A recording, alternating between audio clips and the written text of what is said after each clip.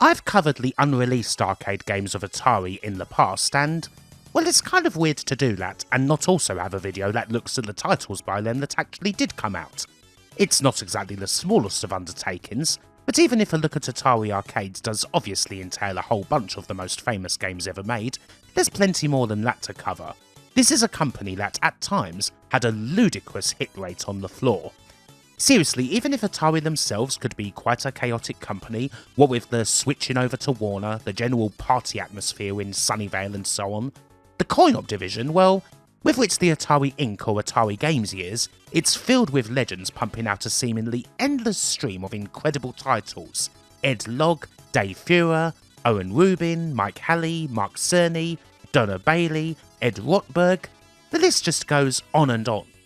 Just the joy of playing these games, and not just the ones that are on the critical and commercial level of the likes of Asteroids, Missile Command, Gauntlet and so on, is enough to justify making this fit. And so, well, we've got a lot to get on with, so we best start. As the history of Atari in the arcade largely spread itself out neatly over 3 decades, it makes sense to do 3 videos and begin all the way back in the 1970s, a decade that they'll neatly bookend with 2 of the most successful arcade games ever, and naturally we'll cover everything in between. Also, for the sake of pure completion, I'm going to throw in the unreleased games as well, as they were covered in the unreleased videos, so we have all the Atari arcades in a neat little place. Let's get on with it. Of course, if you're covering Atari, you are basically covering the origins of the arcade video game. Now, I don't want to spend a huge amount of time on that as there's a whole lot of less covered ground to get to, but the whole story starts with Nolan Bushnell and Ted Dabney, 2 Ampex employees, forming a company named Syzygy Engineering, and the development of Computer Space, the first arcade video game. One that's essentially a coin-operated version of Steve Russell's 1962 PDP-1 game, Space War, where 2 players control 2 ships with dials and do battle against each other. It was, as it goes, not the only early arcade to take inspiration from Russell's game. Also in 1971, a pair of Stanford University students named Bill Pitts and Hugh Tuck created a prototype called Galaxy Game that used a PDP-11 and charged students 10 cents to have a go on, but unfortunately it proved too expensive for commercial production. Computer Space, on the other hand, did make it to production thanks to Nutting Associates. Bushnell and Dabney's version of Space War, made entirely out of integrated circuits, was certainly inferior to the PDP-powered Galaxy Game, but crucially, it was commercially viable seeing as it was based wholly on Dabney's video circuitry, with no microprocessors involved. The Galaxy Game proto was never really meant to be a commercial product seeing as it cost over $20,000 to make, and the Pitts-Tuck duo had no real way to downscale the production without ditching the PDP-11. Also, Computer Space adds more to the Space War formula. 2 players can take on each other in regular Space War fashion, but a single player can do battle against groups of UFOs. Ultimately, Computer Space ended up shifting around 1,500 units for nutting. It's often seen as something of a flop, but that's not really the case. Computer Space made a pretty decent amount of money, over $1 million in 1971. However, nutting did see the game as a commercial disappointment compared to their 1967 projection-based arcade title Computer Quiz, and ultimately Computer Space was the only game that Bushnell and Dabney produced for nutting before they decided to go it alone, soon renaming themselves Atari, basing that name on the game Go's equivalent of a check in chess.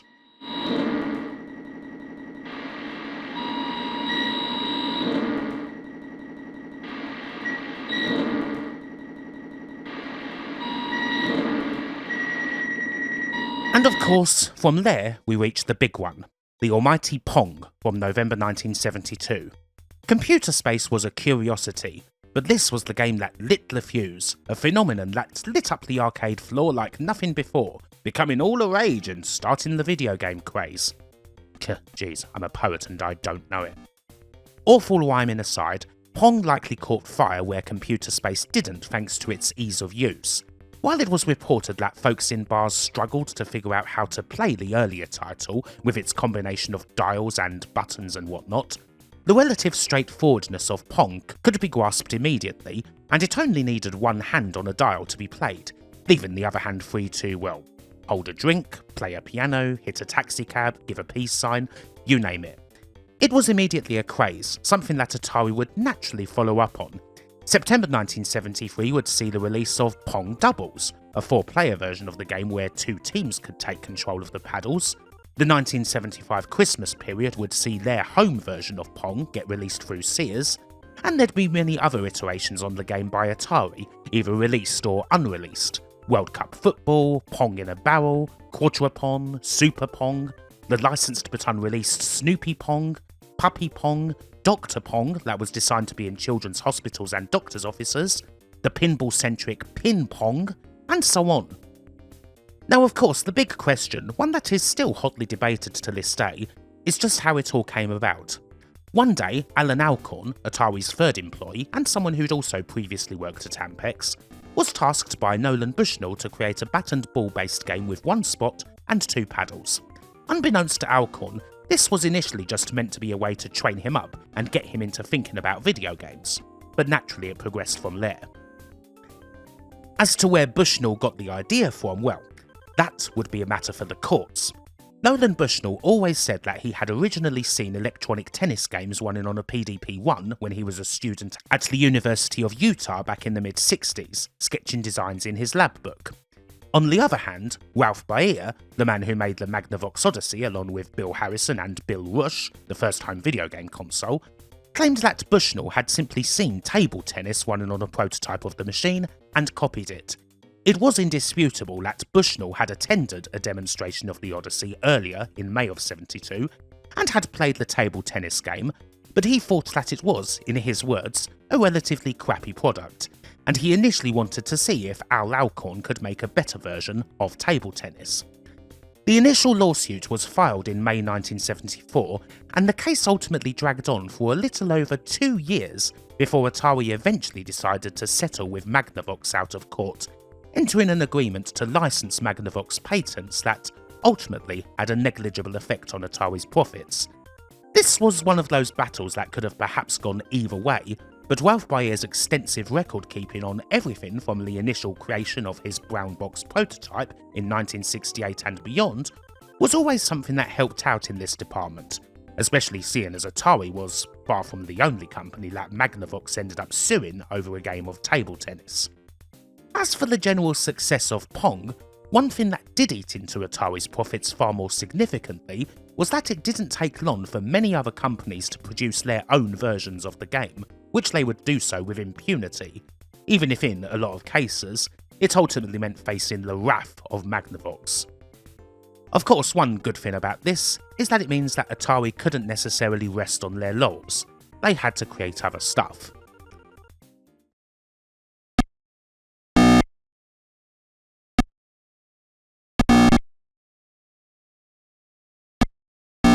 Atari's first deviation from the Pong formula wasn't necessarily a successful one. That would be July 1973's Space Race, a game that was largely designed by Ted Dabney. Unsurprisingly, Space Race is a first in several regards. It's the first arcade racing video game, and the first game where you have to avoid any kind of obstacle, the goal being to get your ship to the top of the screen before your opponent, avoiding asteroids along the way. The development is odd, and again shows the sneakiness of the company.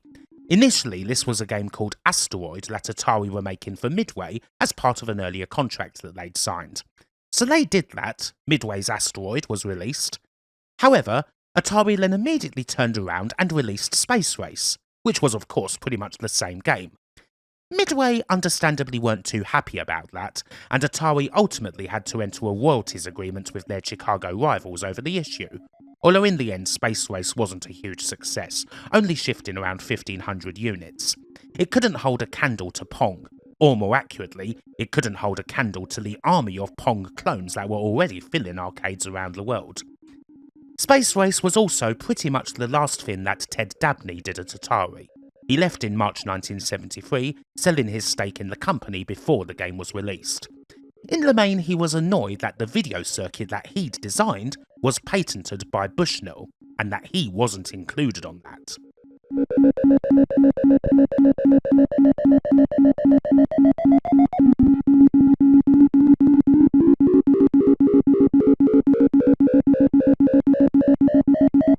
Before we largely leave the almighty bat and ball escapades of Pong behind, it's worth quickly mentioning this one that we can play in MAME, Rebound from February 1974.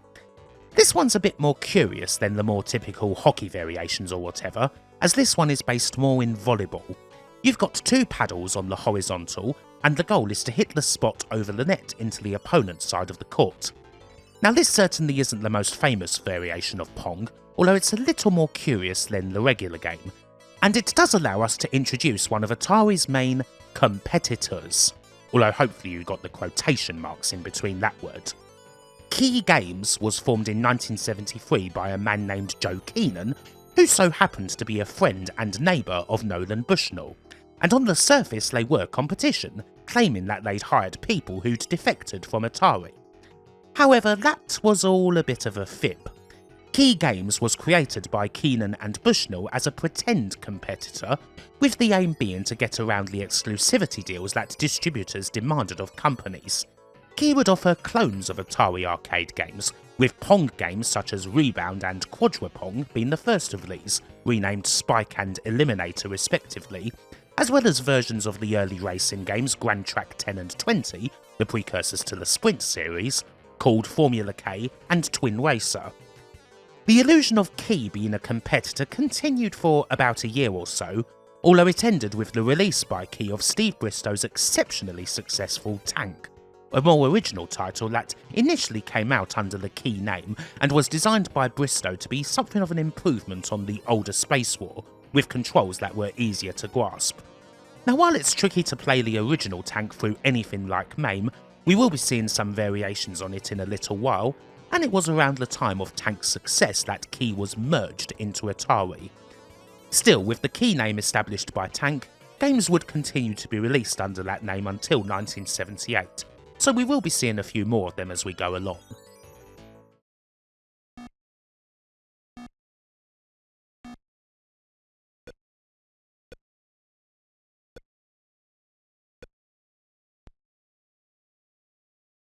Now of course, the mid-70s is still the time when arcade games were largely discrete logic, with no microprocessors, and no games stored onto memory.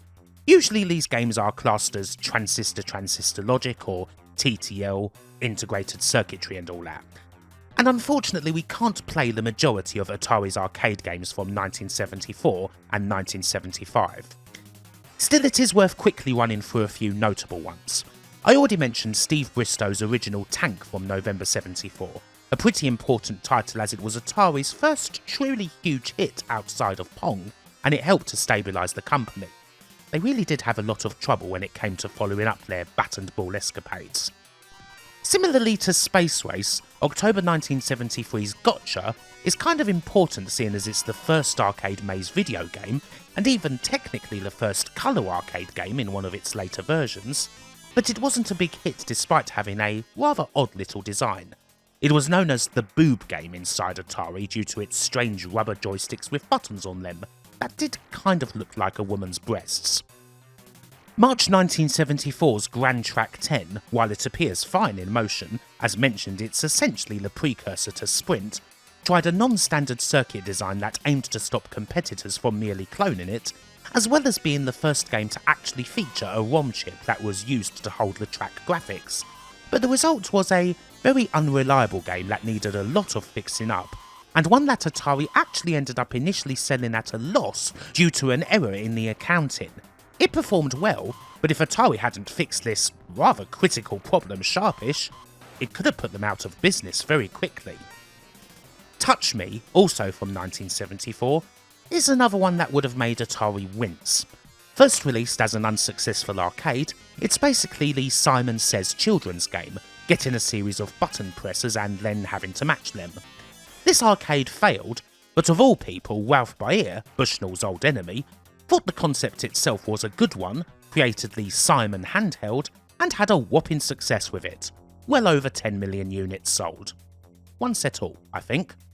Atari tried to rejig Touch Me as their own handheld version in the wake of Simon's popularity, but the damage was done. There's a few other names that have largely disappeared into the ether from this period, although they may be important or at least curious in one way or another. There's Quack from November 74, an unsuccessful light gun game that did find notoriety much later in a court case between Ralph Baer and Nintendo over Duck Hunt, with Baer claiming that Duck Hunt infringed on the original Magnavox Odyssey light gun, and Nintendo trying to invalidate his patent by claiming that Baer used both Quack and his work on the Odyssey as a basis for the patent. It should be noted that Ralph Baer won his legal battle with the Big N over this and various other points of order, including, as ever, table tennis. Crash and Score, a Demolition Derby-based title from October 1975, actually beat Exidy's Destruction Derby to the floor by a couple of months, but Exidy's game would prove to be the more successful one, especially thanks to the highly notorious Death Race modification. There's the amusing shite-arsery of September 1975's Shark Jaws, a game that could have potentially been an official licensed game for Jaws. However, Nolan Bushnell failed to obtain said license from Universal. So what did Atari do? They plastered Jaws all over the flyer with Shark in almost illegibly tiny font next to it, and created another subsidiary, Horror Games, for the title in an attempt to shield themselves from any possible lawsuit. Some of the other games from this period can be played in other ways. A version of June 1975's Anti-Aircraft can be found on the Atari VCS cart Air-Sea Battle. Tank and September 1975's Jet Fighter make an appearance in Combat, while January 76's Stunt Cycle, a game at least popular enough for Atari to release a dedicated console featuring it, was to at one stage be rejigged for the VCS and become a licensed game, based on the Dukes of Hazzard. This didn't end up getting released, but a prototype is out there. One other title that's worth a mention here is Quiz Show from April 1976. While this one isn't quite playable in MAME, it's very important for one big reason. This game is actually the origin of the classic arcade game font, the one that is utterly synonymous with gaming as a whole, let alone just Atari or the arcade. The font itself doesn't have an official name, but it was very likely created by the legendary Lyle Raines. Atari's next huge hit comes in April of 1976, right around the time when they're starting to move away from transistor-transistor logic, or TTL. And of course, it's Breakout, originally designed by Nolan Bushnell and Steve Bristow. Once again, Breakout isn't a wholly original title. Not only is it designed to be a single-player version of Pong, a company named Ramtech released a game called Clean Sweep in 1974, designed by Howell Ivey, in which the player had to use the paddle to knock out dots as opposed to blocks. Still, much like Breakout, Clean Sweep, which was quite a successful game in its time, was itself designed to be a single-player take on Pong, and Atari iterated on the concept by completely closing off a big chunk of the playfield with blocks that had to be removed, as opposed to dots. The development of Breakout is also, of course, notable for the folks who worked on the prototype. A certain young hippie fruitarian named Steve Jobs, exclusively on the night shift because, well, his body odour stinks out the entire office, built the prototype with his friend Steve Wozniak, ideally aiming to get a bonus for using less than 50 IC, or integrated circuitry, chips. In the end, they used 42, enough for a $5,000 bonus. Infamously, while Jobs and Woz had agreed to split this bonus, Woz didn't know the exact number of said bonus, meaning that Jobs ended up giving him $350 and pocketed the rest. This despite Woz, by all accounts, doing the brunt of the work despite not even being an Atari employee. He worked for Hewlett-Packard at the time. His design was so perfect and so minimal in fact that, according to Al Alcorn, it was actually far too good. No one else was able to build what Steve Wozniak had done because they quite simply didn't have his mind, and Woz couldn't really explain it. And so Atari had to make a different board with more integrated circuits anyway. Anyway, this game itself is hardly one that needs an introduction. This was a majorly successful title, one with a long life that ended up shifting around 15,000 units around the world, and it's responsible for the entire block breaker genre. Hell, beyond mere block breakers, it's a major inspiration for Space Invaders too. Tomohiro Nishikado took the mechanics of Breakout, of taking out these blocks one by one, and adapted them into his shoot 'em up. So yeah, this game is a pretty big deal.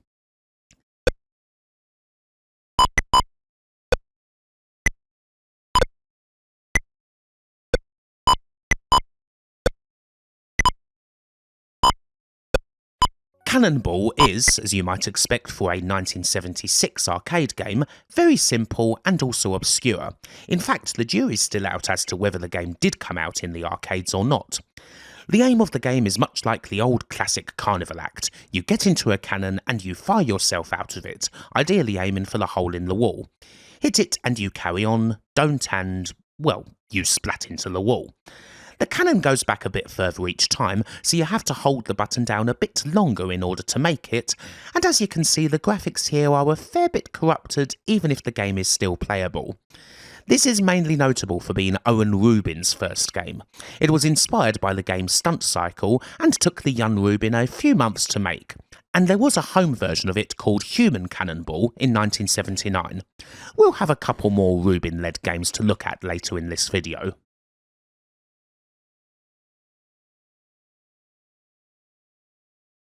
So, it's July 1976 and Atari made a big change. We're moving away from TTL and integrated circuitry games, and we're now using microprocessors, specifically the MOS Technology 6502, a chip that the original Atari will use for near enough all of their arcade games going forward, certainly the majority of them.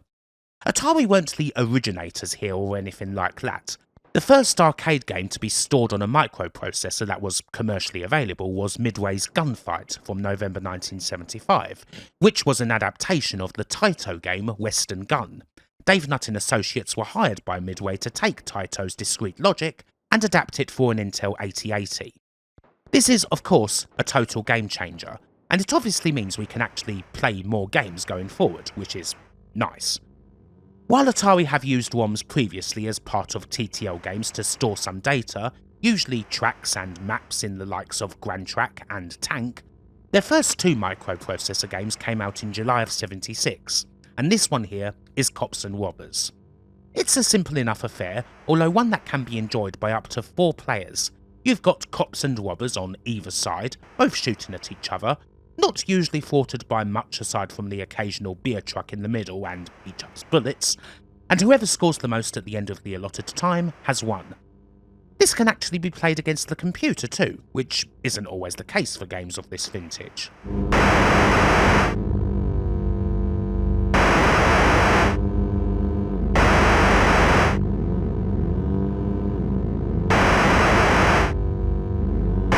Also from July 1976, we have Flyball. Yep, it's baseball. Not the first baseball video game ever, seeing as how there was a take on the pastime back on the Odyssey, but it's a whole lot more recognisable at least.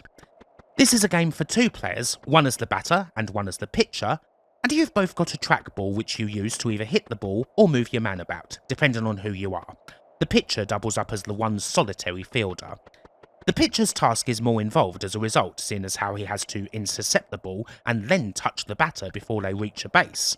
And if they miss the ball and it goes off screen, well, that's a home run.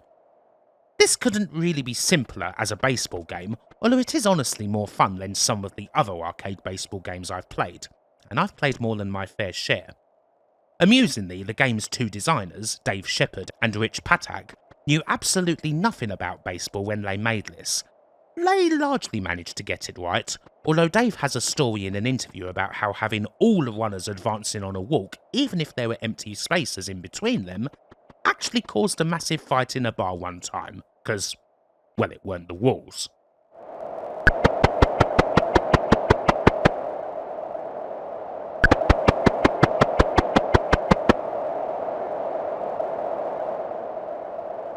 I've already mentioned Tank a couple of times, seeing as how it was a big hit back in November 1974. Now we're able to actually have a proper look at it.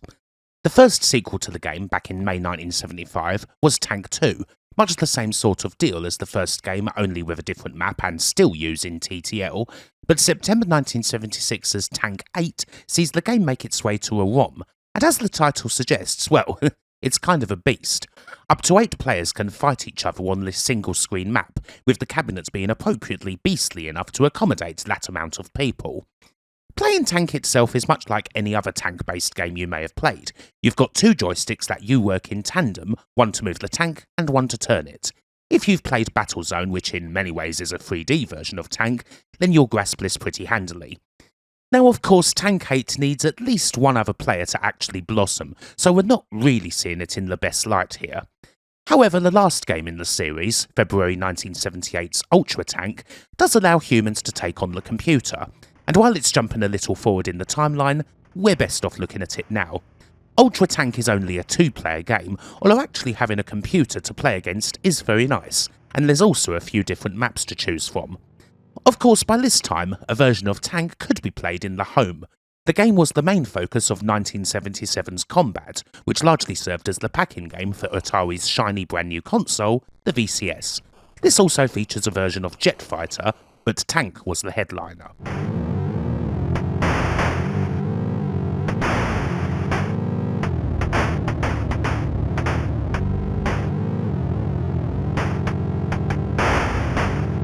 October 1976 sees another important game enter the fray. Here's Night Driver. Even compared to other games from this time, this one doesn't necessarily look like much now, but this was one of the very first first-person racing video games, and indeed one of the first first-person games anywhere. The game had a couple of inspirations. More immersive driving in the arcade had previously been achieved in electromechanical titles, such as 1969's Speedway, but a much more direct inspiration for designer Dave Shepard came from a flyer for a German arcade game that he didn't know and would never play. However, it gave Shepard the idea for the dark and minimalistic setting that defines Night Driver. Later on, this obscure German arcade was identified as Nürburgring Run, released earlier in 1976 by Dr. Rainer Furst, and while we can't play that game, you can see the influence it had on Night Driver from the flyer. The aim, of course, is to keep between the pylons, going as fast as you can and trying to extend your time, which you do if you reach 300 points. Very simple now, but this would be a big hit, a game that continued to make money through the rest of the decade, far outstripping contemporaries like Midway's licensed title, Datsun 280 Zap. It should also be said that even if the graphics may appear simple, when you're zipping through turns at top speed, well, the darkness and the pylons still make this game feel incredibly fast. Undoubtedly a great game.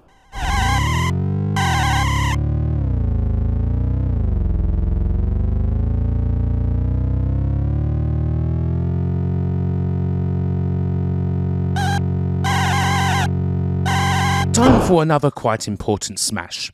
Racing games had long been a feature of Atari's output. We've already mentioned Grand Track 10 and 20, there were the key versions of those games like Formula K and Twin Racer, other TTL titles like Le Mans, and now it's November 1976, and we've got the next iteration, Sprint 2. This is quite a big one, seeing as it's not just a top-down racing game that's strictly for the humanoids. It's one or two players racing against computer drone cars, with the idea that said computer cars don't merely drive the course in a fixed path that never deviates. Lyle Raines instead created a vector map that the drone cars would attempt to align themselves to, which it would do in a way that wasn't repetitive.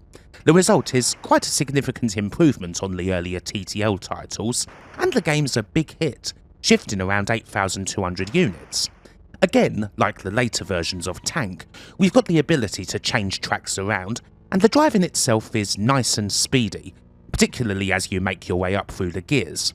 Very nicely done, and naturally there would be several sequels, which have a somewhat similar naming scheme as Tank. We've got Sprint 8, Sprint 4, and Sprint 1, and the numbers indicate the maximum number of players for each game.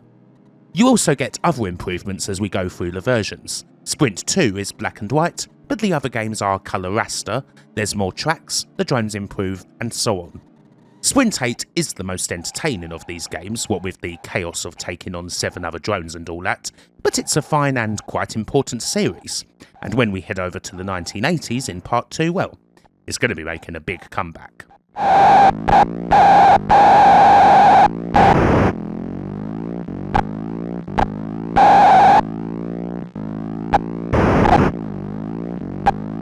We start 1977 with the release of Dominoes in February, a game by Dennis Coble and Lyle Raines, and it's a snake game. a two-player snake game with the goal being to block out your opponent, surrounding them with your line and making sure that they either hit a wall or themselves before you do. You get a point for each win, and the game ends once you reach a set target number. Once again, this isn't necessarily an original title.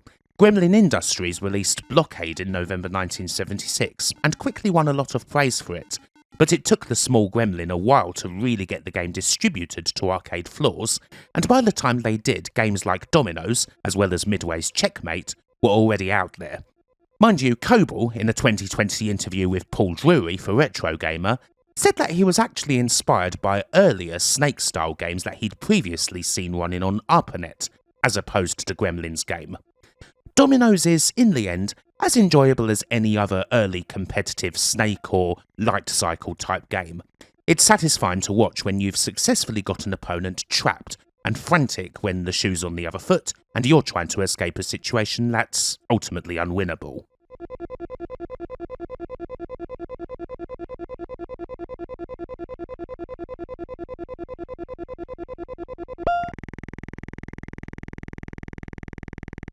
April's Triple Hunt is the first game to be released by Owen Rubin, who's mainly famous for Space Duel and Major Havoc, two excellent games that we will be seeing in Part 2. Not to be confused with the ambitious Tunnel Hunt, another game of his that sadly never got released in its original form. Triple Hunt is a light gun game that is actually 3 titles in one. The game that's playing is controlled by the dip switchers, and there's rather lovely overlays for each of the titles. You've got Witch Hunt, Raccoon Hunt, and Hit the Bear here, and they're all pretty similar. You simply shoot as many targets as you can, and you can extend your time by hitting a target score.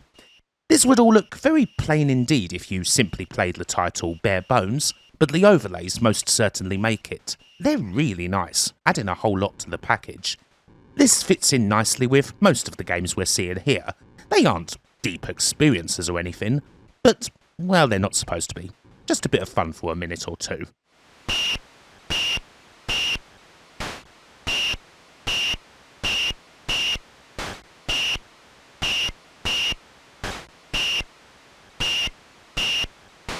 Dune's Drag Race, mind you, is actually one of the more in-depth early Atari arcade games. You wouldn't necessarily think that, seeing as drag racing is about going as fast as you can in a straight line, but there's a lot going on here. Obviously, the main goal is to be quicker than your opponent, but what goes into that? Well, first, you need a good start, reacting as quickly as possible to the green light. Then you need to gradually go through the gears, getting faster as you go. However, you mustn't change the gears too quickly, otherwise you'll blow your engine and have to start all over again. As you get faster, you're also going to need to steer your vehicle. It gets more unstable as you speed up, and naturally hitting the wall is going to slow you down. In the end, whoever gets to the other end of the screen first wins the point. And that's a whole lot harder than it looks. This is a damn fine game, and it's another one that came out under the Key branding, still very much active at this stage, even if it was years since it became clear that Key was just Atari under another name. David Crane also paid homage to the game in 1980 with Dragster, a very good home version of the game for the VCS. And of course, a game that people were talking about an awful lot many years later, thanks to the infamous and impossible 5.51 second record that Todd Rogers claimed to have set all the way back in '82, the debunking of which in 2018 ended up seeing his reputation as a professional gamer fall down like a house of cards.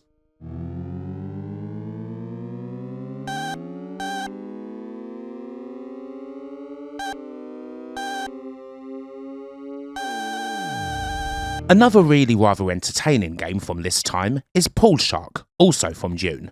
It's another title that Owen Rubin worked on. I guess you could say that this is one of, if not the first billiards-based video game ever made, although the rules here are quite different. You're in full control of the cue ball in Pool Shark, and the aim is to simply move that white around the table and pot as many balls as you can, ideally getting every ball in the rack in the pockets before the timer runs out. There's no power, no real aiming as such, just rather frantic movement, although you've got to make sure that the cue ball doesn't breach the pockets, as naturally that's a scratch. It's the sort of thing that would totally be fun to do on an actual pool table, and doing it here comes without the risk of accidentally bashing your knuckle on an object ball, which would probably elicit loud exclamations of rather violent imagery.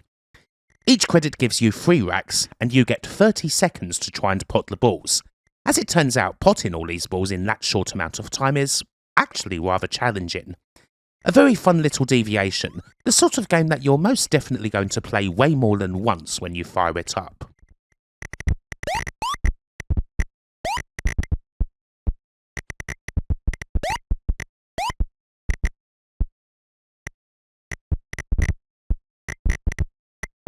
Next up from July is Starship 1, a game where, well, the inspiration should be clear pretty quickly. This is a bout of space combat that totally isn't paying homage to Star Trek, where you have to save the Federation from various alien forces by shooting their ships whenever they come up, receiving points for your troubles. The graphics are quite excellent here for the time, with big old ships that actually get larger as they get closer to you. Starship 1 may well be the first game to use any kind of sprite scaling, which is pretty neat. The game itself is just fine. It's definitely something that would be much better played on an actual cabinet, seeing as it comes with a setup where you seal a reflected image of the screen in order to get the space background, but an overlay does a decent job. Got some nice loud sounds and big explosions for the time as well, which is cool. A cool little thing, although perhaps not quite on the same level as some of Atari's more multiplayer-centric titles.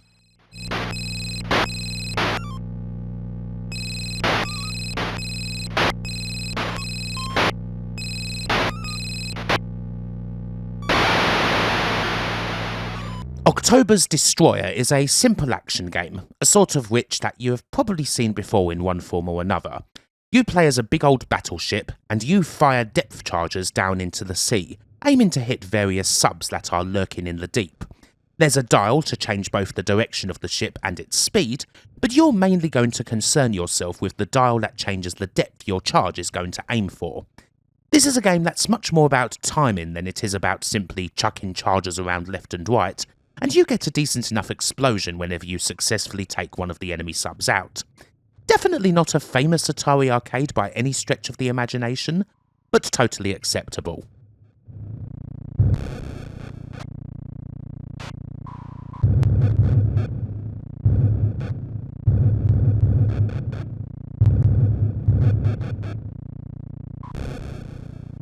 How about some more top-down driving? September 1978's Superbug, designed and programmed by Wendy Allen, is the first in a series of top-down games where the focus is on single-player action, we've got a bit more detail, and there's a few scrolling tracks to take on, with various levels of difficulty. You tend to get a lot of top-down racing games in the arcade, so really Superbug hasn't aged too badly beyond the black and white graphics. The mechanics of the genre are pretty much all here from the get-go, including at least being friendly enough to tell you what direction you're about to turn in. If you've seen a few of my arcade vids before, you may know that I'm not exactly the biggest fan of top-down racing games, so unsurprisingly I'm not particularly hot on this one. Although the sequel to this will be a definite improvement, and we'll be seeing that in a few games' time.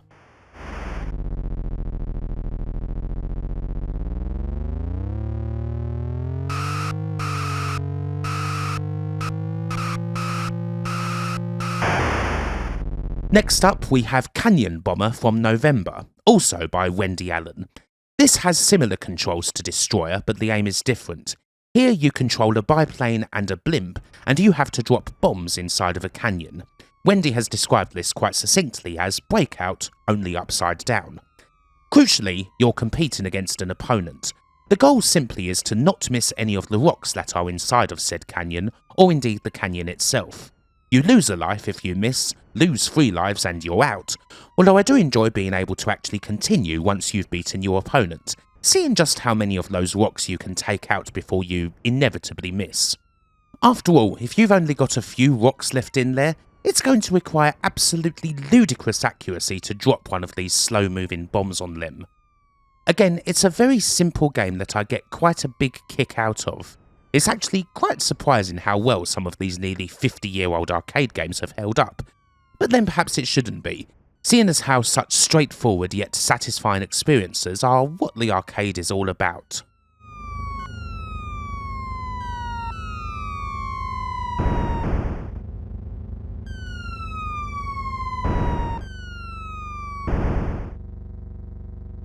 Dirt Bike from 1977 is one of many Atari protos that are still yet to be dumped, although there is a monitor bezel of it kicking around.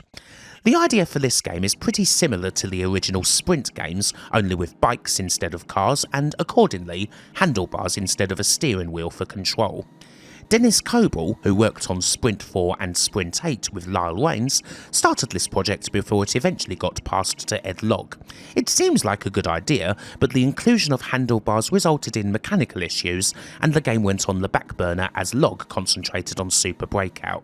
Eventually, Dirt Bike was pulled, although much later on, handlebars would be much more successfully implemented in 1985's Paperboy. So, 1978 is a year of pretty significant change in Sunnyvale. After all, the end of the year is going to see the departure of Nolan Bushnell as he falls out with parent company Warner, who acquired Atari in November 76, for the last time. The key issue that ousted Bushnell was the launch of the Atari VCS, where, in what's kind of a common theme for Atari, the company had built 800,000 consoles, but only sold 400,000 of them in 78. While the VCS would ultimately be very successful, it was a bit of a slow burner at first. Anyway, Bushnell was blamed for this, and he stepped down following a huge argument with Warner executive Manny Gerard, replaced as CEO by Ray Kassar. We also won't see the Key Games branding again. That's discontinued by Warner, and Joe Keenan would leave alongside Bushnell, joining him at Pizza Time Theatre. Still, despite all this brouhaha, things in the coin-op division are still thoroughly good indeed. We've got more crackers coming up in 1978, and March's Sky Raider is an excellent start. As you can see, this is a lovely looking game despite its age. It's a typical shooter setup, but with a different viewpoint, a slanted view that is, according to the Fly's blurb, supposed to make the simulation of flying feel a lot more realistic. It doesn't do a bad job of that for the time, and it still looks glorious, especially with the overlay. Quite a fun game to play too, bombing targets, avoiding enemy planes and all of that. It is funny really. The overlay and viewpoint of the game makes me wonder just how Sky Raider would play if it was somehow adapted to play on a pinball table. Now obviously you couldn't have done anything like that back then, as the cost, reliability and most certainly weight of the thing would have been utterly Costa del Blowfly, but I wonder if you could do some sort of adaptation of Sky Raider on a virtual pinball machine these days. Anyway, this game is very cool indeed.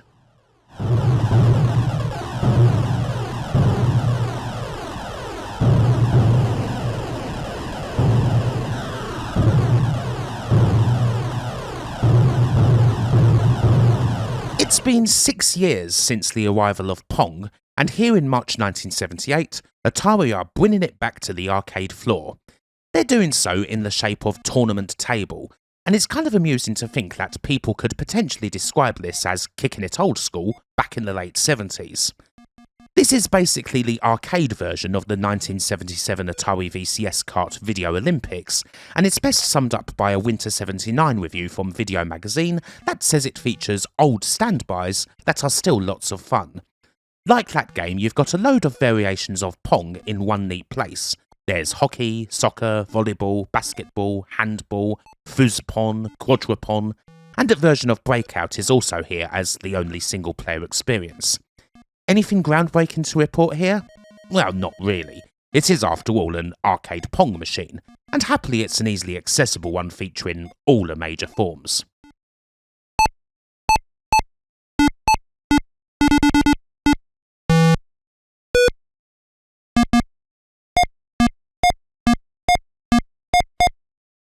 You also have games here that did eventually manage to get out, although they needed to undergo some changes.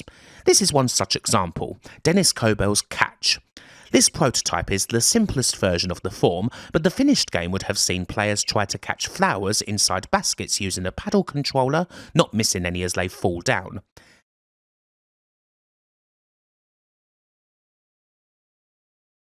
Having previously covered Catch, we can obviously now follow it up with the actual released version of the game. Avalanche, from April 1978, is the last Atari game to be made by Dennis Coble, who had later found the publisher iMagic. This obviously looks a lot snazzier than Catch, but the core gameplay is the same, with you getting a big old bucket that you move around with a dial and catch falling rocks with. It's all nice and easy at first, but as you progress the bucket gets smaller and the rocks get smaller and faster. Naturally it becomes quite a frantic affair, and it's a fun little title. The game didn't do too badly in the arcades, but it became much more famous on the Atari VCS. Activision's Kaboom from 1981 is not an official conversion of the game, but it was very heavily influenced by it, and it ended up selling over 1 million copies, as well as inspiring various rip-offs of its own, including the almighty Beat 'em and Eat 'em. What a legacy.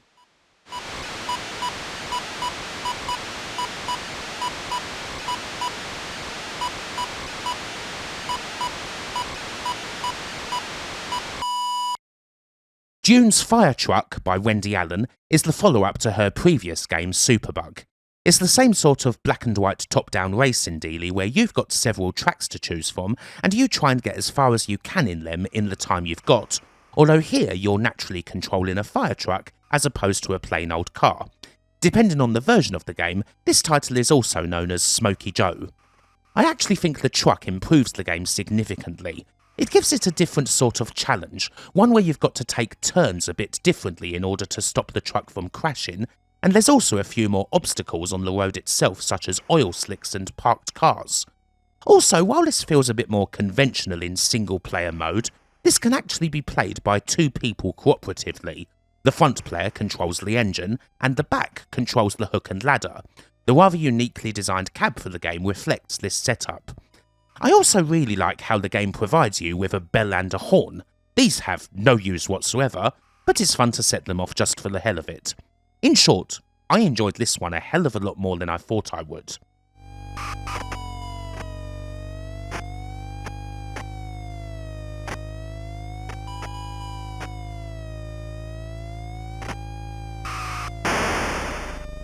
Also from Dune, we've got Skydiver, an Owen Rubin joint.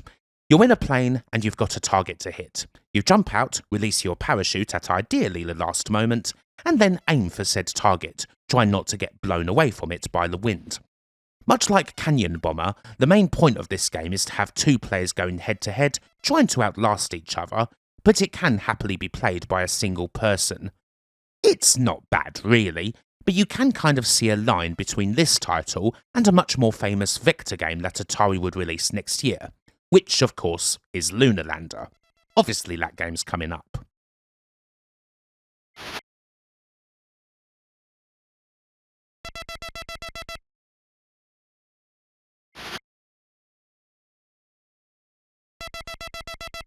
Another more significant title is here.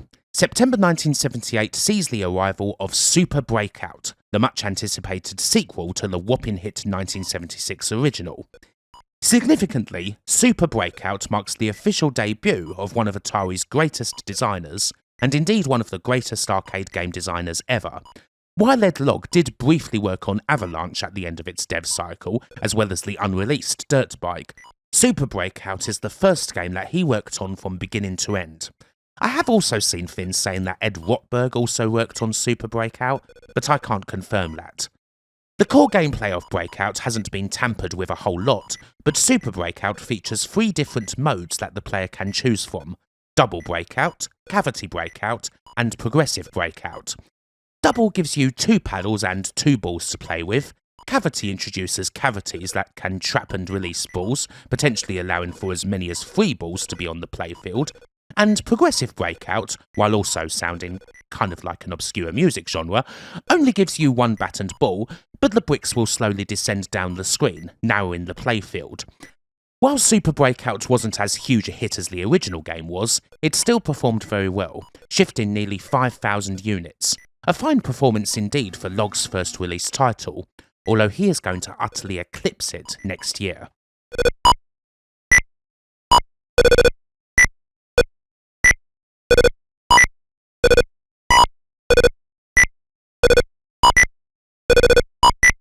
Up next, we're going to cover 3 sports games, mainly because 2 of them are 2-player only, and as such they're kind of tricky for me to play properly. That doesn't mean these games weren't successful, mind you. October 1978's Atari Football, designed by Steve Bristow, was actually one of the biggest games of 1979, only beaten in the States by the almighty Space Invaders. The players may only be circles and crosses, but it's still a rather quick game of football, one where you pretty quickly get on with things, pass to your fellow circle, and hope it doesn't get intercepted by a cross, one with the trackball and get a little buzz of crowd noise when you score a touchdown. It's also definitely worth noting that a later 4-player version of this game was the official debut of the legendary Dave Buehrer. June 1979's Atari Baseball, meanwhile, is the official debut of Ed Rotberg, and it's my favourite of these. It's kind of easy to screw around with a baseball game even if you're having to control both teams, although it should be noted that in all of these games, some of the players on the pitch are computer controlled. This is certainly a lot more complex than the earlier Flyball, with there being a lot more players on the ground, and also being able to choose from various pitchers, as well as whether you want to swing or bunt the ball. Nicely done. Thirdly, April 1980 sees the release of Atari Soccer, which to me is slightly weaker than the football and baseball games. Not too bad, but pretty much what you would expect from such an old entry into the genre. Plus, it's one of those games where you're really better off just walking the ball into the goal as opposed to trying to shoot it past the keeper, as I've never been able to score in that more traditional way. Another thing that links all these games, and something you may be able to tell from how they're laid out, is that they're designed to be played on cocktail cabinets using trackballs. Atari Football in particular is often credited for being the game that popularised the trackball, previously something that was used to control radars and antennas in the military as a viable games controller.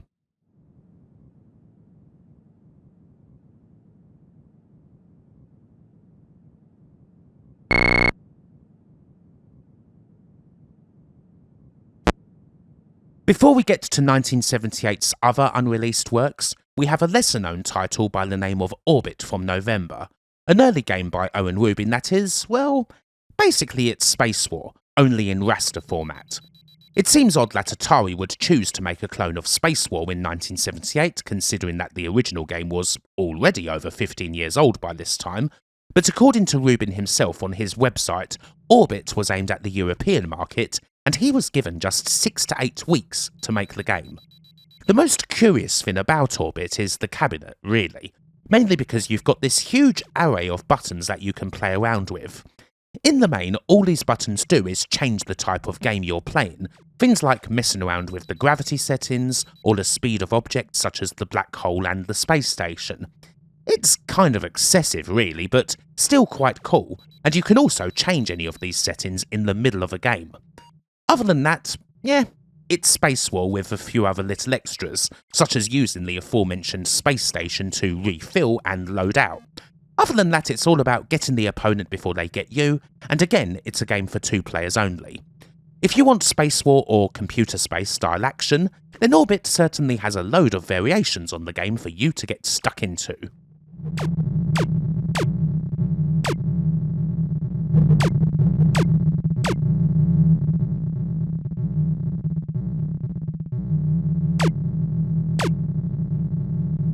There's not a huge amount of mini-golf arcade games kicking around, but this one here, Atari Mini-Golf, hails from 1978. And honestly, it's not all that bad a fin as far as titles of this vintage go, feeling just like any standard top-down mini-golf game. You get 30 shots per credit and this proto is basically complete. There's even pictures kicking around from a German trade magazine where the game is working in its cabinet. However, this was never released. No one's sure exactly why, maybe it just didn't test well. It's not known exactly who made this, but it quite possibly inspired Senti to make their own mini-golf game in 1985 with ex-Atari man, as many others at Senti were, Dennis Coble designing. That one did get released, and it's quite similar indeed to the older Atari prototype, only obviously there's a lot of graphical improvements and so on.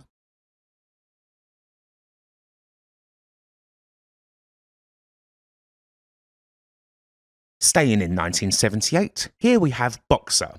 This is, of course, a boxing game, with 2 fighters duking it out on a screen that is otherwise largely empty. Graphics didn't yet extend to a ring, unfortunately.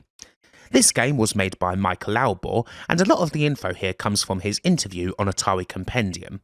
Boxer's main feature was a novel control system made by mechanical designer Jerry Leshak. You've got a pair of big rotary handles atop a big shaft.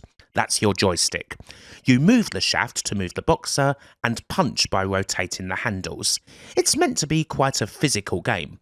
And unfortunately that was the problem, in that this joystick was very prone to breaking as testers got into the game, trashing the controls in mere minutes. Later revisions changed the controls and reduced the physicality, and with the main pull of the game gradually being diminished, Boxer ended up doomed to the vaults. Although a version of the game did actually come out for the Atari 2600, in the shape of Activision's Boxing from 1980.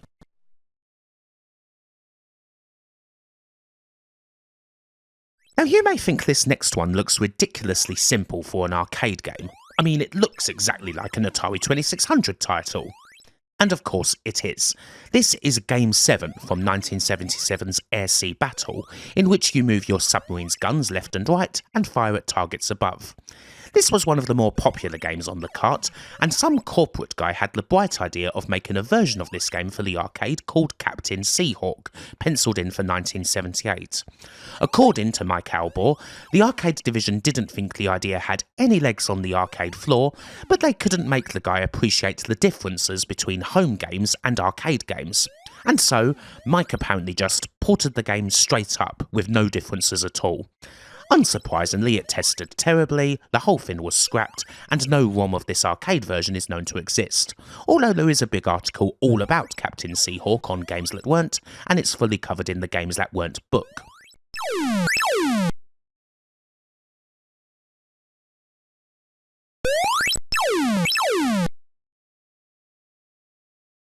Wolfpack is another game that, if you were to randomly boot it in MAME, would look straightforward. It's a sub-game where you move around and fire torpedoes at various targets, with a bit of speech thrown in.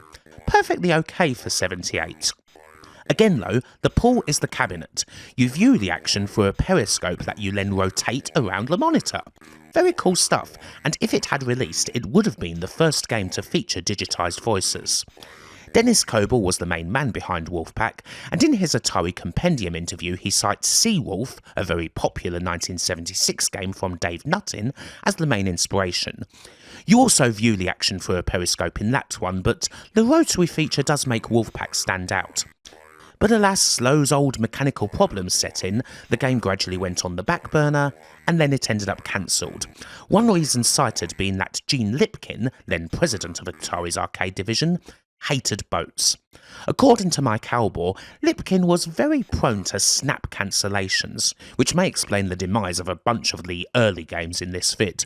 Projects often had something called a Lipkin switch, which programmers could throw quickly to make a game fault, in order to prevent Gene Lipkin from having a look at it and potentially cancelling it on the spot. Fire 1, Fire 2, Fire 1, Fire 2, Fire 1, Fire 2, Fire 1. Technically this next game did come out, but it had a long story well worthy of inclusion. This is Tunnel Hunt from 1982, although originally it was called Tube Chase, and Owen Rubin worked on it in 1979. It was supposed to be a vector game where you flew down these tunnels at high speed, dogfighting it out with other ships that, yes, look a fair bit like TIE fighters. All very Star Wars, of course, and all quite exciting. In 1979, this game would have quite possibly been freaking gold, way advanced for the time. But Atari forever wanted changes to be made, never fully happy with the game's results in field testing. It eventually became a raster game. Everything was slowly made cheaper. Rubin claimed in the 1998 Golden Age Arcade Historian interview that around 70 changes were made. And after 2 years, Atari said the game was still too expensive, and they sold it to Exidy. Exidy could have released it under the name of Vertigo, but by 1981 the game wasn't testing as well, and so they sold it off to Century, who finally released it under the name of Tunnel Hunt, where its performance was mediocre. By that time the game was kind of out of date, and the ship had sailed. Many years later, Rubin was fond of jokingly saying to his colleague and close friend, Ed Rottberg, that 1989's Stun Runner was his ideal vision for Tube Chase, only 10 years earlier.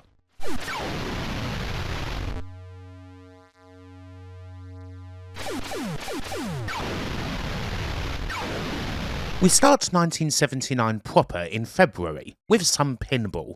Atari had a couple things going on in the pin department.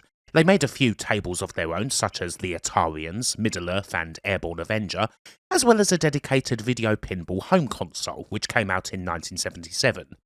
And here in 1979, we have the video pinball arcade game, designed by Ed Logg and overseen by Dave Stubben, a hardware man who worked on Atari's regular pinball machines. It's a pretty good bit of pinball, actually. Ed Logg's experience with Super Breakout certainly helps him to make a nice and speedy game, with a ball that moves quite nicely for the time, and while the table itself isn't exactly filled with features, it looks pretty good with the overlay. I'd actually say this has held up a fair bit better than the likes of Namco's GB, which also came out around this time.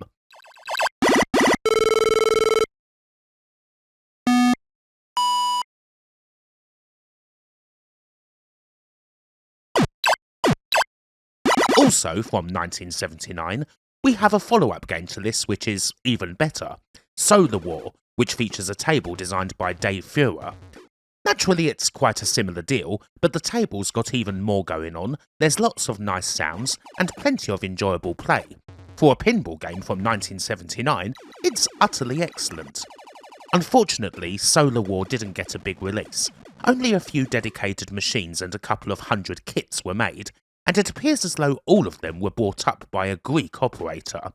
It's possible that this game's release was so minor because it was originally supposed to be a tie-in for Superman, but the deal fell through.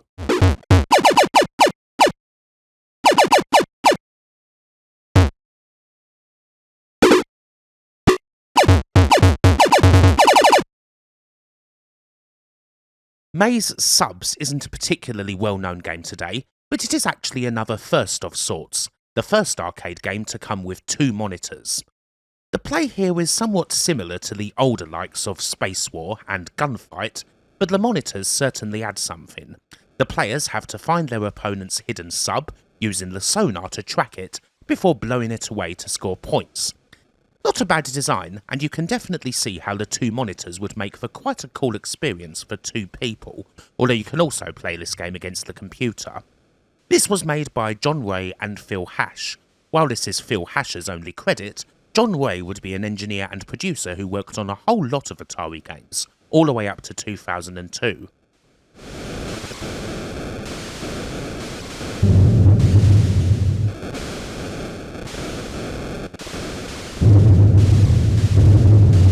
Our next 2 games are quite notable. Atari is heading into the world of vector gaming. They weren't the first arcade company to go into vectors, Cinematronics beat them to the punch with 1977's Space Wars, but August 79 sees the arrival of Lunar Lander, complete with a vector engine created by Wendy Allen and a game designed by her and Rich Moore. The Lunar Lander concept itself wasn't original. There had been text-based games centred around landing on the moon since the late 60s, and from there a graphical version of the game, 1973's Moonlander by Phil Burgess, was created for the DEC GT40. That's what Lunar Lander is primarily based on. You control your ship using a big old thruster, powering the engines with a button, and the simple aim is to successfully land on the moon, achieved by a combination of flying straight, not landing on anything uneven, and not landing too quickly.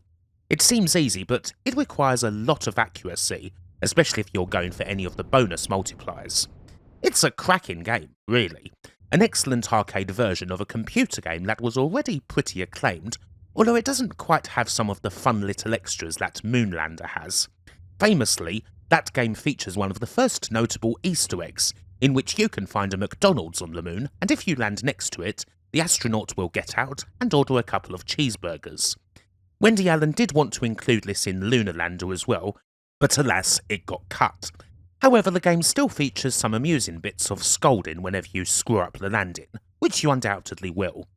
Lunar Lander shifted a few thousand units and got a lot of good write-ups, making it pretty damn good for Atari's first stab at a vector game. However, it would be utterly outshone by their second one.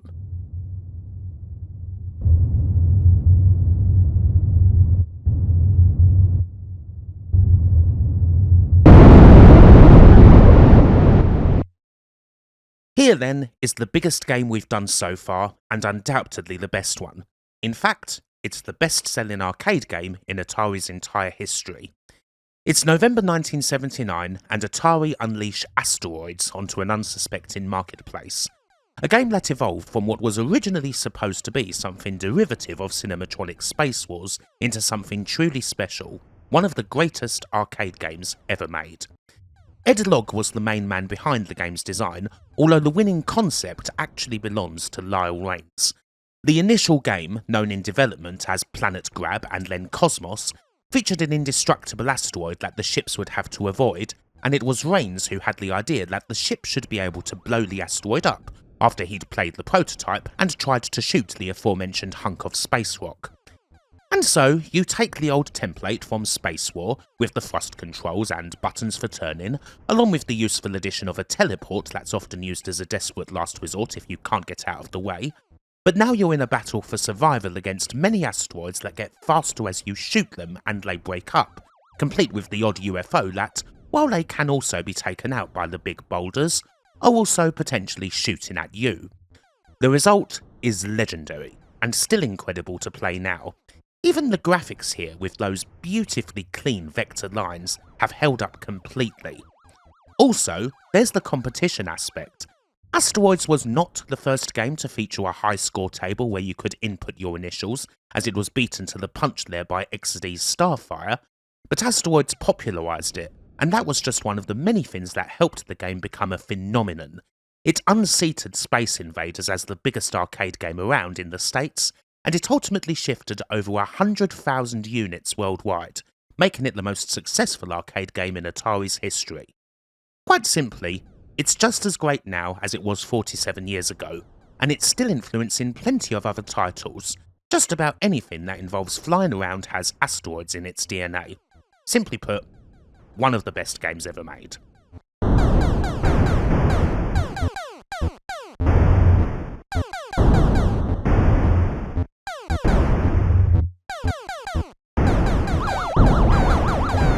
With that, we've reached the end of the decade and the end of this first part.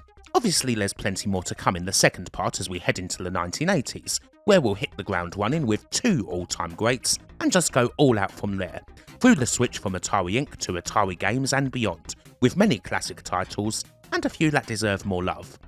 Hopefully you've enjoyed this first part, and until the next time, bye for now. I was initially thinking that the arcade history of Atari would be done in 3 videos. However, that's not the case. The 1980s, as it turns out, features far too many games to get through in just a single vid. That should have been obvious, really. And so we need to break up this particularly glorious decade into 2 big chunks. Happily, there's a pretty obvious point to break it up, that being the switch in 1984 where Atari Inc.'s coin-op division turned into Atari Games, following the breakup of the original company. There's nearly 50 games to go through in this part, both released and unreleased, and a lot of them are utterly legendary, with several of the greatest arcade games ever taking centre stage. So I think it's pretty fair to say that neither part's going to be left wanting by this move. Hell, even a few of the unreleased ones are glorious. And so, let's get on with it. Part 2 of our big Atari arcade retrospective takes us from the start of 1980 all the way through to the middle of 1984.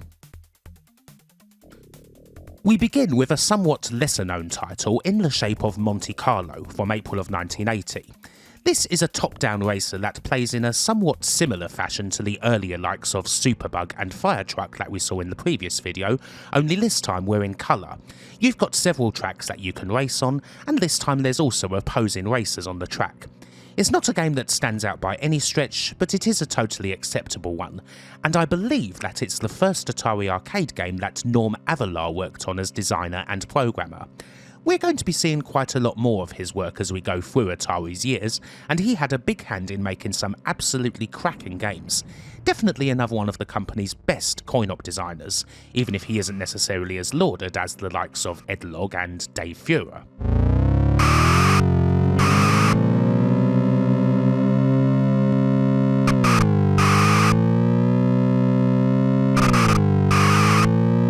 And well, speaking of Dave Feuer, here we go. The second game in this video, and we are already climbing to the highest level. Indeed, for me it's the very top, as this is my favourite Atari game of them all. It had various names in development, including Armageddon and World War III, but this is, of course, Missile Command. Originally an idea that actually came from Ray Kassar himself about the possibility of a game where missiles attacked the California coast, Missile Command was a game that started out quite complex in development, with various ideas thrown around for including radars, missile transports and submarines, before ultimately being pared down into a simple and yet utterly evocative battle for survival. The missiles fall and you defend your 5 cities with 3 missile batteries. The pace very quickly becomes unrelenting, especially with the much quicker bombers and the smart bombs that require pinpoint accuracy to destroy. It soon gets to a stage where, unless you're quite amazing at the game, you likely won't be able to prevent a nuke from slipping through and glassing one of your cities in an instant. So maybe you just concentrate on one side. Maybe, in the end, you simply try to save one of these cities. Ultimately, you cannot save any of them. There's actually no game-ending kill screen here, so no matter how good you are, every single game of Missile Command will eventually end in defeat. It's a stark affair, one that, while it initially had its cities named after California's biggest ones, eventually had those names removed. After all, this could happen anywhere. Los Angeles, New York, Moscow, Sheffield. It's a game of its time, and a big part of that time was a fear of just what would happen if somebody pushed the button. It is curious to see how, in later versions of the game, and sequels and the like, Atari and others have often tried to soften the impact of Missile Command a little bit. Either it's got a little bit more colour to it, or usually the setting is changed to something more science fiction, with aliens attacking planetary outposts. It's almost as if the original, all these years later, is still too real, something that captures a very real anxiety, a vision of nuclear holocaust that was particularly strong in the early 1980s. As its creators have often said, working on Missile Command gave them nightmares.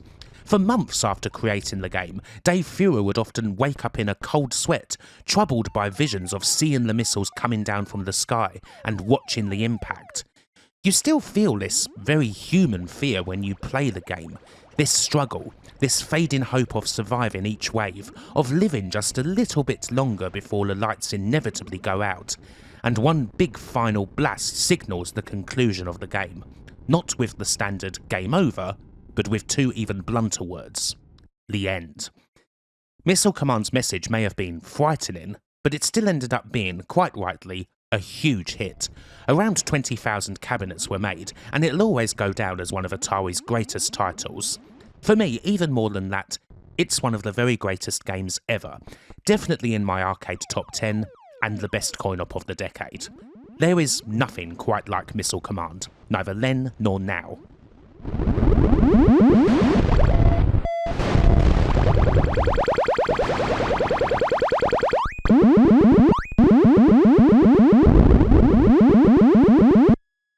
You may wonder why, considering how successful Missile Command was, it didn't get any kind of sequel.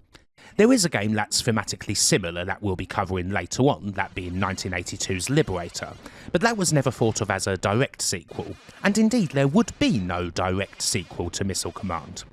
Or at least, not a released one. Missile Command 2, or Missile Command Deluxe, was worked on in 1981. Dave Feuer didn't have anything to do with it, but the main addition was that it would be primarily a 2-player game, with the 2 people on opposite sides of a cocktail cabinet.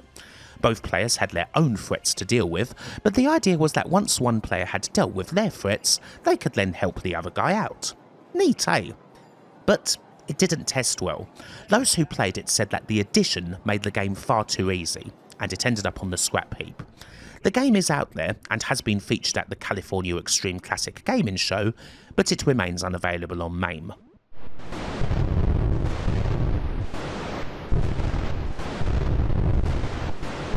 And the hits, well, they just keep on coming now. November 1980's Battlezone is Atari's 3rd vector title, one that was inspired by an idea from Morgan Hoff and was primarily programmed by Ed Rotberg, his 2nd game following Atari Baseball. The game could be considered a bit of an evolution of Steve Bristow's earlier Tank, seeing as the controls are quite similar, but Battlezone is so much more. An exceptionally immersive first-person 3D title where the player must constantly track, pursue and then destroy rival tanks, as well as the occasional flying saucer, before they get blown up themselves. The tricky controls and the speed of the enemies makes this a tough game to initially get to grips with, but the constant battles, the feeling of winning one duel and going straight into another, makes Battlezone feel so rewarding from the outset, and a game that's kind of hard to put down once you start playing. Like a lot of the best vector games, it does a great job at constructing a world despite not actually having much to play with, and it helps that those vector graphics have aged so well. Little things like the active volcano in the background, an idea of Owen Rubin's that's exactly the sort of thing you can imagine some loudmouth in the arcade insisting that they've actually managed to get to, do so much for the game's atmosphere. And the cabinet is a definite all-timer, one where you get up close and peer through the viewfinder. Another big success as well, over 10,000 cabinets were made, and it was enough for the US Army to get kind of interested in what Atari did with the game. Mind you, the Bradley Trainer deserves a whole entry on its own, and we'll get to that in a little while. Another very special game, it must be said. While 1980 only saw Atari release 4 new arcade games, we covered Atari Soccer in the previous vid, 2 of them are first ballot Hall of Famers, and still games that are essential to play right now.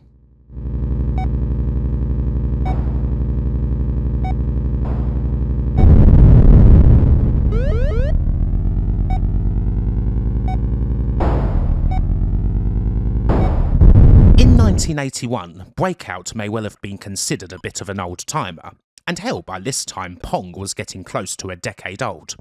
However, we kick this year off with a game that gets more mileage out of both these classics, April 1981's Warlords. This game was designed by Roger Hector, and the original idea was known as Kings in the Corner. You've got a maximum of 4 players, and the idea essentially combines the Quadra-Pong variant of the classic table tennis game with Breakout. The kings are in their castles, they defend it with their paddle or shield, the defences gradually break down as they're hit, and the kings are knocked out when the ball, specifically a fireball in the final game, fully breaches that wall and hits them. There's a few other mechanics at work, the ability to catch a fireball and throw it out at maximum velocity, and the addition of more fireballs to the field as a game goes on. There can be a maximum of 4 to contend with. Warlords is naturally designed to be an absolute multiplayer romp, and it's here where it utterly shines. Up to 4 people going at it over the top of a cocktail cab in a battle to be the last kin standing. The game did fine in the arcades, and did pretty well in the home as well, with the VCS version coming out at around the same time. In fact, there's been some debate over the years as to whether Warlords actually started out life as an Atari VCS game, although the recollections of Roger Hector have the VCS version coming out a couple of weeks after the arcade hit the floor. Also, I should note that while arcade overlays, something that we saw quite often in the 70s video, won't be appearing as much now we're in the 1980s, because they don't appear quite as much on the screen themselves. This is definitely a title that should be played with the overlay if you're firing it up in MAME. It's got a beautiful one, and it really makes a big difference. Either way, Warlords is thoroughly worth playing.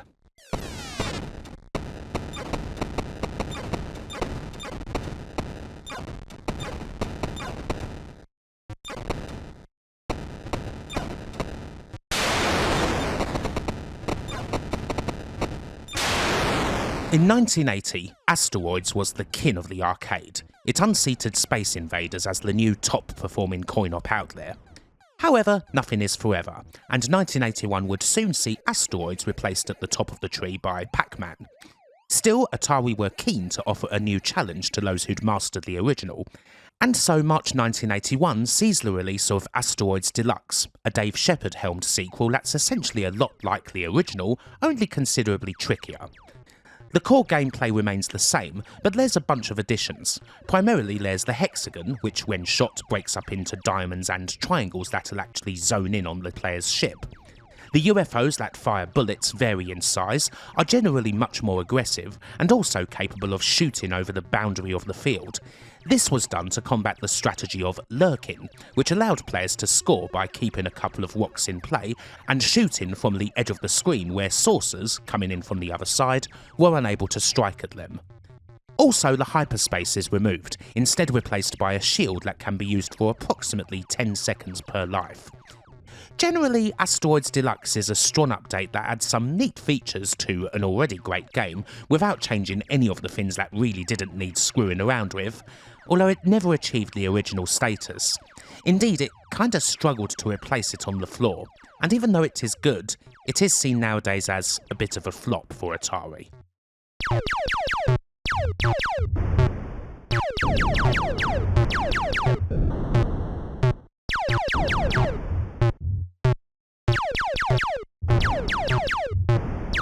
Now it's time to look at one of the stranger Atari projects, the one where they ended up getting enlisted by the US Army.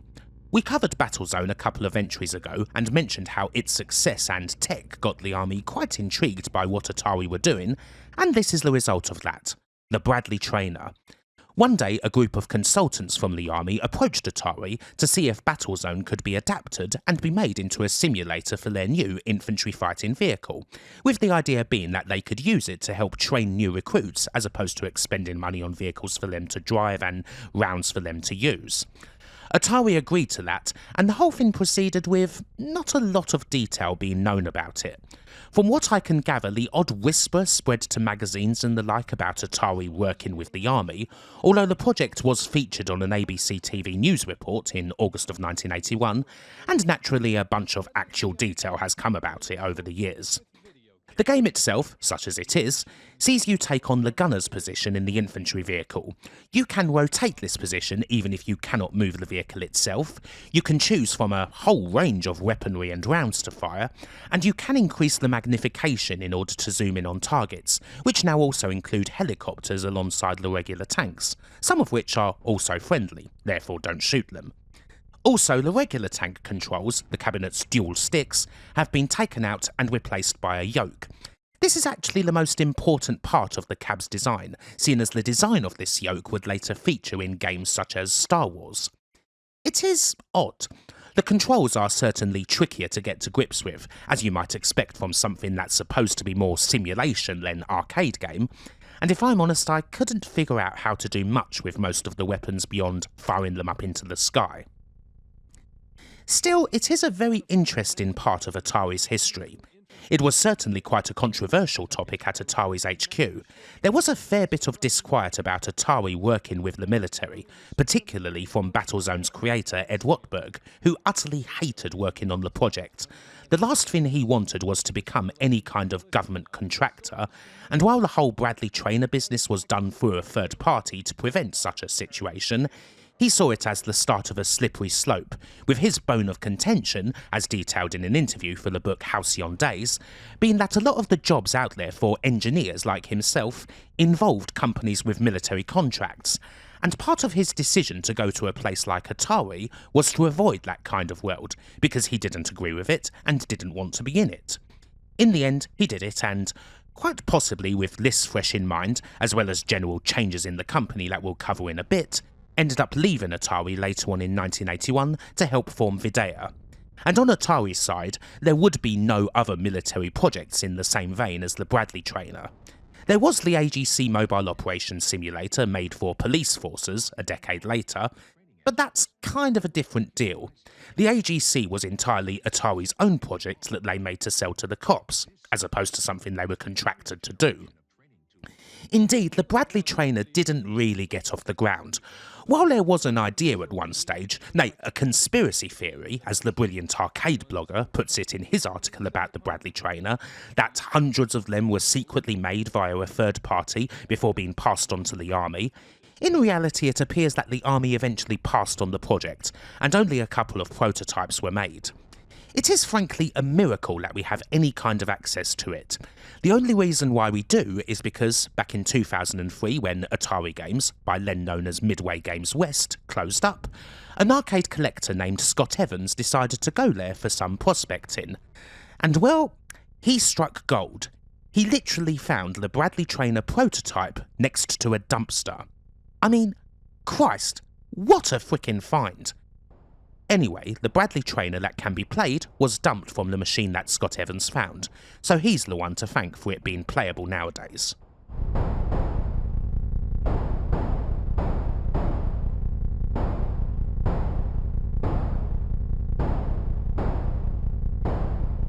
We've got more vector goodness coming up in the shape of Red Baron from May, a game by Rich Moore, who previously worked on Lunar Lander. Red Baron is another bout of first-person combat, and is probably best thought of as an aerial version of Battlezone. You fly around this World War I setting, and new enemies constantly keep appearing. Initially, the planes and zeppelins that you face don't pose too much of a threat, but soon they'll get faster and harder to hit. There's various targets on the ground, such as buildings and pillboxes that'll be firing at you, and there's also the threat of an enemy plane getting on your tail. The game had an impact in a few different ways, seeing as it is one of the first video games to feature first-person flying, and it actually directly led to the formation of future flight sim sun gods Microprose, with then General Instrument employee Sid Meier and ex-fighter pilot Wild Bill Steely bonding over a friendly competition on the game at a function, although Red Baron itself wasn't a huge success. It didn't quite have the same appeal that Battlezone had, which is a shame as it's a rather good title. There's nothing wrong with more first-person vector action, and Red Baron does a fine job while also obviously being quite different to Battlezone in terms of gameplay and control.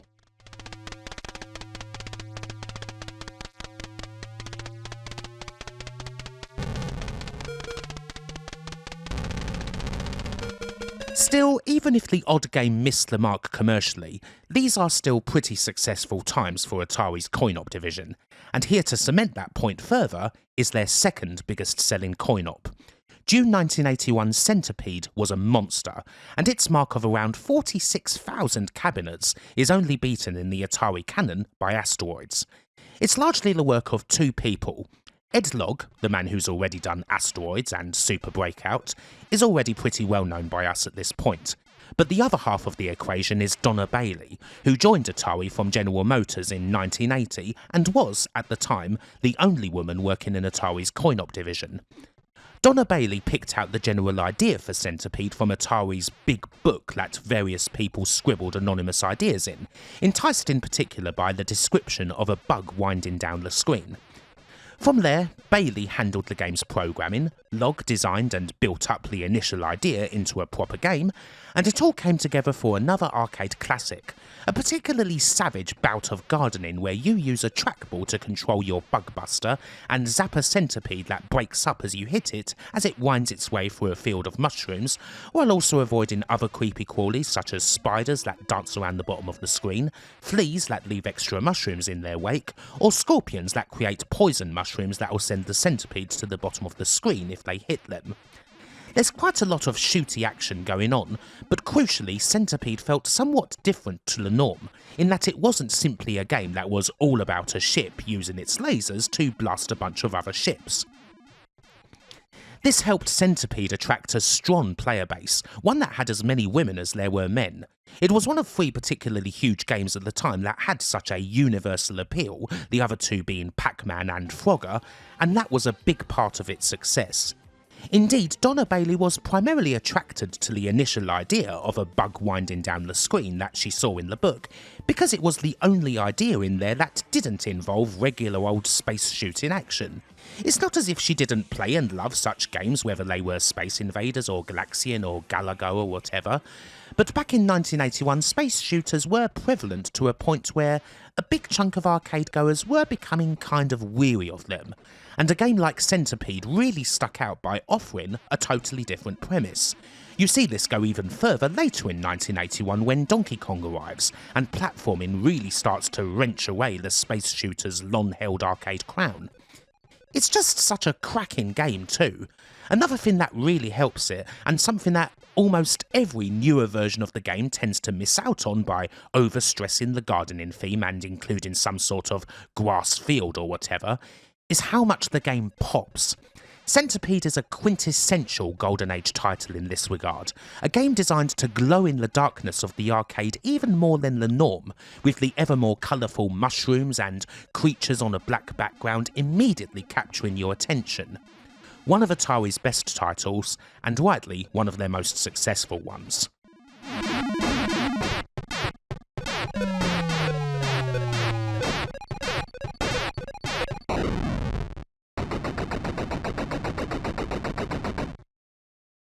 October's Tempest is our last officially released game of 1981, and it's another big hit. Over 25,000 cabinets sold, and another thoroughly acclaimed title, possibly the best-loved Atari vector game that isn't Asteroids. It's also another first for the company, being that it's their first colour vector game, and it's another smash for Dave Feuer. It has something of an odd origin story. Originally, Feuer was working on a first-person game that was styled after Space Invaders, but it wasn't really working out. And then, he had a nightmare, one where creatures climbed up out of a mysterious hole. Something about Dave Feuer and nightmares seems to go together, it appears. If he's not getting nightmares from working on a game, he's using them to devise one. In any case, that vision was the inspiration for Tempest, and he designed and programmed the title basically solo. It's unquestionably his baby. Again, it is a game you're already likely to be familiar with, using a dial to spin the blaster around the rim of the tunnel, firing down at the enemies and trying to make sure they don't reach the top, using the super zapper when you need it, going down that tunnel and being careful to avoid the spikes. It's masterful arcade work, a game that has influenced many, not just Jeff Minter. Beyond the colour vector action, something that makes the game pop ridiculously, even if it did also make the cabinet somewhat unreliable due to the monitor getting so hot that it desoldered components, it also introduces a new feature often seen in Atari arcade games going forward, the skill step, which allows for continues and also allows players to start their game at a higher level, which is obviously a good option for a skilled player. Tempest is a title that's almost certain to be in the very highest reaches of any list of Atari's best coin-ops, or indeed a list of 80s coin-ops in general. While I would give the nod to Missile Command personally, quite a lot of people consider Tempest to be Dave Feuer's crowning achievement. It certainly isn't the last thing we'll be seeing from him, mind you.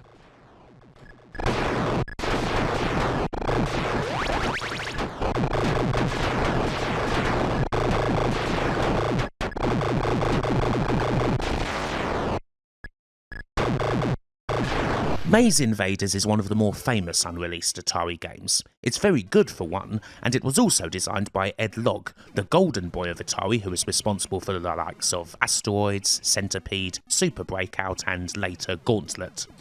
The game itself is something of a cross between Pac-Man and Berserk, running on Centipede's hardware, in which a fairly cute hero makes his way through mazes that always change, avoiding or shooting other enemies and trying to collect cherries and the like, but the option is usually there to go through a door and enter another room.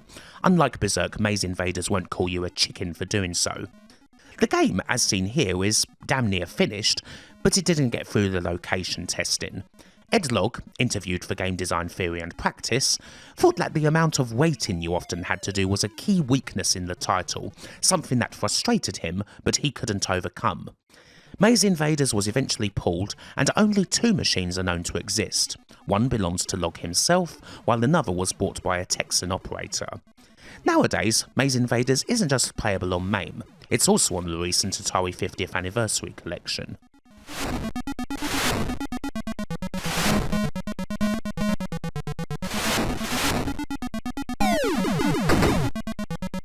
Now, I'm going to pause the game coverage here to take a look at the company itself. It's 1982, and by this stage Atari has been going for a little over 10 years. And well, as much as they've changed the world, a lot has changed about them, especially when compared to the somewhat more lax and hedonistic days of the 70s, back when Nolan Bushnell was in charge. There's a fantastic old article from a December 1982 issue of Video Games by Steve Bloom called Atari From Cutoffs to Pinstripes that goes into the changing face of the company. With Warner at the helm and Ray Kassar in charge, things have certainly got a bit more corporate. This isn't necessarily a bad thing, seeing as Atari has more structure. although there's definitely folks who miss the more freewheeling and risk-taking Bushnell days. The article does a fine job of showing both sides. There's people on the current Atari side like Don Osborne, then VP of coin-op marketing, who do a good job of explaining just how big Atari have become, a billion-dollar company in a ridiculously short space of time back when such things were unheard of, and why that necessitated a change in the way Atari do business. And that's a point of view you can understand. After all, it's not like it's a garage anymore. It's a whole empire that's stretched out of Silicon Valley and now gone global. Over 10,000 employees and outposts around the world, including Taiwan and Ireland. Surely such things actually need a structure and some management. You can't shape the fate of this multinational company over beers and joints. On the other hand, there are other former luminaries who dispute the need for such changes. Guys who we've mentioned before, like Joe Keenan, the key games head who would join Bushnell at Pizza Time Theatre, or Gene Lipkin, the coin-op division's former president, and even Al Alcorn, the first guy Bushnell and Ted Dabney employed, the man who made Pong.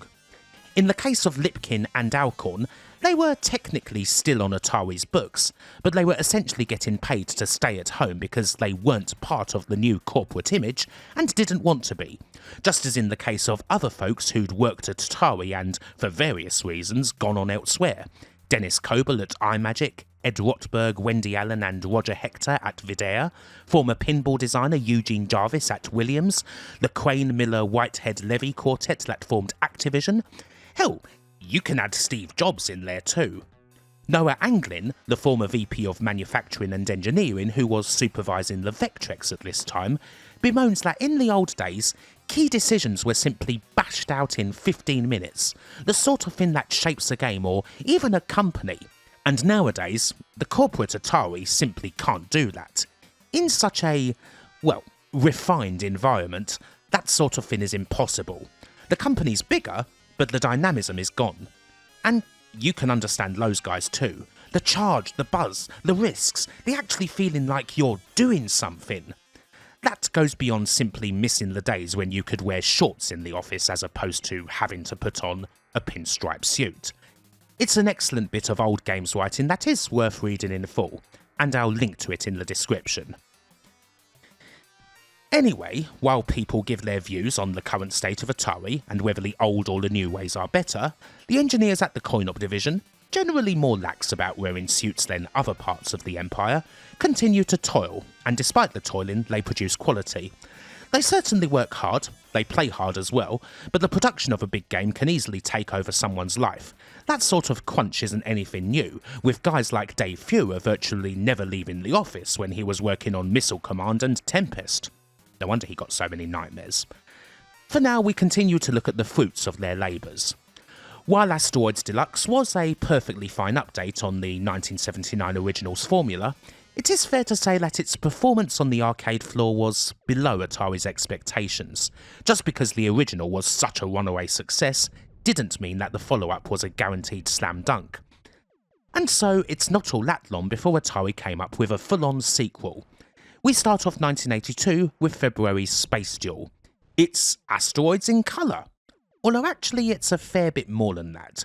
Space Duel features a couple of different modes, as well as a whole load of different and quite funky shapes replacing the space rocks. You've got regular asteroids in both one-player and two-player forms, making this Atari's only true multiplayer vector title. But the real pull of Space Duel lies in the Space Station mode, which can be played by one or two players, where you've got two ships that are tied together. This obviously doubles your firepower, but it also totally changes the way that you move around. Naturally, if you're wild with the movement, that other ship's going to be a frickin' whirling dervish at points, swinging all over the shop. This may be handy at some points, but potentially bad in others, so you may want to be a bit more controlled. Of course, if either one of the ships gets hit, they both get blown up, so you want to be careful, and you want to use that shield whenever you need to. The Space Station mode is a lot of fun, the game looks great. What's not to love? It definitely freshens up Asteroids quite nicely, and it performed fine on the floor with over 10,000 cabinets produced. It quickly replaced Asteroids Deluxe and ended up performing a lot better. Still, this is the last time we'll see anything asteroids related for a good few years. We won't see it again until the Atari Games era.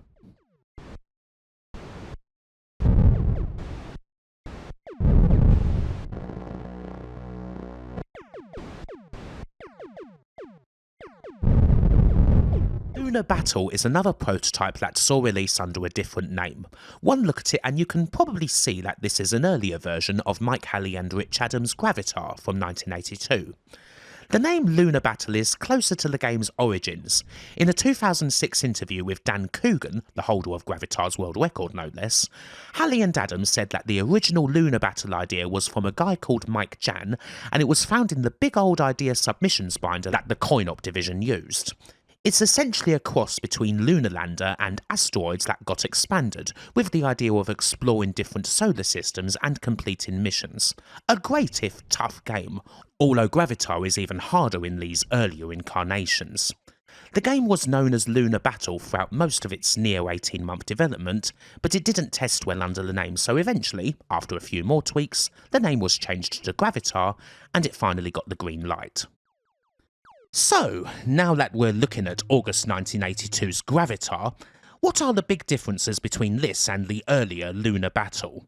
The core gameplay of Gravitar is very much present in Lunar Battle, as are most of the graphics and ships, but there's certainly a bunch of cosmetic differences. The planets are now animated in Gravitar, whereas they previously weren't, a few icons have changed, there's a low fuel warning, and there's also 3 different solar systems as opposed to just 2. With this in mind, well, how good is it? To be honest, it's damn good.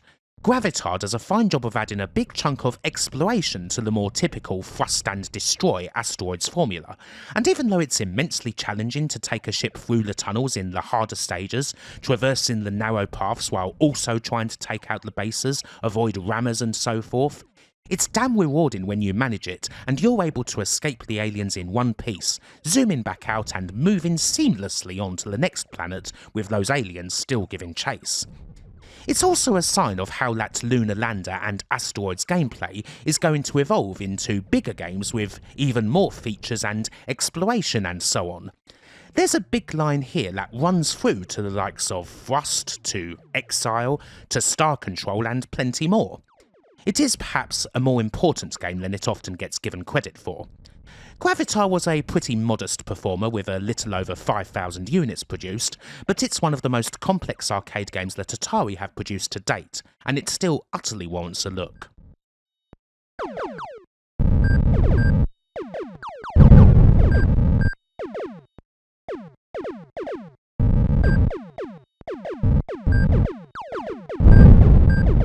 Up next, from November of 1982, we have Liberator. Not one of the best known Golden Era Atari arcades, although it is quite an intriguing affair. This game, which marks the programming and design debut of Dennis Harper, another quite notable creator in Atari's history, is often considered to be the inverse of Missile Command. Whereas Missile Command was strictly a game about defense, Liberator is all about offense. A game where you've got a starship in each corner and you're attacking a planet, taking out its bases, destroying the missiles that are fired at you, as well as any ships that fly in your direction. Just as in Missile Command, the action is all about a cursor that you control with a trackball, only here we also have a cool rotating planet effect. Still, the game didn't really perform. Only 750 or so Liberator cabs were made. It is an intriguing riff on the Missile Command formula, and worth firing up every so often, but it's not on the original's level. What's more interesting than the game itself, really, is that we do have some synergy going on. Liberator features a hero who, for a change, actually has a name, that being Martin Champion, commander of something called the Atari Force, a team of 5 heroes tasked with trying to find a home for a thoroughly ruined Earth's citizens. If you let the attract mode play out, you get a bit of backstory in which Champion has chosen you to become the Liberator and command the starships, taking the galaxy back from the evil Malaglon Empire. We don't usually get any backstory at all in an Atari arcade game, and there is a reason this one does have it. Atari Force is, in fact, a line of comics that started in 1982 and was published by DC Comics, DC being, of course, another company owned by Warner. Initially, Atari Force was a bunch of mini-comics that came with 5 Atari 2600 games, namely Defender, Berserk, Star Raiders, Phoenix and Galaxian, and you could find further details in the pages of the brand new Atari Age Club magazine, including a feature on the making of the comic that reveals the whole idea potentially going back quite a way. The original name of Atari Force was the Atarians, which may well take it all the way back to the pinball table of the same name that was released in '76. Anywho, Commander Champion and Liberator were promoted properly in an insert that appeared in the January '83 issues of DC Comics Presents and the New Teen Titans, but in the end that didn't help the Liberator game too much. Still, this wasn't the end of Martin Champion and Company. There was a 20-issue run of Atari Force comics, ones that could actually be bought on shop shelves, from 1984 to 1985, as well as a final special in 1986.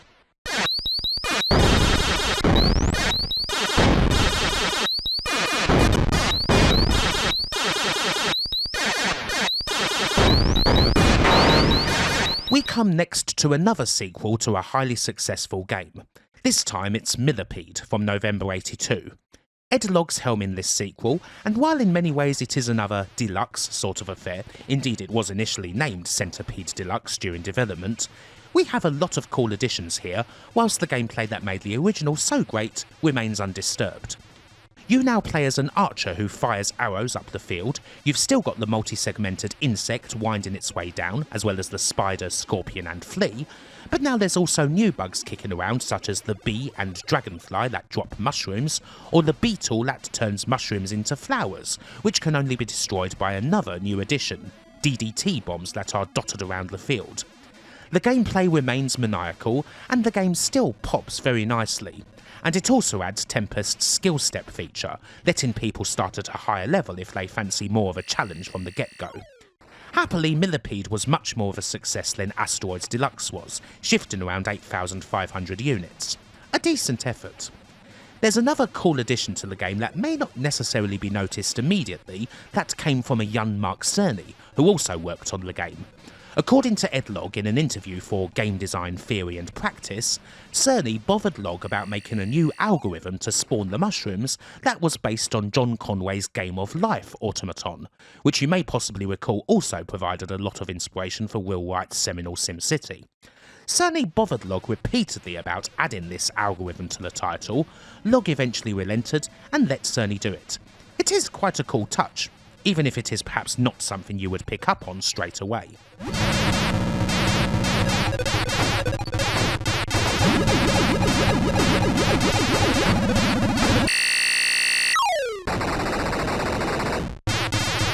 Our last released game of 1982, Quantum, requires a bit of a backstory before we get into it, seeing as it's not by anyone we've seen before. It's a game by the General Computer Corporation, or GCC. I personally love this little backstory, as GCC don't necessarily get the respect they deserve, especially seeing as, well, they made the most successful Western arcade game ever. Their relationship with Atari is kind of complicated. It started out a little bit rocky. This group of MIT students, consisting of Steve Golson, Kevin Cohen, Doug McRae and John Tilko, previously made a rather well-received hack of Missile Command called Super Missile Attack, originally making it as an enhancement for the Missile Command cab that was already in the little arcade that Cohen was operating on campus, before deciding they were going to sell it. They thought all would be fine, but then Atari's lawyers came calling. The story sometimes gets confused at this point. I have heard people, including those who claim to know all there is about Atari, say that naturally the big billion-dollar company stopped these poor GCC students in their tracks, which couldn't be further from the truth. The actual court battle proved to be altogether much shakier for Atari, and a big chunk of that was due to the lawyer the MIT students managed to get to take the case. Frickin' Gerald Hosier, an absolute hotshot IP lawyer who would later go on to be the highest paid lawyer in the whole of the United States, according to Forbes, and a man who quite simply at the time did not lose cases like this. Hell, he took the case for them pretty much just for the sport of taking on Atari and using that to help make his name. The news that the MIT students had managed to acquire the services of Hosier was quite shocking for Atari, and suddenly their case didn't look quite so clear-cut. GCC and Hosier are running rings around them in the courtroom. It's quite clear that at the very least this is going to be a long and thoroughly messy battle, one which Atari are far from guaranteed of winning, and after a couple of months, they decide to settle with GCC out of court. The settlement in question being that, hey, you guys are pretty good. Why don't you work with us? And that was absolutely enough for the students. Hell, it was basically what they wanted. And so, once GCC had finished up creating Ms. Pac-Man for Midway, that's what they ended up doing. It's a brilliant story, one that I highly recommend seeking out a retelling of.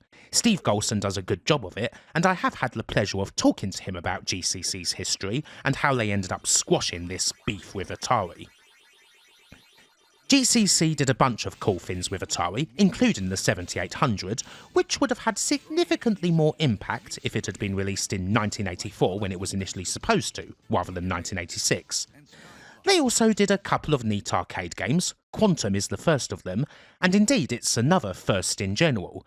The game, made by Betty Ryan, is the first arcade game to use that most legendary of processors, the Motorola 68000, making it a 16-bit title. Now, whether it's the first 16-bit arcade game ever is up for debate, seeing as Universal's Getaway from 1979 claimed 16 bits in its marketing a couple years earlier due to using the Texas Instruments TMS 9900, but certainly one of the earliest ones alongside Namco's actually kind of similar Libble Rabble from 1983. Anyway, Quantum is a very cool colour vector game that's got a quantum physics theme, naturally, and has a bit of influence from Taito's Kicks in its mechanics. You use a trackball to draw around the particles that move about. You can draw around them multiple times to get more points, but you need to watch that you don't collide into any particles, as that's what loses you lives. As is so often the case with games like this, it's lovely looking and always will be, and while it only ever had a limited run of around 500 cabinets, it's a very cool and somewhat important title. There's two other neat features worth mentioning.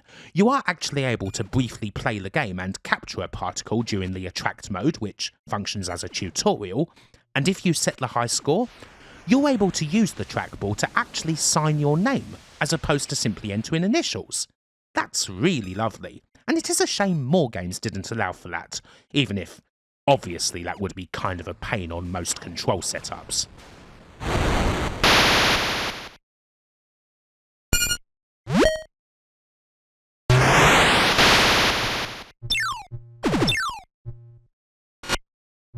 Now this may well be the most famous of all the unreleased Atari arcade games, Aka-R from 1982.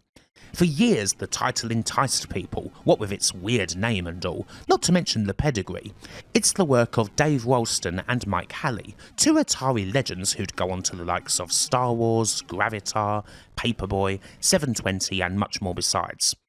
The game itself is a frantic tower defense title where you play as the Sentinel in the middle and defend yourself from the invading hordes, with the action zooming in and out as they get closer, and it's exceptional gripping arcade work. It's in a similar field to the likes of Liberator, but better. The weird name was more of a working title. Aka-R, in a roundabout way, stood for also known as another Ralston and Halley, and had the game been officially released, it would have likely been known as Target Outpost or Sentinel. However, as with so many other cases, it didn't do well enough out in the field, this time because players complained that it was far too hard. And so, the game ended up cancelled. Often with Atari, the reason for cancellation is this simple. Only 3 cabinets were known to exist, recovered from the Atari warehouses, all accounted for and all quite protected. The game would very rarely make appearances at the aforementioned California Extreme show, but none of the 3 owners wished to dump it due to just how rare and valuable the game was. And then, in 2019, an unknown technician went into the home of one of the collectors for a repair job, and while he was there, left to his own devices, he went into the Aka-R cabinet, dumped the ROMs, and posted them online. That was the rather fanciful spy drama tinged story that went around anyway. Opinions were very split on whether the story was actually a true bout of do that saw the game leaked in spectacular, if very morally questionable fashion, or total bollocks that covered up the ROM getting out there in much more boring fashion, possibly the collector simply deciding that it was time to get the game out there. Honestly, the latter reason is more believable. Either way, AKR is out there for everyone now. In 2023, Jeff Minter also did a very well received modern reimagining of the game that's well worth playing, and it's most certainly worth playing the original title as well, either on MAME or Atari 50.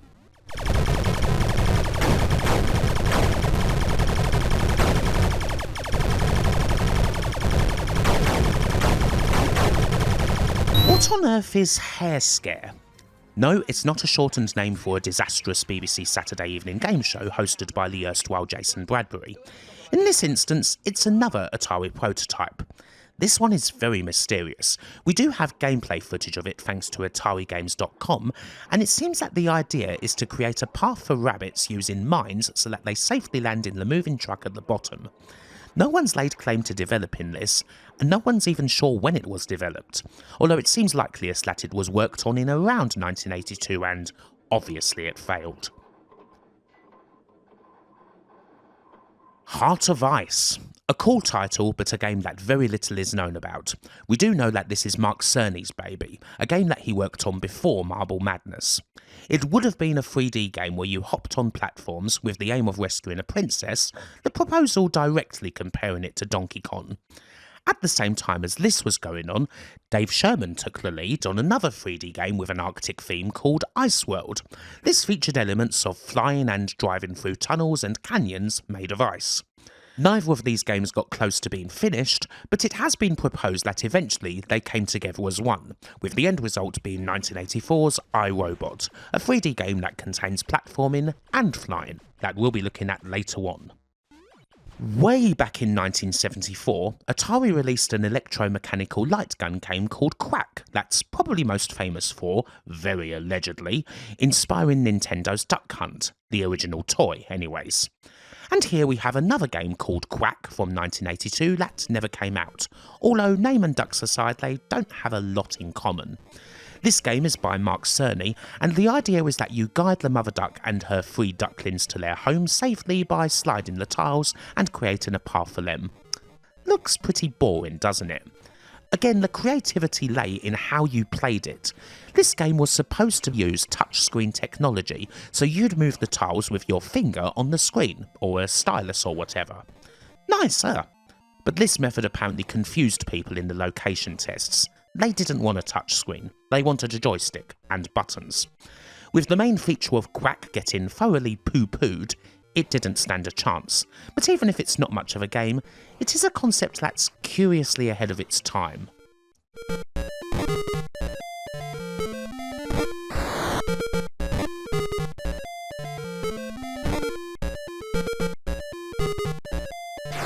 Runaway is another puzzle sort of game that we can play, although very little at all is known about it. This is actually a train-based game. You control a train that can either go forward or reverse on the rails, and you have to collect the mailbags that are hanging on the side, obviously avoiding other trains or obstacles as you do. You also have to switch the tracks in order to get to all the bags. It's certainly an extremely early entry into the train genre that could have come out in the same year as Sega's Super Locomotive, although admittedly that game is an awful lot better. The trouble with Runaway simply is that there isn't exactly a lot of action. There's a bit too much waiting around, especially for a Golden Age game, and I can kind of see why it ended up on the scrap heap. The focus group reports bear that out. The game was far too easy and, well, the graphics clearly need a lot of work because it is so damn bare. As far as I can tell, the game's been playable on MAME for a long time.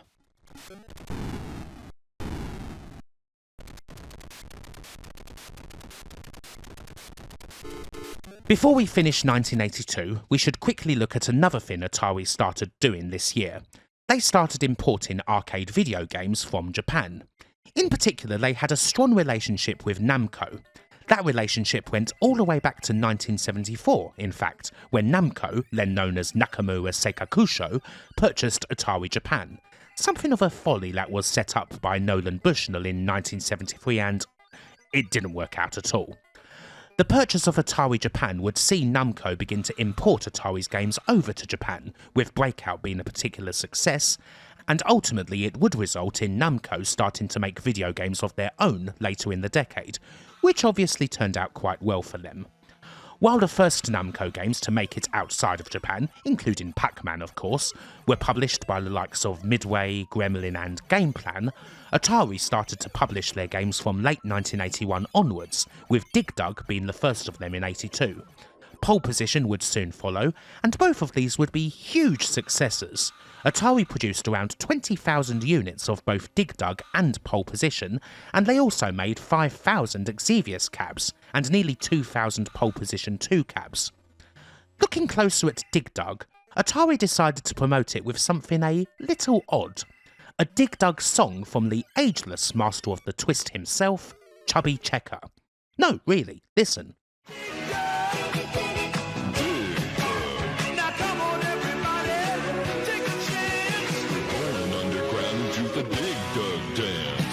This tune was supposed to be used in a commercial, but was ditched for whatever reason. An alternative version was eventually used with vocals from someone else. Nobody even knew about the Chubby Checker version until the audio from an old tape was posted a few years back by Matt Osborne, the son of Don Osborne. Namco weren't the only company Atari imported games from, of course. Sun Electronics' Kangaroo, which you may have seen in the 1982 Hidden Treasures video, proved to be a decent little hit with nearly 10,000 copies, while 1983's Arabian was more modest. There's a couple of others too. Konami's Time Pilot, Kaniko's Fast Freddy, and Tatsumi's TX1 all came out under the banner of Atari in the States, and obviously there's going to be a whole bunch more when we get to the Atari Games era. They also did take a little slice of the runaway success that was 1983's Dragon's Lair. In Europe, the game was licensed out to Atari Ireland, who made cabs for the game that differ in some minor ways from the Cinematronics original, as well as being modified for the PAL standard. And so we enter 1983, the time when things start to go a little bit pear-shaped. We'll get to that in due course, but for now we start with Black Widow, another colour vector game, this time designed and programmed by Bruce Merritt. This is a dual-stick shooter, one that perhaps isn't quite as frantic as Williams' Robotron 2084, but still has a fair bit of merit about it, if you'll pardon the pun. After selecting your starting level, you play as a spider and you have to clear your web of various bugs, picking up the money or grub stakes that they leave behind. Naturally, there's a few bugs to deal with, from the more basic mosquitoes to invincible spoilers, egg-laying hornets, grenade bugs that explode, or thunderbugs that home in on our arachnid hero. The shape of the web never changes, but the strands do. They change colour, signifying that either they can be used by the Black Widow or by the bugs. This isn't a particularly famous game, and it was mainly sold as a conversion kit, primarily replacing the likes of Gravitar and Space Duel. It's quite a good one though. It's definitely a title that would pique the interests of dual-stick fans.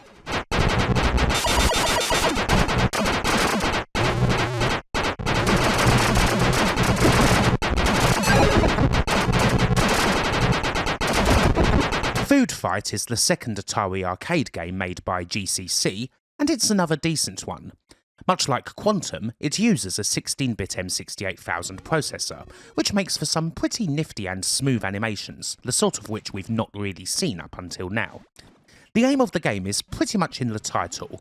The goal of each stage is to play as this kid named Charlie Chuck and reach an ice cream, but all the while there's a big old food fight going on with chefs who pick up various meats, fruits, veggies and the like from piles and throw them every which way. Charlie can do the same, of course, and get rid of the chefs by hitting them, but obviously he's got to avoid getting splattered. It's all one big lemon party of a title, the sort of thing where while it's definitely fun to take out the chefs with a well-placed shot, you really shouldn't distract yourself too much from the main goal of clearing a path, wrapping your mouth around the ice cream and devouring it whole. Particularly as the game goes on, you will almost inevitably get hit if you spend too much time taking on the chefs. The game's a modest performer with 2,000 cabinets sold, but it's yet another goodie. And it's the last arcade game that was released by GCC for Atari, although we will be seeing an unreleased project in a little while.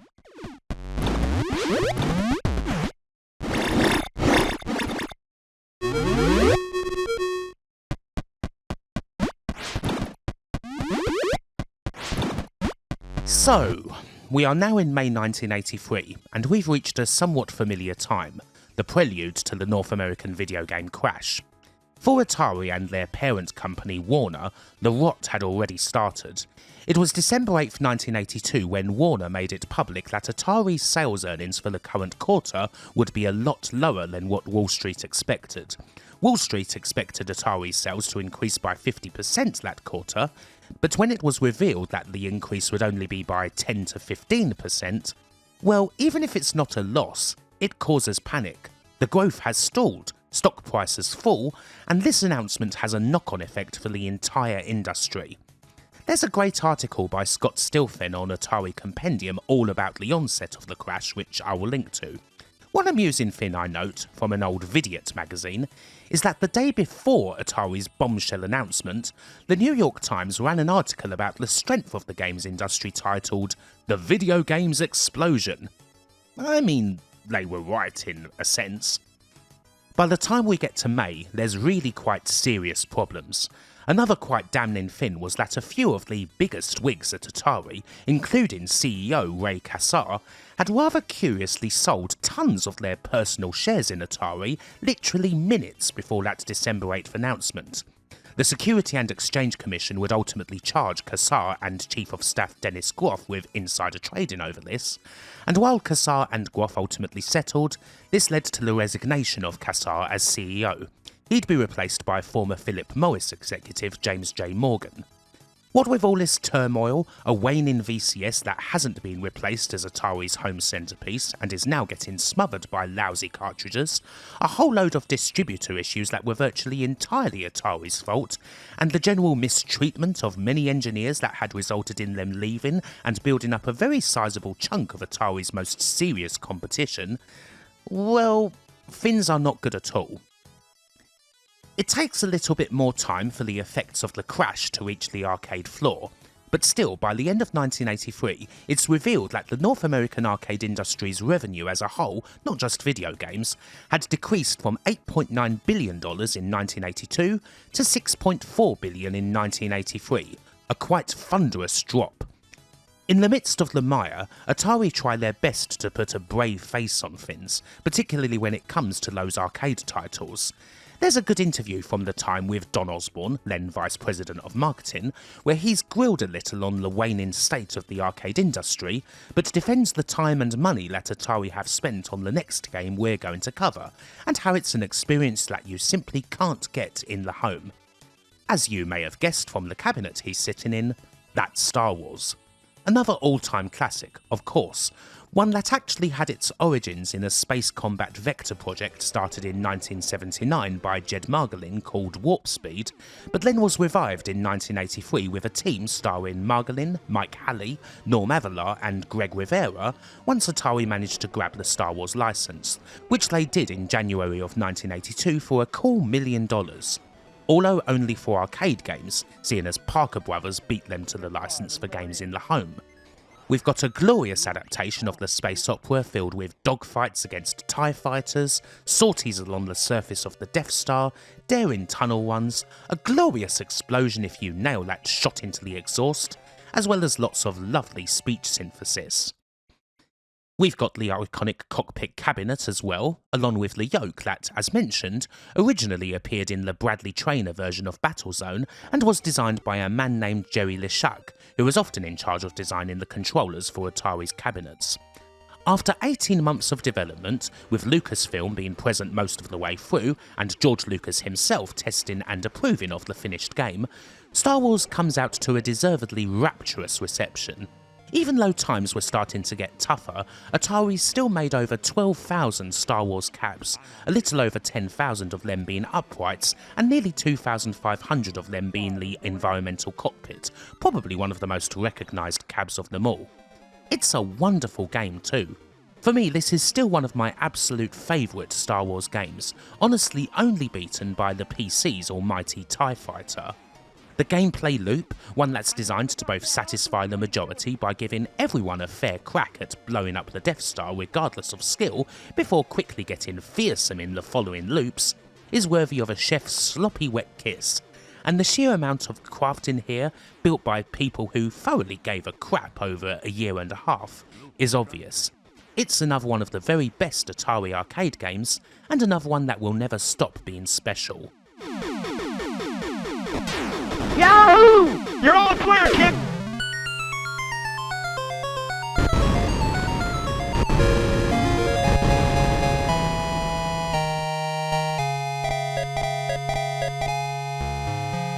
And as has often been the case, we go from one Atari favourite straight to another. July 1983 and Franz Lanzinger's Crystal Castles. This trimetric tale of Bentley Bear and his quest for gems stands out a bit compared to most of the other games we've been covering recently, seeing as those have largely been of the Vector variety, but the graphics here stand out just as much as they do in those ultra-clean titles. It's a new look, one that we haven't seen a whole lot of in the arcade up to this point, and something that's aged wonderfully.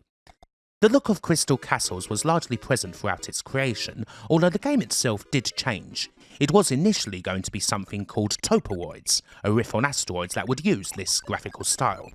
That didn't work out, and so we get something that is a bit more of a riff on Pac-Man, one that for most of its development featured a hero named Braveheart Bear. However, when the game went on location testing, American Indians found that name to be offensive, and so it was changed to Bentley Bear. The game's a looker, but it plays great too, moving around with the trackball, avoiding and jumping over the evil witch Bertilda and her various minions, occasionally picking up the hat and doing damage, racing to get the last gem before the enemies do. A wonderful game indeed. It also features a fantastic Easter egg. You may note that the unreachable part of the very first level spells out FXL, standing for Franz X Lanzinger. This is, of course, a way for the creator to get themselves into the game, at a time when Atari did not allow the developers of games to give themselves any credits for what they made, something that did become quite a bone of contention over the years. As it goes, FXL is the top default name in the high score table, and if you get the high score, the initials in that first level change too. As you can see, it now says Kim. I love that little touch, one of my favourite details in any old arcade game. And speaking of details, God, just look at that cabinet. Glorious, isn't it? One of the best looking ones ever. It just screams out to be played. Another damn fine game. There were around 5,000 Crystal Castles caps, and while that's hardly a bad mark at all, really it's a shame it didn't do a lot better than that.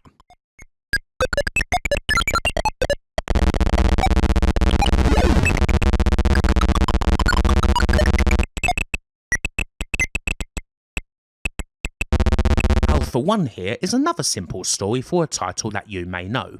This game, made by Owen Rubin, would eventually become Major Havoc, a Vector classic from 1983 that was in development for around 18 months. There are a few differences, of course. There's no music, the enemies behave quite differently, and the reactor levels ended up changed somewhat in layout, bunch of names are different, but this is still very much Major Havoc. According to Rubin's old webpage, Alpha 1 was the second name for the game. The first was the rather mysterious Tollian's Web. The third name for the game was Rex Havoc, but there was already a comic book character called that. So finally we end up with Major Havoc. As far as Major Havoc itself goes, that was released in November, and it is perhaps the most complex of all the Atari Vector games, which is perhaps fitting, as it's the last one that would be released by the original company. There's several very different stages of gameplay here. First off, you're firing into the screen, taking out the ships of the Vaxian Empire and making your way towards the space station. Once you've dealt with those badniks, you then have to perform a simple landing sequence on the space station itself, similar in many ways to Lunar Lander. Then you're in the station, going through the maze and dealing with the low gravity, reaching its core, setting a bomb, and then escaping before the whole thing blows up.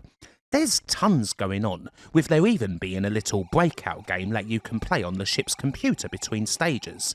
You can use this to unlock the game's warp mode and go to the higher levels.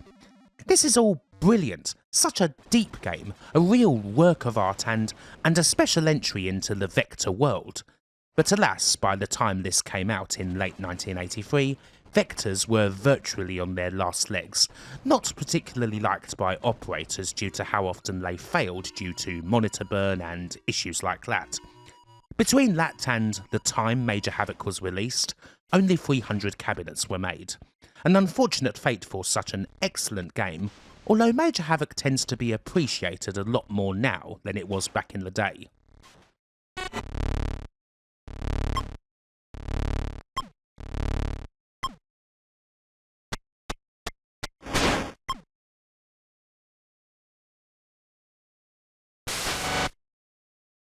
Here we have Agent X from 1983, which is another game that may well look familiar. You likely know this game as Cloak and Dagger, which came out in 1984, and it's a pretty decent spy-themed shooter where you travel across endless conveyor belts, pick up undetonated explosives, find maps in order to make your way through the minefields, and travel down this big old secret base in search of the evil Dr. Boom.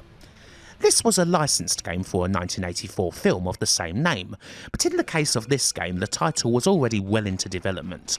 Russell Rusty Daw had been working on Agent X for a good while by the time an agreement was made to turn the game into Cloak and Dagger, so both titles are pretty similar, and Daw even got a spot in the film's credits.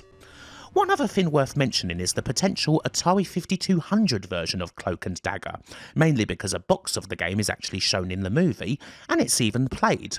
However, said version never happened. The box was a mock-up, and the footage of the game is simply of the arcade version, only made to look like it's on an old telly.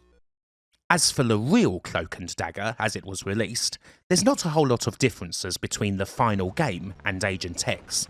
As mentioned, the game was already mostly done by the time it got the license, and it's pretty decent. Not one of my favourites, but there's a nice bit of risk and reward as you try and spend as much time as you can in each room, picking up points and objects, before the whole thing blows up. In many ways, it's like a more complex food fight. Also, the game was only sold as a conversion kit. It appears as though Atari made around 5,000 Cloak and Dagger kits, but we're not sure just how many of those were actually sold. The records get a little shaky by the time this game came out in February of 1984, seeing as we are only a couple of months away from the big Atari breakup.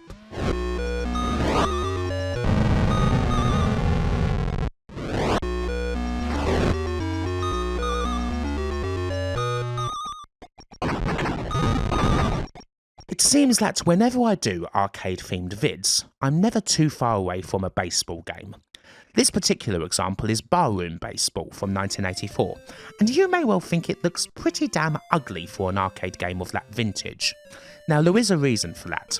This is exactly the same game as Real Sports Baseball for the Atari 5200, just with a change of name and a time limit on your credit. But why? Well, it does actually make sense. Atari had an idea to try and break into the bar-top cabinet market. In other words, a small cab that would sit atop a bar, and the cab's guts was basically a 5200. Hence the name being switched to Barroom Baseball. Unfortunately, while there were apparently plans to do similar things with real sports tennis, soccer and basketball, the project didn't get anywhere and this proto is the only real evidence of it.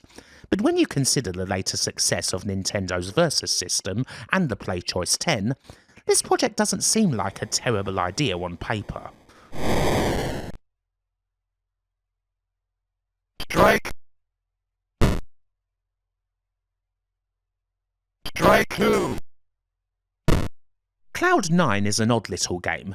Your enemy in this title is actually the weather, and you have to shoot clouds before their raindrops break through to your chamber and flood you. It's an okay game, but nothing hugely special. This one was originally worked on by Donna Bailey when it was called Weather War. Bailey is most famous for the all-time classic Centipede, and you can see a few little similarities between the games here in how you control your little creature and the other enemies that come flying in. Although there would have been another feature in this form in which you could use a plug to take down the level of the water, presumably a limited amount of times. Bailey left Atari in September of 1982 before the project was completed, and it was then taken over by Paul Resch, but it apparently only spent one weekend out on location testing under the name of Cloud9 before getting ditched.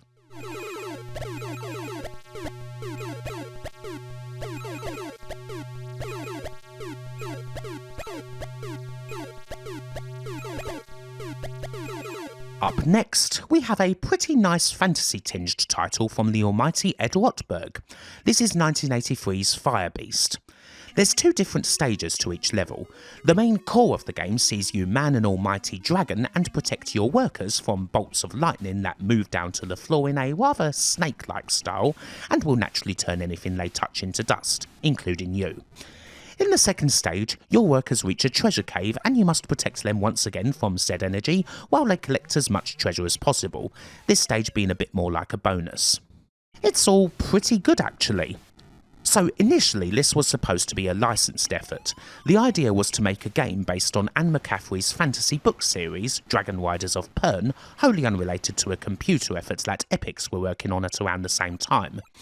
Efforts to get the license fell through, at which point the game got the new Fire Beast name, although it was also known as Dragon Master in field testing.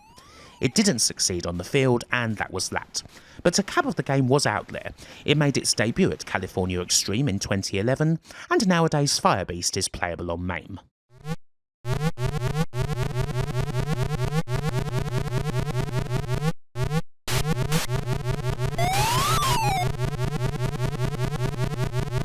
Here's a curious one that unfortunately we don't have any screenshots of. There was at one point work on a Garfield arcade game that could have been called Garfield's Quest. Here we have the Atari 2600 Garfield game acting in its place. A design document is out there for this one. It seems like this would have been an arcade adventure of sorts, with the ultimate aim being to rescue Pookie, Garfield's teddy bear. There'd have been a couple of types of gameplay revolving around exploration, continuous action, and cue response, Dragon's Lair type stuff, and they'd be hunting for clues and all that sort of thing. Interestingly, this would have been a medium resolution game, likely meaning it would have been on the System 2 board. No System 2 games were released until the Atari Games era, although the hardware was obviously worked on before the Switch. From the looks of things, it doesn't appear that Garfield got to a stage where it could have been tested or anything like that, and we don't know exactly why it ended up shelved. I should note that even the Atari 2600 Garfield game that we're seeing here is also an unreleased title, although it can be played. Perhaps more importantly, since this was originally covered in the first unreleased Atari game vid, there's been quite a bit of movement on Garfield. A compiled ROM was released onto the Arcade Museum forum in November of 2025. The ROM, released by a man named Dutchman2000, was actually not dumped using a PCB.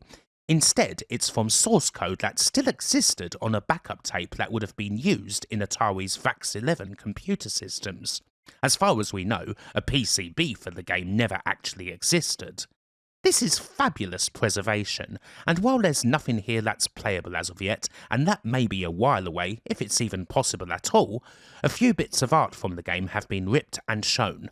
The colour palette is incorrect, but it's a little taster of a title that was thought to be completely lost.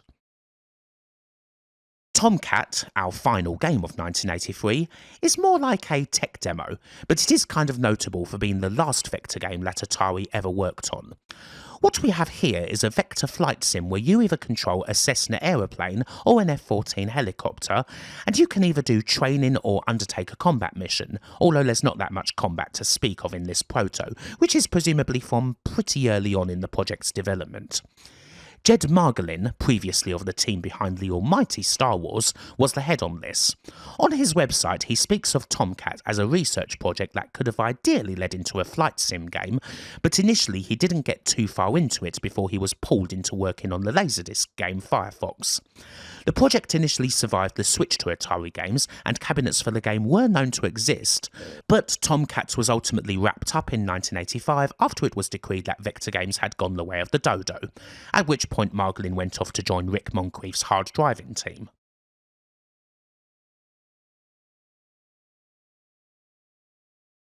Well, we're now in 1984, and everything is terrible. Atari finished 1983 with a total loss of $539 million.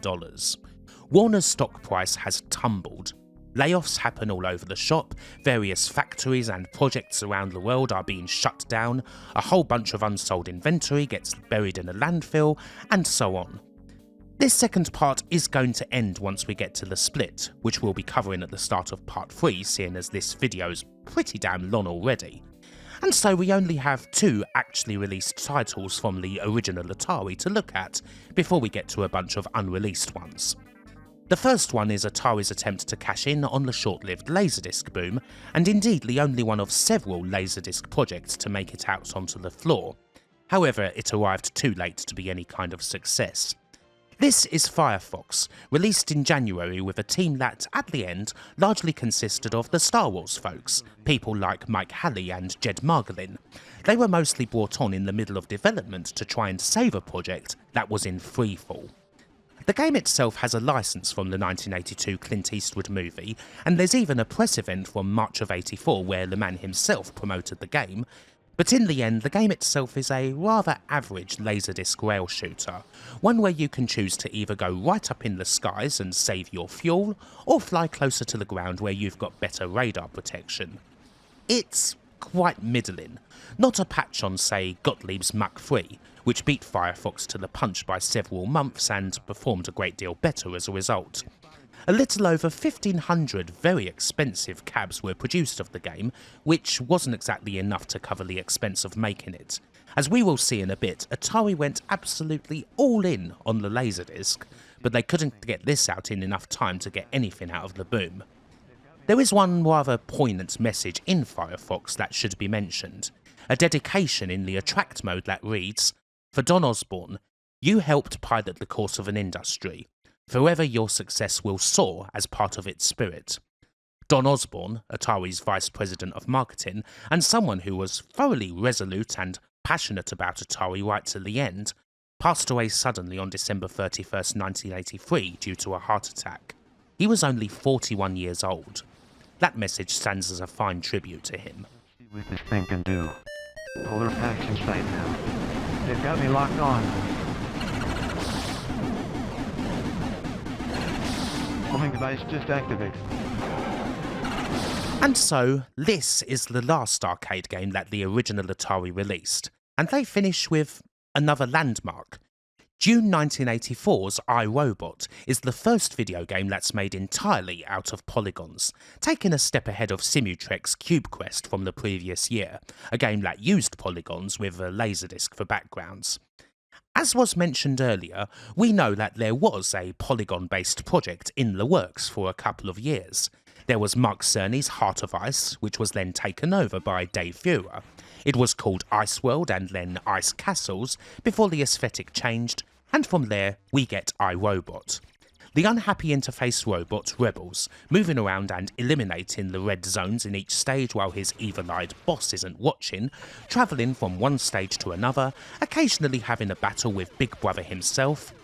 For such an early polygonal game, this is an innovative and fabulous title that's held up very well, a really strong mix of action with a bit of puzzling. There's also one of the most unique features you're likely to find in any arcade game ever, the Doodle City mode, where you simply pay to spend 3 minutes screwing around with the game's shapes. Of course, being that it's June 1984, the game did not perform well, and was not received well either. There were around 750 cabinets for the game, most all of which were previously cabs made for Firefox, and the game did suffer from various problems. It crashed frequently, and the Hall effect joystick it uses was highly prone to failure. The poor performance of iRobot is unfortunate, but it's absolutely a game that stood the test of time.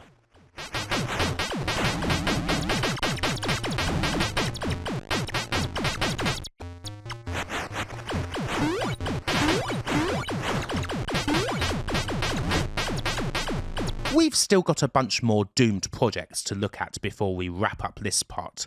In the main, a whole lot of unreleased Laserdisc titles. One of these unreleased ideas was a game based on Battlestar Galactica, which would have been a conversion kit for Firefox machines. It could have come out in the summer of 1984, but the original Atari was gone by then.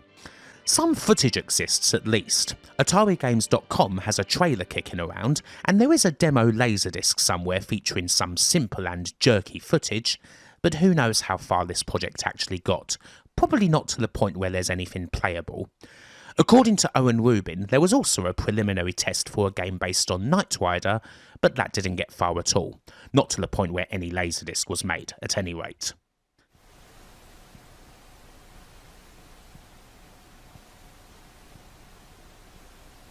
You likely all know this game, of course. This is E.T., the game that makes mortals tremble because it's the worst one ever made or something. Although it isn't even close to being that, and it really didn't deserve a burial in a desert.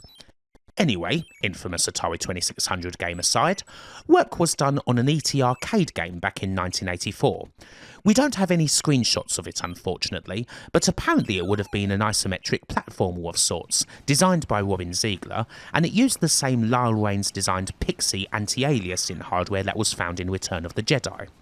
This game unfortunately didn't happen, getting canned alongside the E.T. pinball table that Atari were also making, although it does appear that the E.T. design then turned into a game based on Gremlins, worked on by Franz Lanzinger. And guess what? That got cancelled too. Although there is a bit of footage of that one thanks to AtariGames.com, and we can see that this is still an isometric game. This takes us slightly into the Atari Games era. One other little curiosity I would mention is the rather unloved PS1 game, E.T. Interplanetary Mission from 2001. Now, while as far as I can tell there is no link at all between this and the earlier Atari projects, I do find it amusing that we did eventually get an isometric E.T. game, so many years later.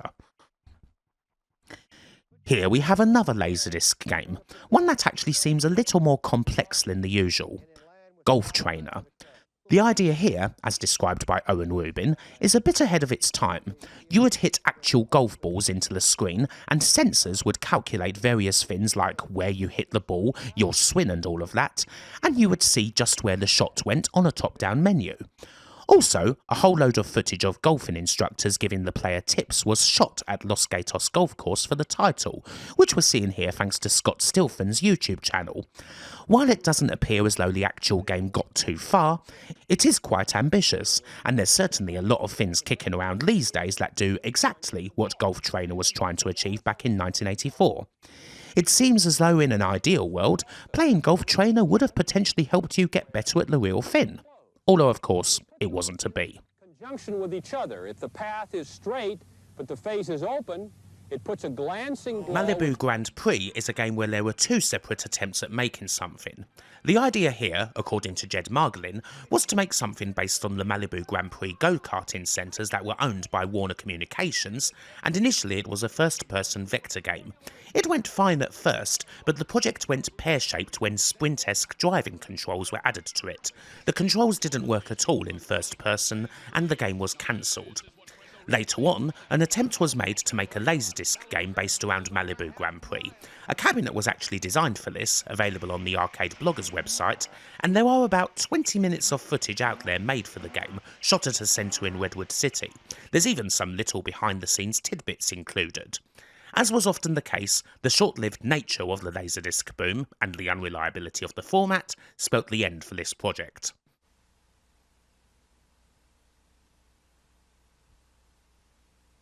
Nightmare is the third game that GCC made for Atari. Unfortunately, this one didn't get released. There is footage of this one out there courtesy of Bobby Tribble, who runs a page called Unmaimed. It's an arena shooter full of surreal, dreamlike imagery, where you shoot enemies and touch locks in order to get to the next level. The game has Tron-esque controls, a joystick and rotary spinner, that are apparently quite tough to get to grips with. Nightmare was scheduled for 1984, and it was out on location testing when the original Atari collapsed. Somewhere between that and the switch over to Atari Games, this fell into the ether. Nightmare has never been leaked, although it has been playable at California Extreme, and the ROMs for the game have apparently been preserved. There are proper screen grabs out there as opposed to camera shots.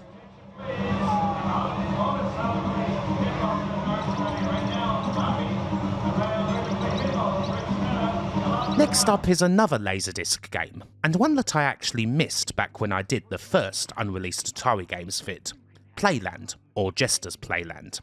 A lot of the detail for this comes from an Ars Technica article by Matt Paprocki from 2021, in which the game's designer, a special effects guru named Richard Taylor, explained how it would have worked. It's a rail shooter that's set in a funfair. Said funfair is, in fact, an absolutely stunning miniaturised set, a smoke-filled affair that apparently cost a not insignificant amount of money to make. There'd be a roller coaster, a fun house, a ghost house and so on, while the enemies themselves would have been spectres that were superimposed onto the video. It sounds a fair bit like Midway's Carnival, only 14 years earlier. The project looks fantastic from what little we can see of it, and while all of the footage was shot for the game over a 10 to 12 week period, the original Atari broke up before a game could be made out of it, and Playland was cancelled. Finally, we have a game that'll take us into the world of full 3D, the one that Atari only managed to fully reach originally anyway, with iRobot. It's another licensed affair, and it's The Last Starfighter. This always seemed like the biggest no-brainer of them all, really.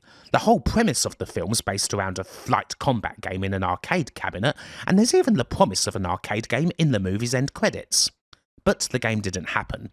This is very late on in the original Atari timeline, coming after iRobot, but the corporate bods at Atari thought that the film wasn't going to be as big a hit as they'd hoped, and so it got pulled along with proposed 5200 and 2600 games, which were then turned into Star Raiders 2 and Solaris respectively. They weren't wholly won about the film's performance, although it does retain a cult following. There is a ROM of the game in MAME, although it's clearly very early on, basically little more than a proof of concept. Jim Morris, one of the game's lead developers, did post a much better YouTube video of the title where you can see the models in all their glory, 240p anyway, and Starfighter fans at a studio called Rogue Synapse did create a free PC game in 2006 that recreates the game from the movie. Some folks have even put this game in their own custom-made Last Starfighter cabinets, which is pretty cool.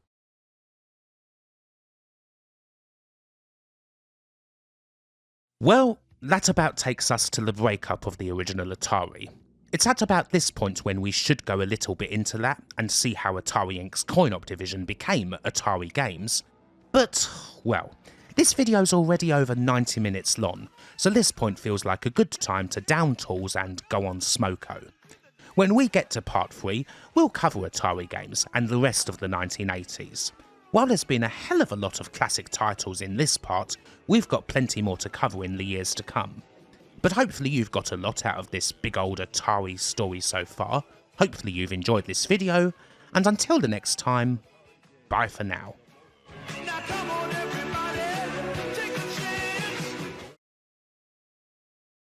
Okay, time for part 3. It's the Atari Games era, and, well, there's plenty more good arcade games to look at. For all the chaos and confusion that surrounded Atari as a whole at this time, the coin-op division was the one that would largely continue to power through. Not to say that they weren't affected at all, but the titles that we're going to be seeing are largely ones that were created and programmed by people who we are already quite familiar with. People like Ed Logg, Dave Tura, Norm Avalar, Mark Cerny, Dave Ralston and John Salwitz, all guys who'd been with Atari for quite a while, and there'll be a few new names cropping up here and there. Once again, there's a lot of classics to look at. The video's chock full of goodness all the way through, and we should start getting into it. However, there's a bit of business to get into first, the switch itself from what was Atari Inc. to Atari Games. And so we head over to July 1984. As it goes, despite the name change, this switch for what was Atari's coin-op division was actually significantly less traumatic than it was for the other parts of the company, the console and computer divisions. They would, for a time, still have the same masters. A lot of the bloodletting had already occurred. There'd been a couple of rounds of big layoffs in the company as a whole, with around half of Atari's existing workforce affected by the brutal restructuring, and the coin-op division certainly hadn't escaped that. A whole lot of outposts around the world, research labs, development units and so on, basically no longer existed by the time we reached the summer. A whole load of announced games failed to materialise, not to mention consoles, such as GCC's Atari 7800 Pro system, something that was shown off in May and was initially supposed to come out in July of 1984. Yeah, that didn't happen. Up in the boardroom, Warner were pretty eager to break the company into pieces, and they entered negotiations with several companies for such a purpose. Philips being perhaps the most notable one, who nearly agreed to purchase half of Atari from Warner.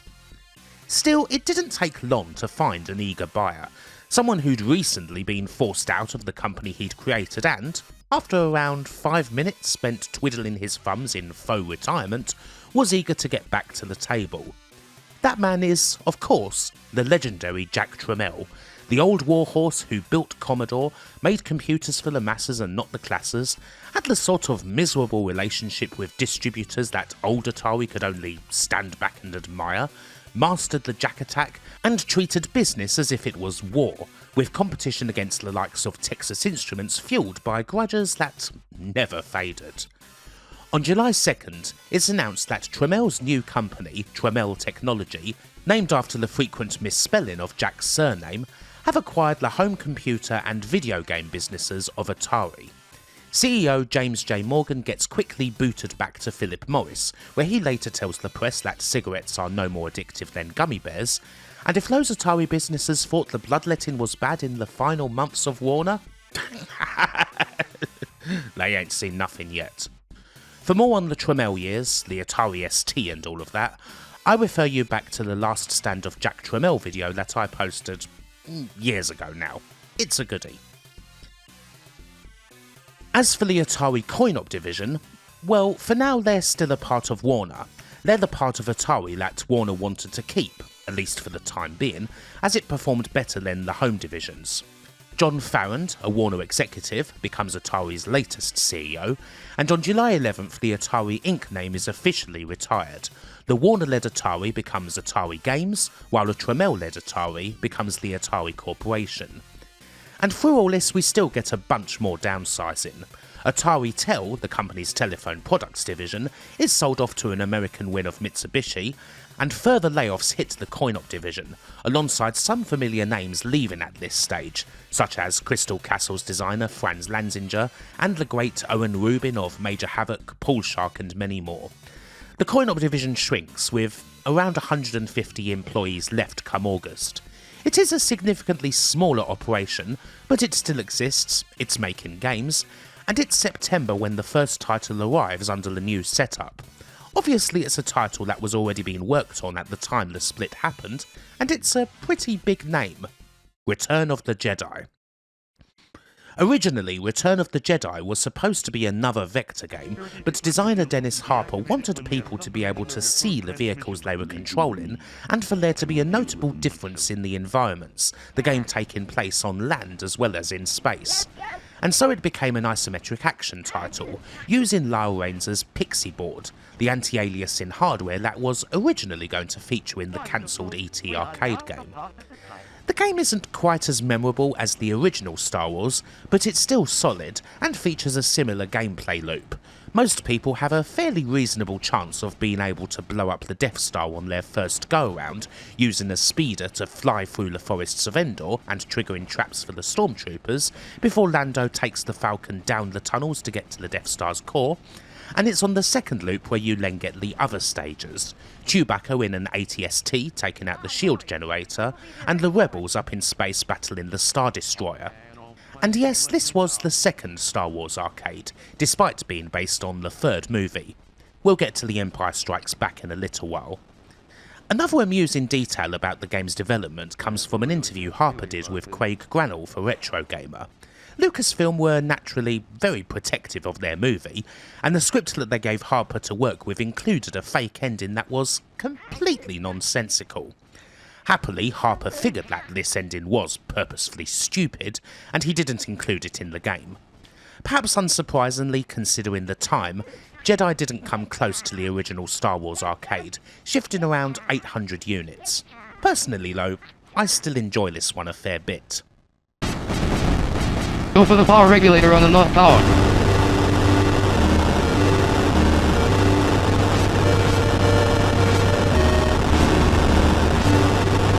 Cerny's name has popped up a couple of times here and there, doing little things like a Game of Life inspired algorithm for Millipede and what have you, but now we have his first full arcade game, and it is, of course, Marble Madness from December 1984.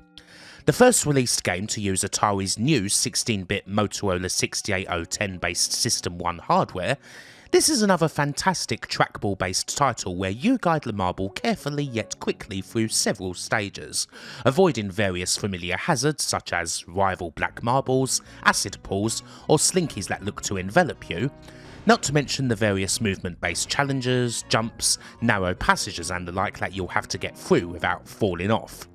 Originally starting off as a mini-golf based game, it was gradually stripped down to becoming this abstract marble one where even the marble itself was somewhat pared down. Cerny successfully battled to have the marble feature only a reflection of light that alludes to a smile, rather than a full face.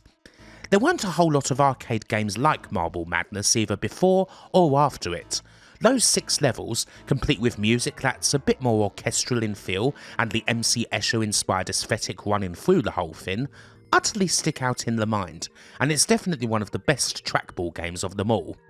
By the standards of the time, it was also a very decent hit. Over 3,200 units were shipped, although Cerny did wish that he was able to make the game a little longer. In the end, Cerny leaves Atari a couple of years after this game, making his way to Sega. From there he founds the Sega Technical Institute, he works on various titles including Sonic 2, and starts working with Sony on the hardware side where he's a key part of the PS2, PS3 and PS4. It's a Hall of Fame career, of course, and Atari was where it all began.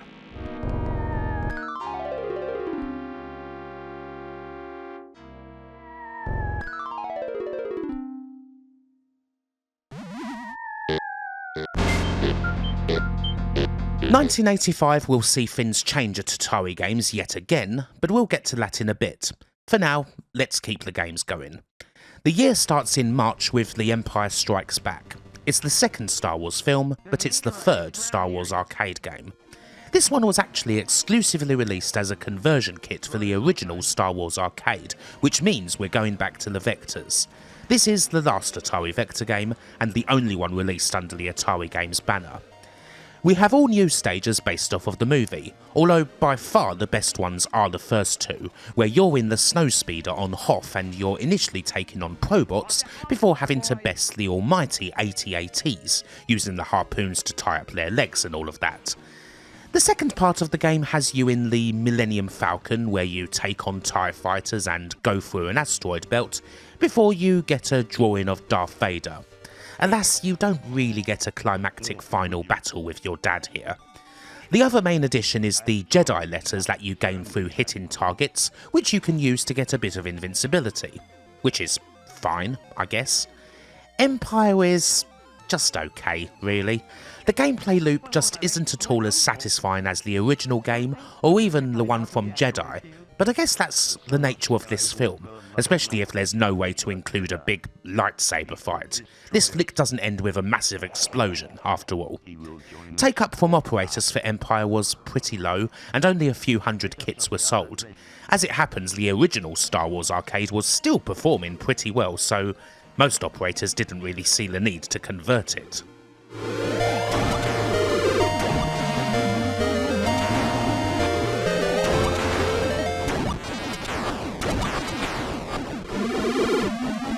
General, prepare your troops for a surface attack.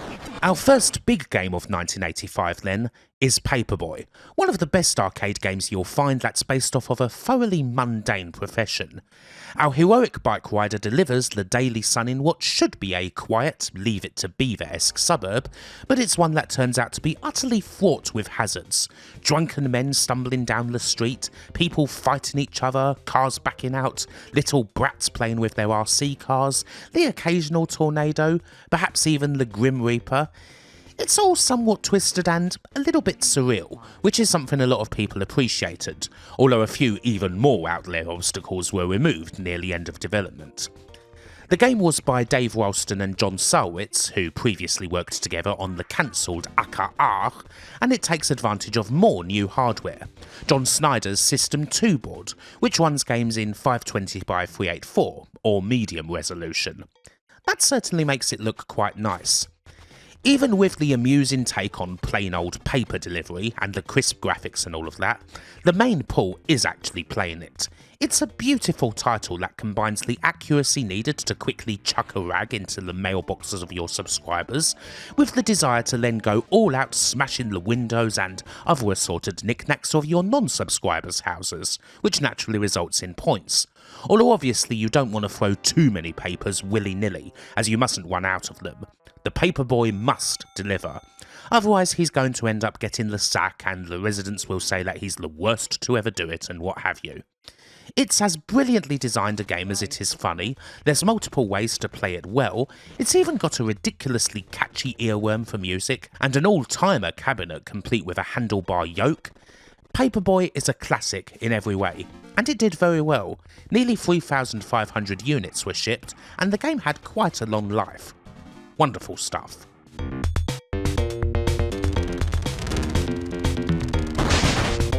Oh man, that's bogus.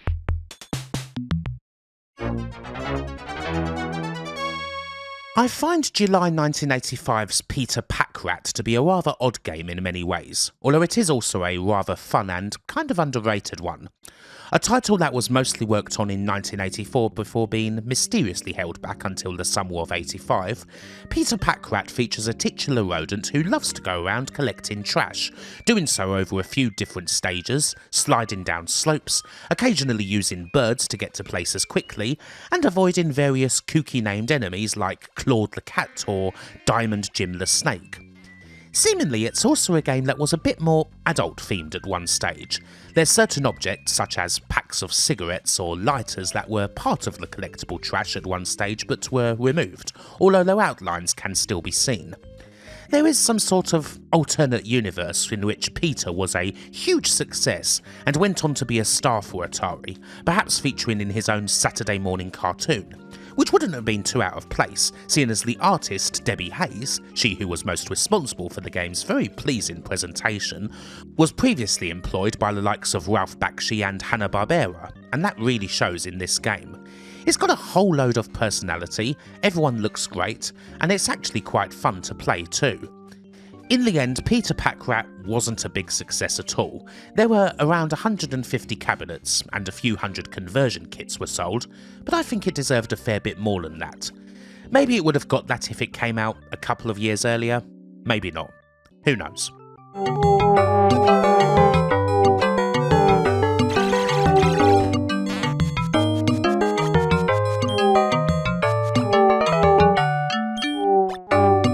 There's a couple of games here in the third video that I could have possibly started covering at the end of part 2 when I was talking about failed Laserdisc projects. However, I've left them until part 3 because, unlike the rest of them, these projects did end up coming out as games. The first of these is Indiana Jones and the Temple of Doom, which arrives in August. The partnership with Lucasfilm is still bearing fruit, as Indy's second adventure gets a banger of an arcade that's, well, it's certainly better than the old 2600 Raiders of the Lost Ark game, that's for sure. Originally, there were plans for this to be a Laserdisc title, one that would have centred around the film's big minecart chase. A cool idea, but according to designer Peter Lipson in Retro Gamer, it would have cost the earth. Shooting the amount of footage needed in said mines, the construction and so on, it would have been millions upon millions of dollars. The idea kinda sounds similar to the cancelled Playland game that we saw at the end of part 2, and it is easy to see why it failed to materialise. Instead, we get this action game, one that features, in the main, 3 separate stages. The main core of the game sees you explore the mines, rescuing children from the Fuggies and ripping the various cult members into shape. You can only stun them, although you may well end up sending them off the incredibly narrow paths as you hit them. Obviously you've got to be careful not to fall yourself, and you mustn't spend too much time in the mines. If you do, Mo the Ram will attack you. You rescue the children, and then go on a brief but exciting minecart ride that's a little Return of the Jedi-esque, ripping the pursuing Fuggies. Tuggies? Anyway, occasionally trapping them with fire and so on. You get out, Indy, for it is he, actually voiced by Harrison Ford, says that we walk from here. We enter Mola Ram's lair and get the Sankara stone, which Indy's not leaving without. Only after doing this 3 times do you then get to a final stage where you cross the rope bridge and finally send Mola Ram down into the abyss for good.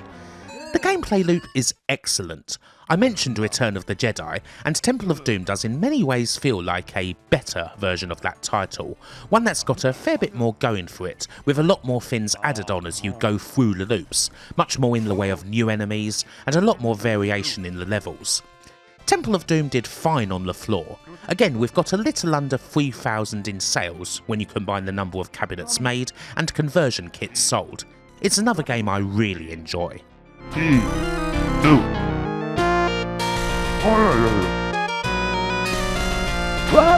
Welcome. Welcome. I'll be back. We've had a few games so far that have performed decently, but October 1985 sees Atari Games put out an absolute blockbuster. Kind of an important one, really. The sort of game that absolutely every operator wanted, something that'd bring customers right back to the arcade, a signifier that the big old crash has now largely passed, and even if business isn't what it was in the golden age, it's now healing. That game is Ed Logg's Gauntlet, and it's the biggest Atari coin-op in years. This big old 4-player cab shifted around 10,000 units, becoming a hit all around the world. Europe, Japan, they all loved Gauntlet. Operators loved it for rather obvious reasons, really. One cab can have as many as 4 players at once, all sticking in their money to play. So that's pretty damn good business.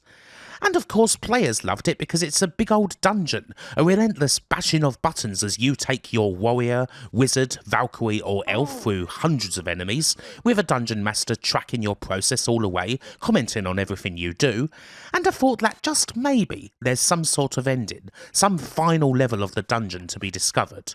Which of course there isn't, at least not in the original arcade game at any rate.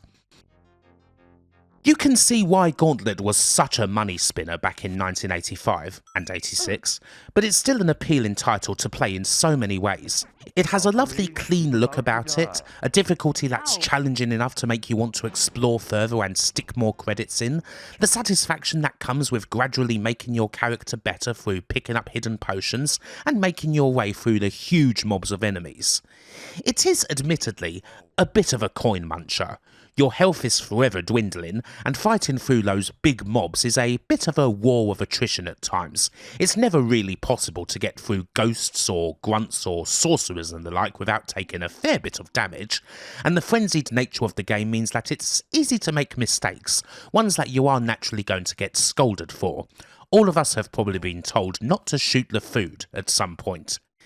Still, the original arcade acted as a base for so many excellent home versions, whether it's the NES game that changed things up considerably, microports that punched well above their weight, or the definitive Gauntlet 4 on Mega Drive that came later, not to mention all the other dungeon crawlers that it influenced.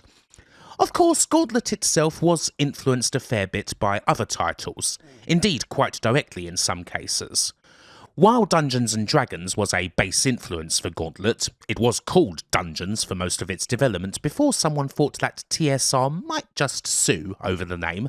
There is one particular computer game that influenced it, that being Dandy, an Atari 8-bit 4-player dungeon crawler where you save keys to open doors, find potions, or bombs in this instance, that clear the screen, battle through monsters and destroy their spawn points. Dandy was a game that Ed Logg's son thoroughly enjoyed, and Logg freely admitted that Dandy was a very direct inspiration for Gauntlet. While Dandy's creator, John Palovich, was initially quite displeased about it, a dispute was settled out of court by Atari, both through Palovich receiving a Gauntlet cabinet of his own, and a later version of Dandy for the Atari 7800 called Dark Chambers that he was credited for. Still, Gauntlet goes down as a significant arcade classic. Dandy certainly had the potential to be a huge success on the floor, and Gauntlet made it so. Bad. Oh!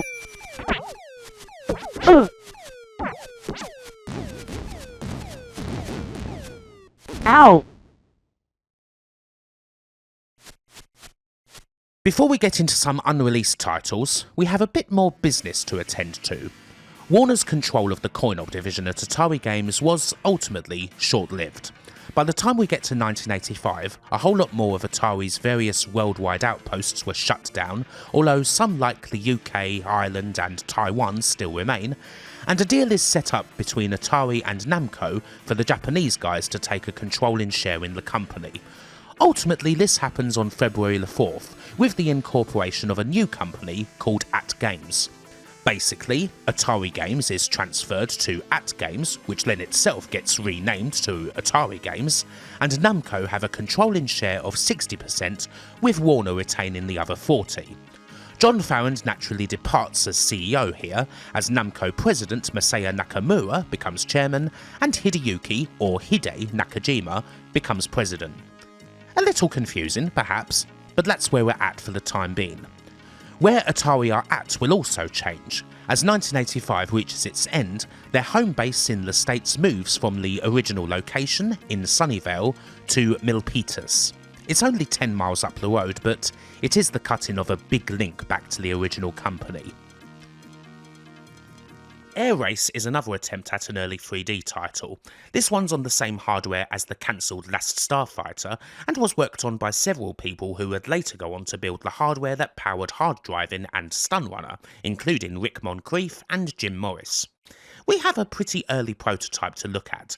It's a bit more playable than the Last Starfighter one, although it's obviously not yet at the stage where it's any kind of game and there's no sound. It doesn't seem that the game got too far. It ran on some pretty serious custom hardware for the time, and in the end it was deemed to be too expensive.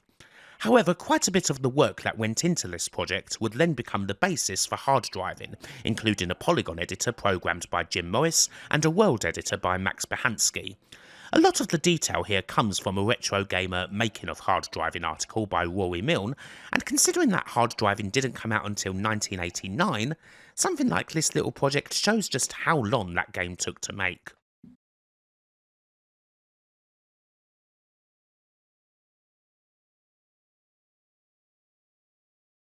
I briefly mentioned the isometric game based on Gremlins in the first video, and now would be a good time to have a closer look at it. This project was taken on by Franz Lanzinger, designer of the almighty Crystal Castles, and it would have been a System 2 game. You play as Billy, and from the looks of things there's several different types of level, parts where you're walking around and shining a flashlight on the pesky creatures, another part where Gizmo's driving a toy car, and so on. I should mention that I was perhaps inaccurate about this project's relation to the cancelled E.T. in the previous vid. As the excellent Game in Hell mentioned in the comments, there isn't actually much to support that beyond an old post on Atari Age, and no real connection between the two games to be found in design documents. The whole thing was eventually cancelled in 1985 after it was put in front of a focus group. After this, it was deemed that the Gremlins property and the game itself were not strong enough to warrant the time and resources necessary to complete it. A shame, really. From the gameplay footage out there, it looks like it may well have been entertaining, and there's just not enough available code kicking around right now, so it's not going to be available on MAME anytime soon, I would imagine.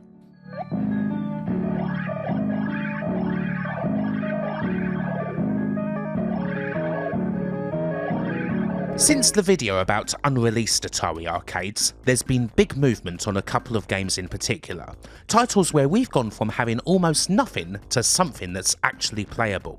And here's the first of those, 1985's Jammin'. Previously, very little was known about this. We had a very old and low quality video of a rhythm game, a Simon-esque title where you're shown what to play and then you have to try and recreate that in time with the music. And well, that was it. All anyone knew is that it may possibly have still existed in somebody's private collection. That is, that's all we knew until December 2025. A user on the Arcade Museum forums named Dutchman2000 found some goodies on an old VAX backup tape, and the Jammin' prototype is one of those. He released the source code on the forums. It's not complete, but there's a lot here, enough for the game to be packed up and made playable on MAME.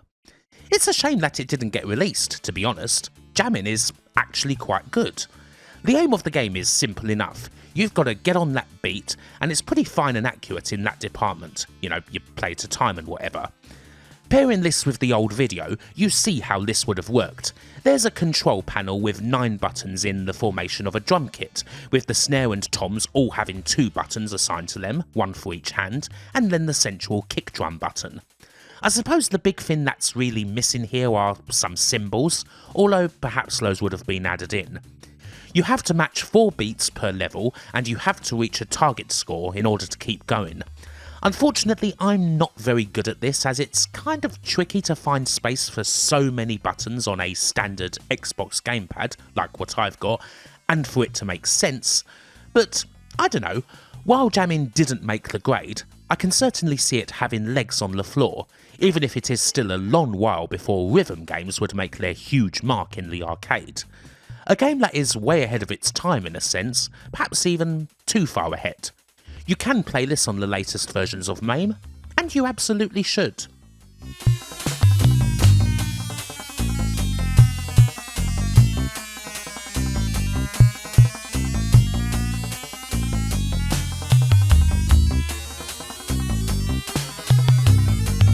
We start 1986 by kicking it old school. It's 10 years since Atari, back when some of their games were released under the Key banner, scored a big hit with the original Sprint 2, itself a successor to the TTL-based Grand Track series. And now, it's back in a new and improved form. This is Super Sprint from April, with Robert Weatherby and Kelly Turner in charge of updating this old classic. The core principle of the game hasn't changed. You've got a car, and you're racing 3 others, including up to 2 other humans and the computer, over several single-screen tracks. That original gameplay was already utterly fine, so it didn't need a whole lot of changing.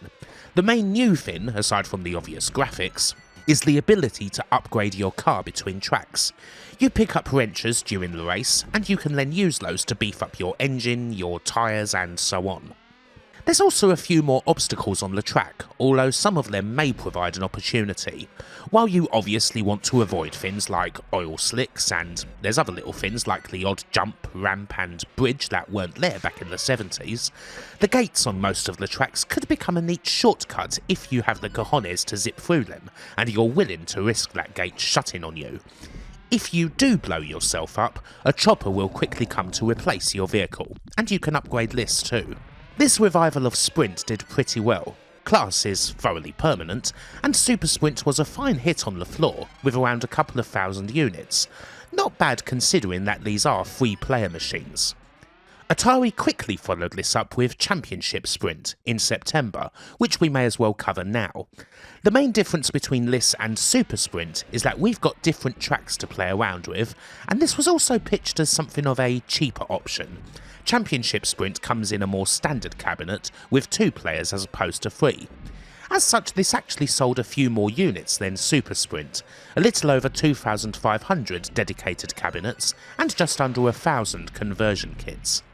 If you're going to play and enjoy one of these games, then you may as well play them both. They're fine updates on an age-old formula.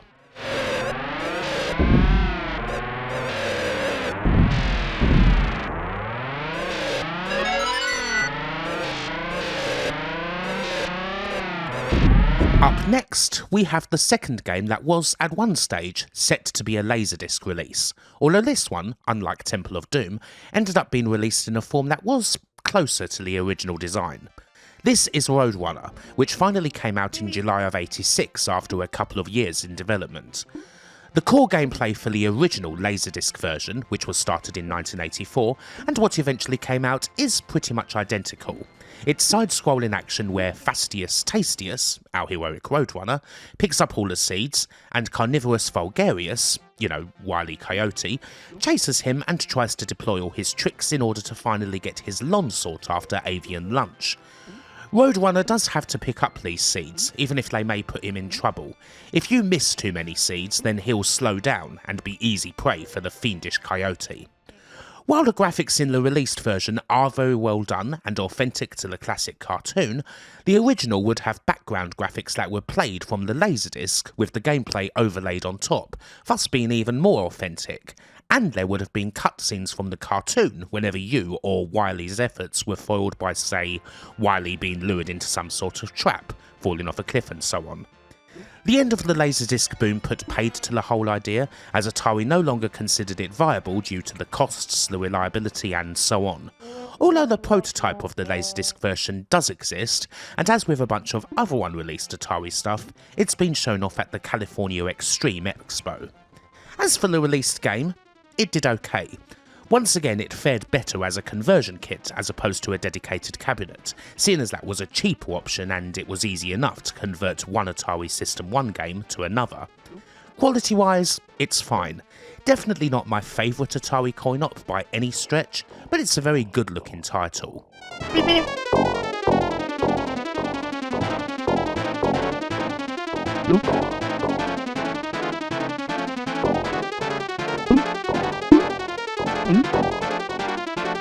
Nearly a year after their big success with the original, Atari released Gauntlet 2 in August of 1986, although once again this is primarily sold as a conversion kit for existing Gauntlet cabs as opposed to being a whole new machine. Ed Logg is still in charge, and the core formula very much remains. We're still trying to find that exit, possibly using magic, perhaps even finding a warp, hopefully not taking too much damage or running out of keys so that you have to wait for the doors to unlock, and so forth. There's various additions in the enemies department, with the whole new dragon particularly standing out, and there's also new tiles and walls, invisible dungeons, tiles that stun the player, and so on. All of this is fine, but the biggest addition in Gauntlet 2 is undoubtedly the one that was most requested. The 4 players now have a colour assigned to them, as opposed to specifically controlling one of the heroes, meaning that 4 players can now all pick whatever hero they want. You can, if you so desire, have 4 Fours, 2 Merlins and 2 Tyras, a speedy quartet of Questors and so on. It all makes for a big slice of new Gauntlet action, and the take-up for Gauntlet 2 was pretty good. A little over 3,000 conversion kits were made. It's a fine thing if you've exhausted the original and you're looking for a new challenge.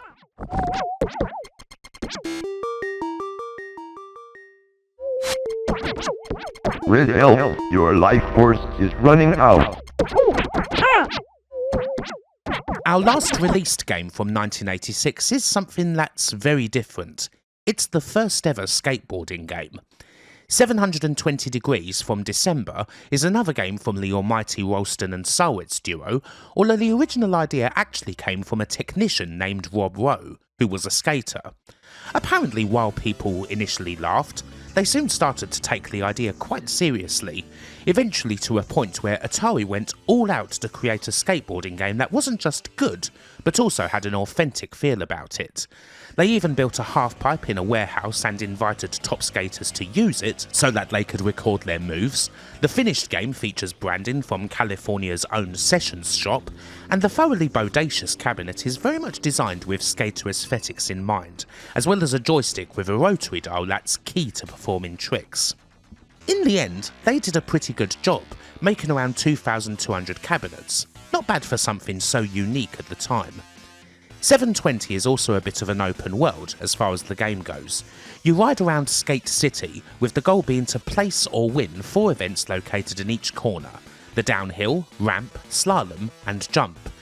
You get tickets for these events by scoring points, which you do both by doing well in those events, but also by doing plenty of tricks out in the open area, and you also get cash which you can use to upgrade your equipment. The key is that you can't spend too long dawdling and failing to get the points you need.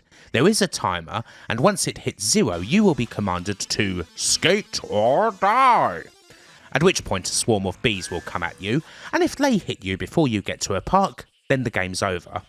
It makes for quite a cool game to screw around in, one where you can have fun either simply messing about, or through actually trying to get some decent lines going. It's not that dissimilar from the sort of extreme sports games that would do gangbusters in the late 90s, the Tony Hawks and the like. Really good. You got to have a ticket, skate or die.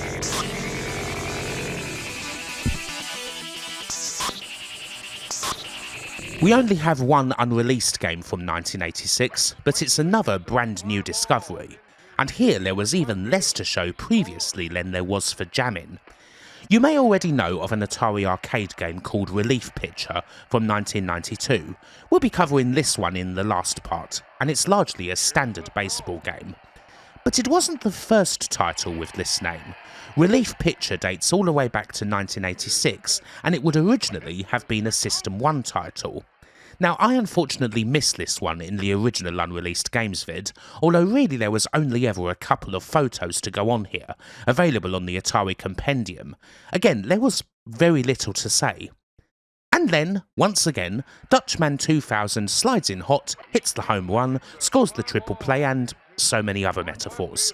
Suddenly, in December 2025, we've secured a prototype of the original Relief Pitcher, found on an old VAX backup tape. What glorious preservation! And again, we can now play this title in MAME. This one's a bit less complete than Jammin'. You can tell that it needs a fair bit of graphical cleanup, but it has a little twist on the usual baseball formula. As the title suggests, you play as a relief pitcher who comes in late in the game with the scores still tight and tries to help secure the victory. It's the top of the ninth, the scores are tied, and so on. And so you pitch and try to retire the batting side as quickly as possible. You've got to make sure to mix the pitchers up, be good on the field, and so on. If you do happen to concede some runs and the scores are tied or you're behind, it's not yet over. You can then bat in the bottom of the ninth and try to win the game that way. This twist is actually quite cool. It avoids the usual issue of a baseball game in the arcade, in that who the hell's going to pump enough coins in to get through a whole bloody match? It's not long here before you actually get a frickin' result, and I like that. There's also lots of synth speech commentary and some little speech bubbles from the team, including some that I'm guessing wouldn't have made it into a finished game.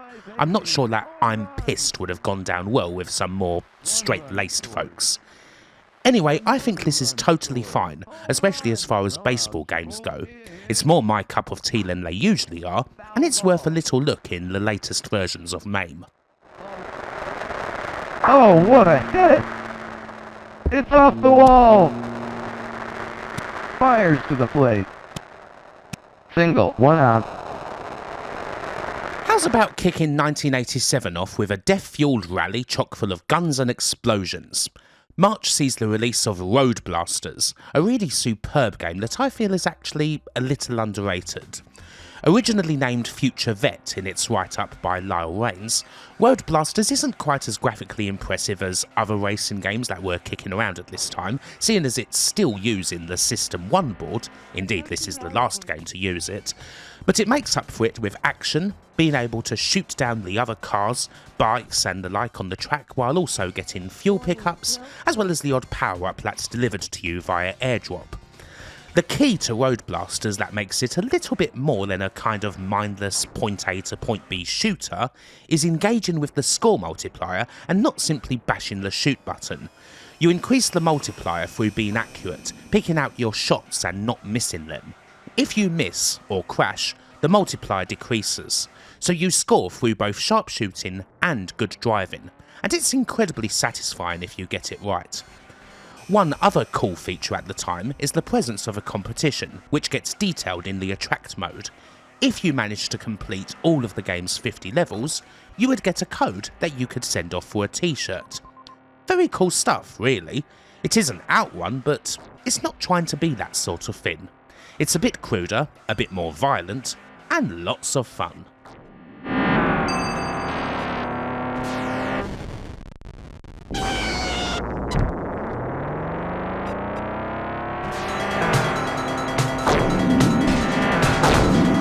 July's APB, All Points Bulletin, marks the first time for a while that we have seen the almighty Dave Turer. He's very much still about, and he's spent a lot of time working on this game. Or rather, he's been working on a huge world-building tool that this game was created from. Indeed, 2.5 years were spent creating such a tool, complete with a huge amount of assets. One that would help to make a driving game that, while it was inspired by Spy Hunter, would hopefully feel like it actually took place in a living world, as opposed to simply some rather plain areas where the roads filled with enemies. So yeah, a lot more thought and detail went into this game than you may perhaps think went into it. You play as Officer Bob, and your mission is to catch various ne'er-do-wells in the act of criminality. These villains could just be simple litterbugs, or they could be wanted fugitives. Rather than simply blasting them, perhaps a bit too extreme of an approach for someone who's driving drunk or whatever, you use your siren to make them pull over, or you ram their car if they don't comply. You're going to need to do this with the fugitives. Each stage takes place over a day. You're pretty free to roam the streets in search of the bad guys while also occasionally stopping off for fuel and donuts. You've got to meet a quota of tickets and arrests, and you mustn't get too many demerits. You get these for crashing, pulling over the wrong people, and so on, and you'll be fired if you get too many. You even get a little minigame when you arrest a serious felon in which you shake them down for info before the chief comes in. A cool little touch. The gameplay is totally fine, but it's in the world where APB most definitely shines. An absolutely stunning top-down game filled with details, a huge town that feels explorable, complete with several thoroughly distinct neighbourhoods. Really, it's a lot more ambitious than most perhaps realise. In some ways it may be considered a bit of a failure, mainly because it seems as though the world-building tool that Dave Tura spent so much time creating was only ever used on this game, which ended up shifting around 2,000 units, and it did end up being Tura's final released Atari title. Still, it's pretty great, very engrossing to play, filled with life, and really quite funny.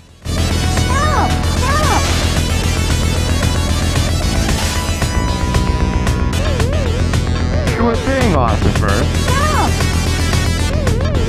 Move over, buddy. It's November 1987, and we've got another somewhat different sort of game. It's a shooter, but one that's got a third dimension about it. It's Zybots. This is another game by the great Ed Logg, and according to his interview from the book Game Design Theory and Practice, it came from a challenge that was set to him by Doug Snyder. Make an arcade game that had similar mechanics to the PC title Castle Wolfenstein, only in 3D and without any specialised hardware. And that's basically what Logg ended up doing. It was at first envisioned as a 3D sequel to Gauntlet called Catacombs, but this was rejected and Logg went for a sci-fi theme instead that Lay, him and Bob Flanagan, the lead programmer, thought of as a spiritual successor to Major Havoc. You play as either Major Rock Hardy or Captain Ace Gunn, and you're looking for the elevator in each maze. Much like Gauntlet, your health's always going down, you'll have to find keys, and there may be the odd hidden passage behind a fake wall. The action is much more deliberate here, kind of like an updated Berserk. You fight robots on a more even keel, strafing and taking 90-degree turns, and there's even the odd bit of cover here and there from their shots. It is much more like a shootout, especially when you get to the bots that have their own shields. You can upgrade between each level using pods that you've picked up, getting better shots, speed and the like, although as things get tougher it may simply be a case of using those credits to get a bit more health. This is a really good game. Again, there's not much like Zybots kicking around in the arcade at the time, which helps a lot. Also, I must say that this has one of my absolute favourite cabinets. It looks kind of like a robot from the game, and it has a joystick that's similar to the one from 720, in that you move it, but also use the rotary dial to make turns. It's not entirely without issue. There is an awful lot of information on the screen with the map, your status and so on, meaning that the actual gameplay area is quite small. Logg thought in retrospect that it was too small, and that hurt the game somewhat. Zybots was an okay enough performer, with around 1,750 units made, but still, it definitely deserved more than that. It's a fabulous game that is ahead of its time.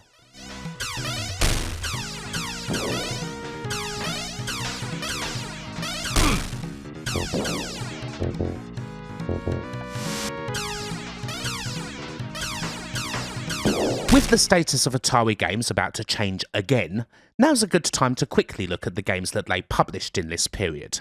As you might expect, all of them are by Namco, and they include some pretty successful games.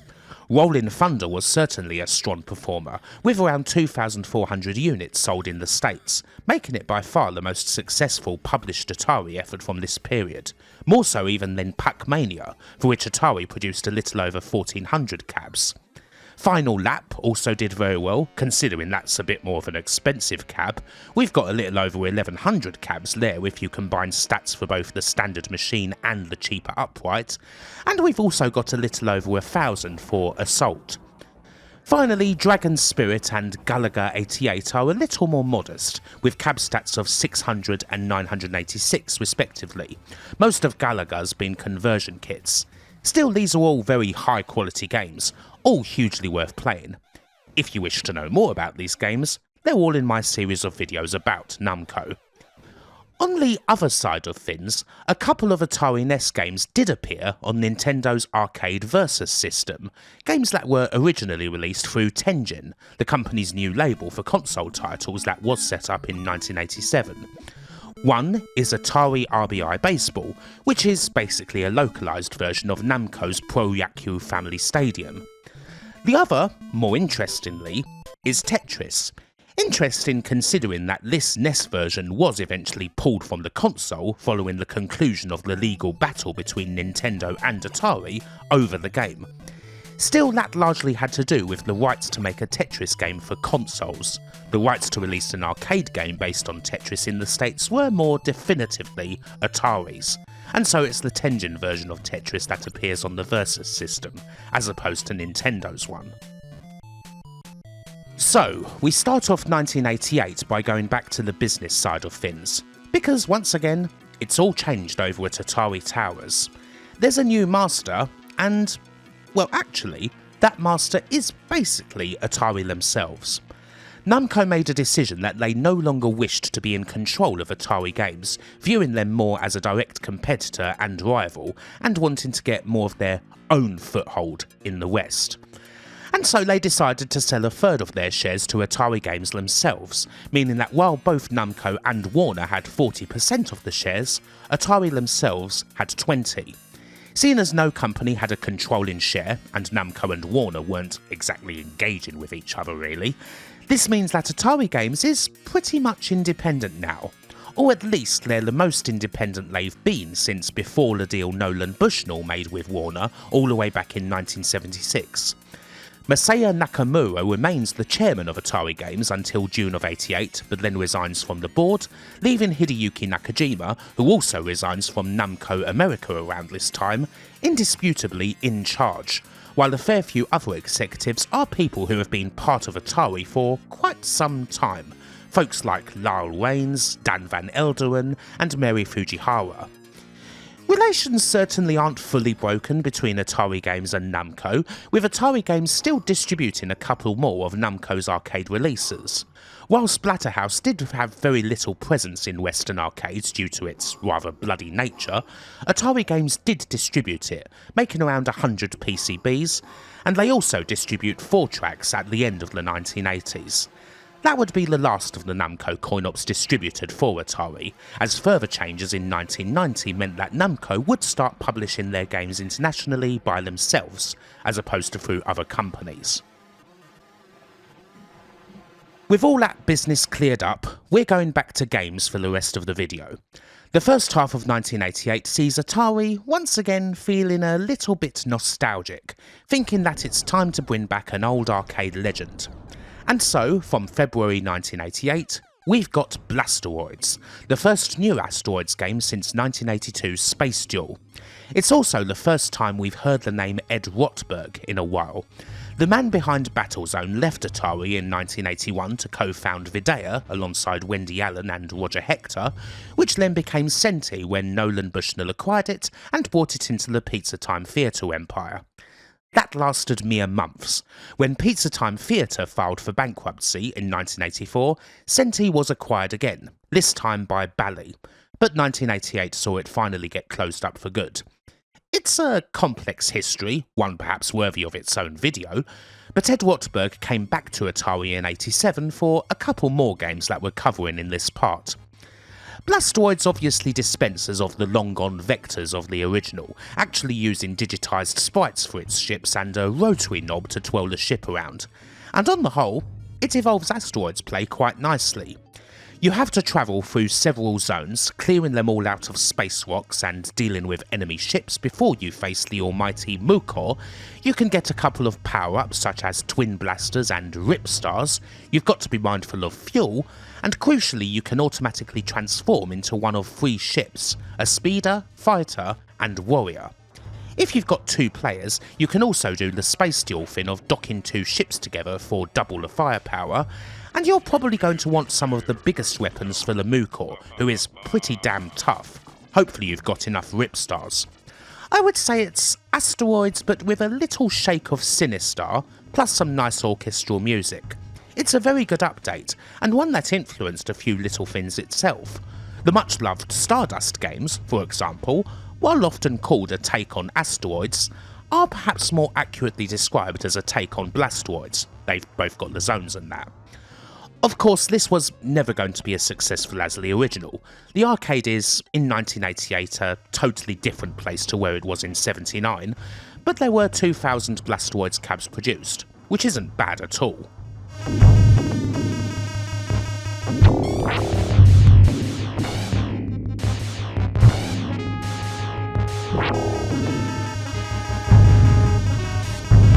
April's Vindicators is, in a sense, also a game that's taken inspiration from Atari's past. Designed by Kelly Turner, it's the first tank-type game that Atari have produced in a while. The controls may well remind you of Battlezone, but there is a line here that goes all the way back to Steve Bristow's original Tank from 1974. Much like Tank, this is a top-down game, although obviously a bit more complex. You're controlling a futuristic tank through the enemy's space station, trying to find the base, blasting your way through areas, dueling with rival tanks. It kind of feels like a sister title to Zybots in many ways. The aesthetics are similar, you once again have the ability to upgrade your player between levels, and the cabinets are also kinda similar, although Vindicators is quite a bit heavier. I like how in the old arcade museum descriptions, it's described as both looking like a tank and weighing like one.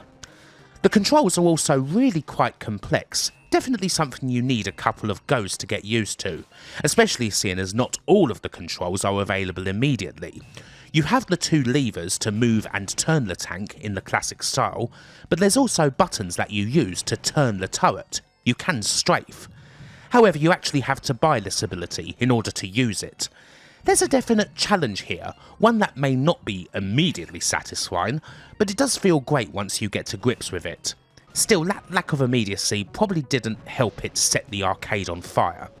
There were a little over 1,600 Vindicator cabs, which isn't too bad, and it's definitely a game that's worth looking at, so long as you can get the controls right.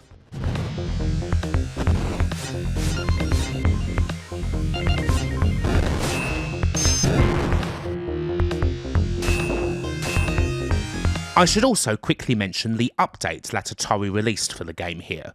You could buy Vindicators Part 2 as a conversion kit, released in May of 1989.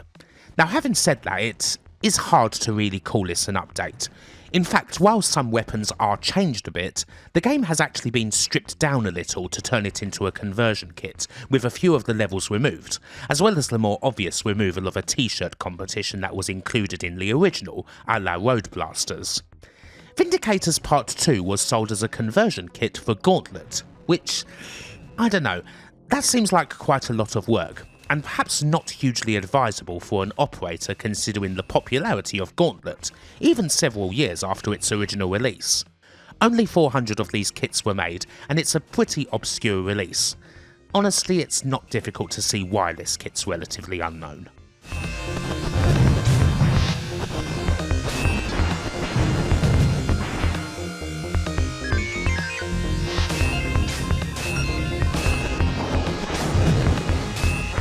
We've had quite a few sci-fi and shooty games lately, so it's nice to have something a little different once again. Here's Tubin from June of 1988. We've got the nice and crisp medium resolution System 2 graphics for the last time, and we've got a game based on Inner Tubin, where the ultra cool Biff and Jet make their way down the rapids, going through various areas, getting through the gates, avoiding all sorts of strange obstacles, occasionally hitting them or each other with Coke cans. It's very bright and very damn good. The game's by Dennis Harper, and he was partnered here by someone who's a bit of an unsung legend for the company, Milt Loper, who created several of Atari's best looking cabinets, including the likes of Paperboy and 720. Not only did he do the lovely cab for this one, he also worked extensively on designing the game. Initially something based around kayaking with tank-esque controls for rowing the boat, the game wasn't actually all that fun in this form, and so Harper took a bit of inspiration from track and field. Tubing is entirely based around using buttons. You have 4 buttons to control your tuber's arms and legs, tapping them not just to be quick, but to guide Biff or Jet around the various tricks and traps. It's certainly not mindless, and it quickly feels like second nature. Paired up with the game getting quite surreal as it goes on, honestly this one is an absolute gem. I reckon this is Atari's best coin-op since Gauntlet. Tubing sometimes gets a bit of a bad rap, which is unfortunate, and I think entirely down to bad home versions of the game. You simply couldn't emulate the controls of the arcade on consoles and computers of the time because there weren't enough buttons available to pull it off, and a joystick simply isn't the same. In the arcade, this is glorious, and I can find almost nothing to fault about it. It had about 1,500 cabs made, which is getting to be a fairly standard number for Atari's arcade games as we get closer to the end of the 1980s.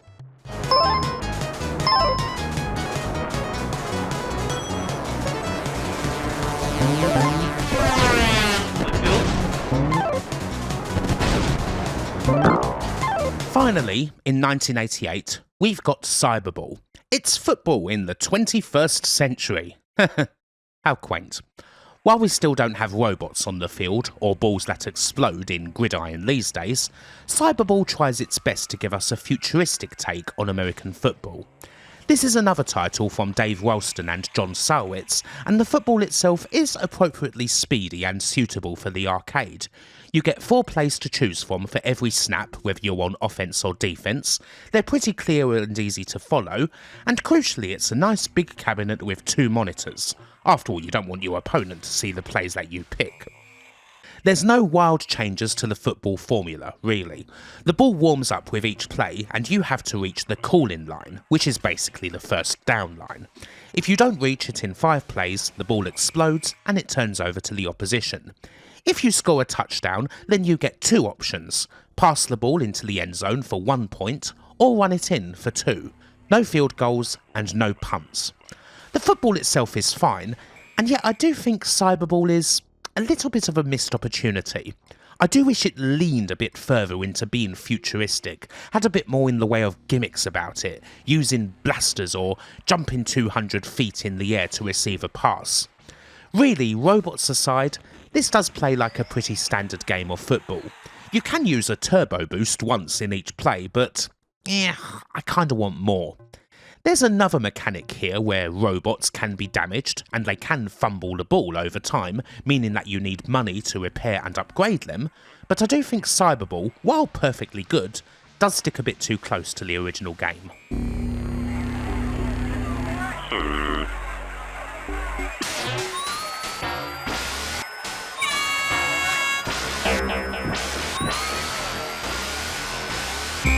We actually have 2 updates for this game, and we may as well cover them both now. Cyberball 2072 and Tournament Cyberball 2072, released in August and October of 1989 respectively, fit 2 separate niches. The tournament game is the actual major update. You get a whole bunch more plays, a couple of new players, a rookie mode for those getting used to the action, and so on. If you like Cyberball, then this is the ideal version of it. The regular Cyberball 2072 is a more standard conversion kit, one that can be used in any jammer cabinet, as is the standard now by the time we get to the late 80s. It's a 2-player upright. Obviously this means there's only 1 monitor and the opponent's going to see what the player's picking, but it's a cheaper option. I'm not a huge Cyberball fan, but I can't argue with success. The original shifted around 1,250 units, the 2 updates probably added a few hundred more onto that, and these are mostly 4-player cabs, a game where 2 teams of 2 can go at each other. So yeah, it was definitely a hit.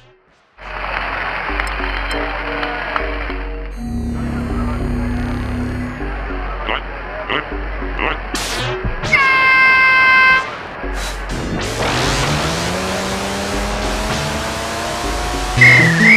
Accelerator is another game for which not a whole lot is known, although you may possibly be able to play it if you're ever at the California Extreme Expo.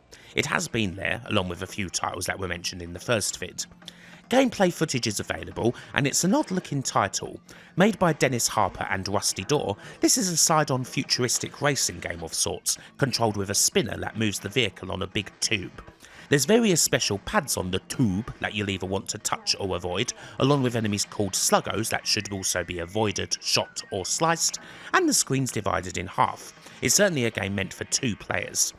It looks a bit like a cousin of Stunrunner, only obviously not in 3D, although the first game it actually reminds me of is Uniracers, or Unirally, which came out for the SNES a good few years later.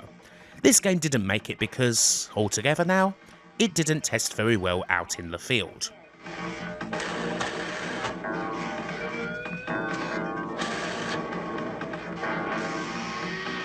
As we've gone through the years, looking at these various Atari games, a whole other team has been working on a rather ambitious project. They've been making the company's 3D hardware. This team was known as the Applied Research Division. It was led by a game designer named Rick Moncrief, and it included a fair few people who have been part of Atari for some time and worked on several of their most ambitious titles. People like Jed Margolin on hardware design, Max Behensky on software, and technician Eric Durfee, as well as game programmer Stephanie Mott. That's the core team, although plenty other folks worked on the project, including other serious veterans like Mike Albor and Ed Rotberg. Initially, the main aim of it all was to create a serious driving simulator. Not necessarily a pure game, but something that could have various users, perhaps as a training tool that would be used by driving schools. But of course, this work would all eventually go into a game, and it would be a damn good one. February 1989 sees the release of the groundbreaking Hard Driving, coming out only a couple of months after Namco's own 3D racing effort, Winning One, although Hard Driving came out first in the West. Indeed, Atari and Namco had actually worked together on the 3D hardware until they decided to break off from each other. Hard Driving tries its best to be as accurate a driving sim as you can possibly get for the time, and it doesn't do a bad job at all. The polygon graphics may not have aged well and all of that, but you get a course with 2 different and memorable tracks, one for speed and one for stunts. You go through them and try to set a time that's going to qualify you for the championship lap against the Phantom Photon, essentially a ghost driver who is racing the stand-in fastest lap. The care and effort went so far as to enlist the services of one Doug Milliken in the creation of the game, an expert in car modelling who was credited as one of the game's test drivers. Atari and Doug were purposefully coy about exactly what he did, and just how important he was to the game. This is one of those games where it is both fun to play well and also fun to play badly. There's equal joy in both getting a nice smooth line, hitting the apex and all that, as well as having a whopper of a crash, sending your car flying off the loop-de-loop or whatever, especially because you get a nice instant replay of what you did, complete with explosion and smashed windscreen. All this work, complete with an appropriate and excellent environmental cabinet, thoroughly paid off. The game was hugely acclaimed, majorly influential, and successful. There were nearly 2,000 hard driving units made, which is pretty good considering that they were priced at nearly $8,000 a piece. It was, at the time, the closest the arcade got to the real thing, and actually having the feeling that you were driving a proper sports car.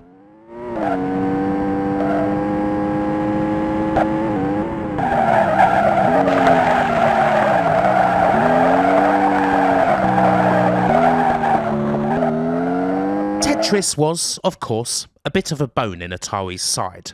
The NES version of the game was, after all, the subject of a long and ultimately costly legal battle between Atari and Nintendo, one in which Atari would ultimately come out on the losing side. As mentioned previously, the arcade rights are a bit more clear-cut. Atari most definitely had the rights to produce a version of the Soviet mega-hit for North America, while Sega obtained the rights to produce an arcade version for Japan. This arcade version, largely the work of Norm Avalar and Kelly Turner, came out in February of 1989 and, well, it's a pretty good version of Tetris. This version isn't merely about the regular marathon where you get an empty well, filling it up and making lines until you run out of space. You do actually have levels here, in which you have to meet a quota of lines before moving on to the next, where the play doesn't just get faster, but the well starts with more uneven blocks that you have to contend with. You can have two players going at it simultaneously as well, competing against each other. This is the first Tetris to feature a multiplayer option, which is nice. Unsurprisingly, Tetris did do pretty well in the arcade. It's already one of the most famous games in the world by this point, so it didn't exactly have too much trouble attracting customers. And it definitely does the game justice.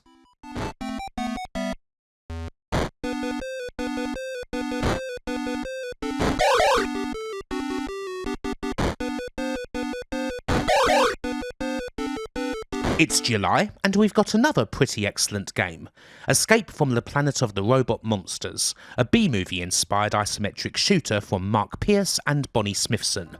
Can Jake and Link rescue Dr. Sarah Bellum from her lab that's now filled with evil reptilons? Well, obviously that depends on you. There's a fair bit of gauntlet going on here, but the campness of this title means that Robot Monsters is thoroughly its own beast, one where you need to go through each area, flicking the switch that makes the escalator work, rescuing technicians and having a whole lot of fights. It is kind of like Zybots in that you do have a few options here, often having the ability to duck under cover and often needing to duck in order to take out certain enemies, as well as jumping over the odd trap. You also get a Return of the Jedi-esque sequence in which you ride your spaceship through a maze, and then after that you get a fight against a big boss creature, in which the bombs that you pick up do tend to come in pretty handy. It does seem as though Atari's arcades are becoming less fashionable as we get to the end of the 1980s, and Robot Monsters was another pretty mediocre performer with around about 1,000 conversion kits made. But it is definitely a quality product, and the fun presentation really goes a long way to making it a joy to play.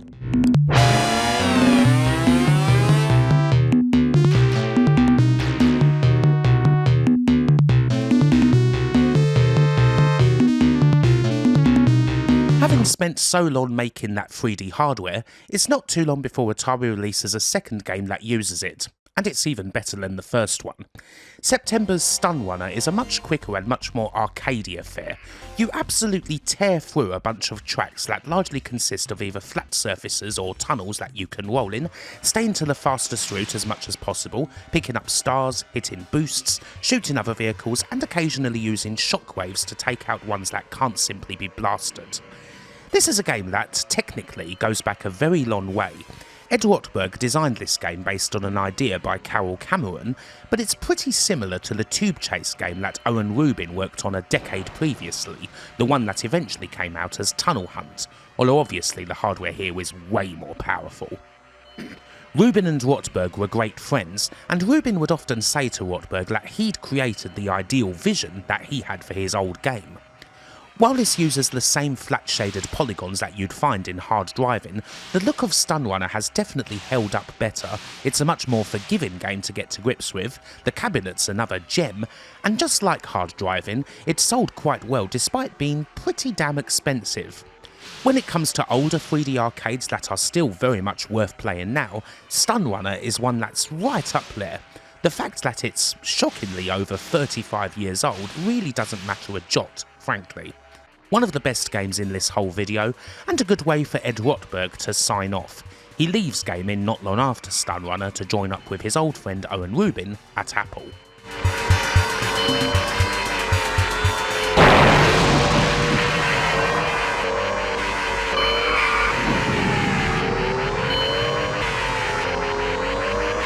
We do have one final playable unreleased game to look at before the video ends, but here's the last coin-op that Atari released in the 1980s, Skull and Crossbones, a game by Bob Flanagan and Mike Halley. While the last title featured Atari on the bleeding edge of innovation, this one is more a case of Atari trying to follow in others' footsteps. It's their belated entry into the belt-scrolling genre, although it's more hack and slash than beat 'em up, one where our pirate heroes One Eye and Red Dog pursue a wizard, dig for booty and other assorted plunder, and duel it out with all sorts of other seafarers, not to mention ninjas and the like, as their parrot constantly and rather irritatingly comments on the action. He's not quite at Cedric Liao's level, but he might set your teeth grinding a bit. If you're looking for a direct rival to this game, you would find it in Sega's Golden Axe, and well, that is not a comparison that will do Skull and Crossbones any favours. Sega's game effortlessly rips this to shreds in every department. On its own merits, this is a pretty middling title on the gameplay front, although the cartoony presentation does give it a little bit of charm. It is at least different in that department to the other major beat-em-ups that are now on the arcade floor and beginning to dominate. Still, it's not exactly a game that's riding the zeitgeist when it comes to its premise and setting. Skull and Crossbones was ultimately a bit of a flop, with only around 850 conversion kits and less than 100 dedicated cabs, and it's kind of easy to see why. I do admittedly get a little kick out of it, even if I'm utterly aware that it's not a particularly good game. Perhaps there's something a little nostalgic, something fun about doing the odd stunt that keeps me playing it for a bit, even if it's largely a mindless chore that's doing little except gulping down credits like so much foul-smelling grog. Still, it's definitely one of this part's weakest titles.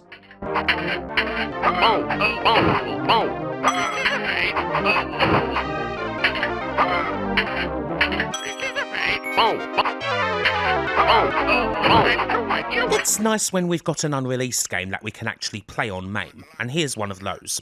Guts and Glory from 1989.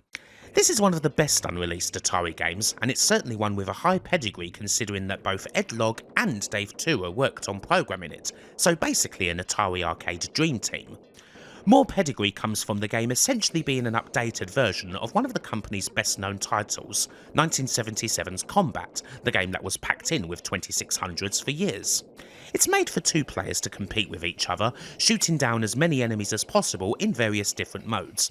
There's anti-aircraft, depth charge, submarine, bombing, machine gun, as well as a ground assault mode that wasn't yet playable at the time of this particular version. You blast everything in sight, try not to get killed yourself, and meet the quota within the time limit. Simple stuff, but executed very well, and it's a shame that it never came out. I expect that it didn't make it due to the usual reason, although there's no concrete info available here.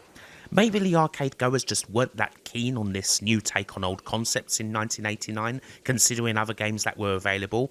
I mean, admittedly you probably wouldn't go for the shooting in this game over the likes of Operation Wolf, for example. But it's a cool collection of old school combat games nonetheless.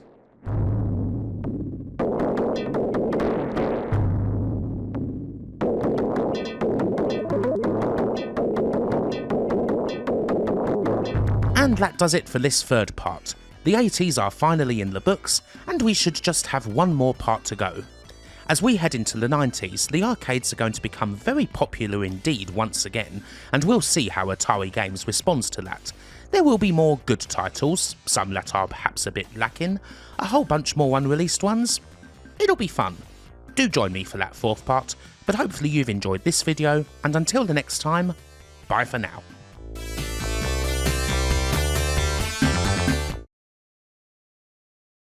Well, I've done it again.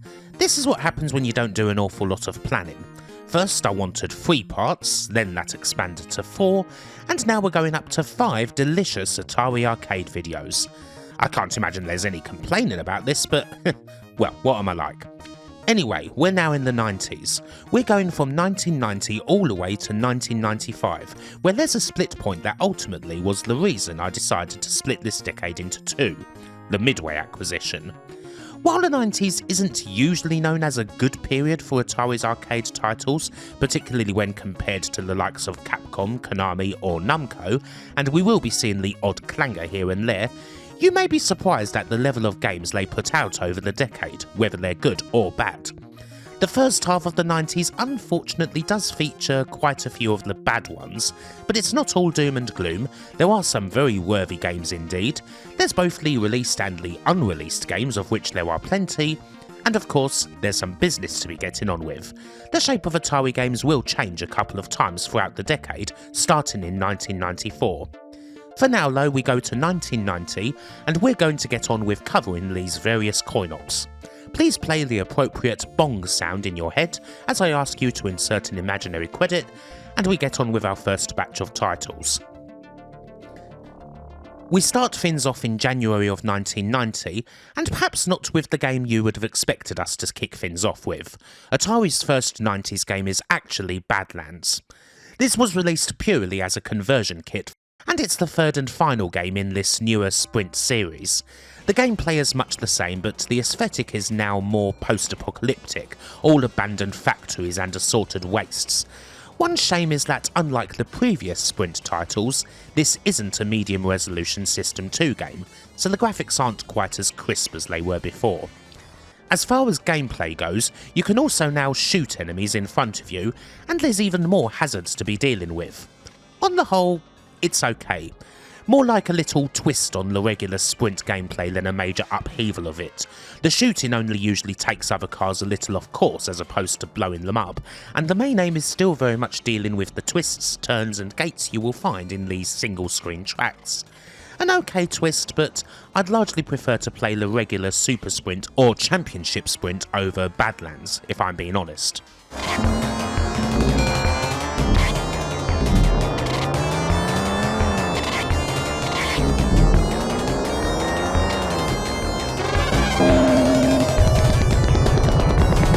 Right, all together now. It is the 90s, and it is time for Clax. You may have expected Clax to be the first game that Atari released in the 90s, and I certainly hoped it was, seeing as it would have been thematically appropriate. As it is, it comes out in February. Designed by Mark Pierce and originally knocked up by Dave Akers on an Amiga, before being converted for the arcade using the hardware from Escape from the Planet of the Robot Monsters, this is a puzzle game with a game show kind of vibe, one where you control a bucket, you grab tiles as they come down a belt, and you dump them in your well to make claxers, 3 or more tiles of the same colour, either vertical, horizontal or diagonal. You have a different aim in each wave, scoring points, making specific claxers, simply surviving a bunch of tiles, and the bucket can hold on to a few tiles at once, even temporarily kicking tiles back up the belt if it's full. Good job you can do these things really, as you don't get a lot of space in that well. Clax works pretty well as an arcade puzzle game, as it's not long before things get utterly manic. Really, you need to try and get through waves as quick as you can, as it's not long before the rate of tiles ups to a level that you simply can't deal with, and only a couple need to drop into the abyss before you fail a wave and have to continue. Mechanics wise, it's pretty damn good. One quibble I do have with it, and this was mainly fixed in home versions of the game, is that I wish there was a little bit more differentiation between the various tiles. I am a little bit colourblind, which doesn't help, but when you've got mainly red, orange, green and brown tiles to contend with, yeah, that can be a bit of a pain. That's a personal nitpick, perhaps. This is still damn good, and it was a decent-sized hit as a conversion kit, shifting nearly 6,000 units and getting a lot of home conversions. Amusingly, one of these conversions, the later Game Boy Color one, features a quite detailed hidden real history of the game, written by Akers. Some of the detail in this entry comes from that very Easter egg.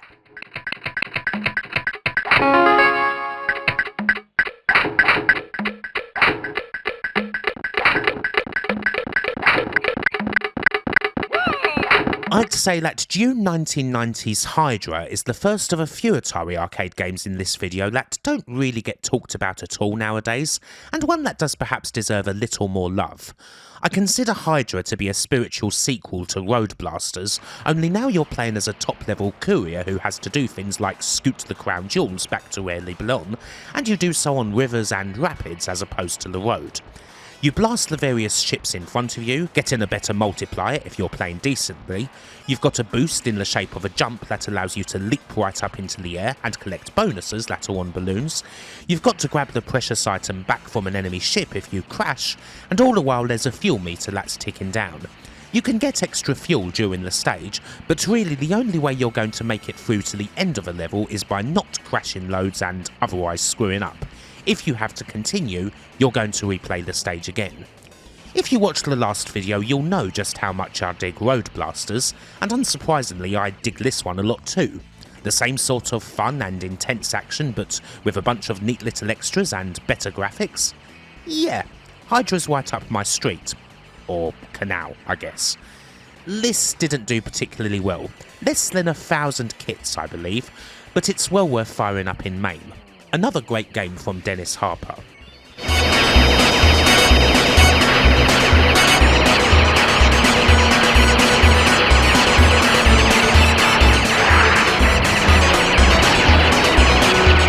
By this stage, just as with a lot of other arcade game developers, a chunk of Atari's arcade games are purely being sold as conversion kits, with dedicated cabinets being reserved for more major efforts. That is, after all, a cheaper deal for everyone involved when it comes to both manufacturing and buying, and it's all utterly doable since Jammer became the arcade standard back in the mid-late 80s. Rusty Door's Thunderjaws is a rather typical sort of conversion kit arcade game, not exactly a major entry into the Atari games canon, and on playing it it's kind of easy to see why.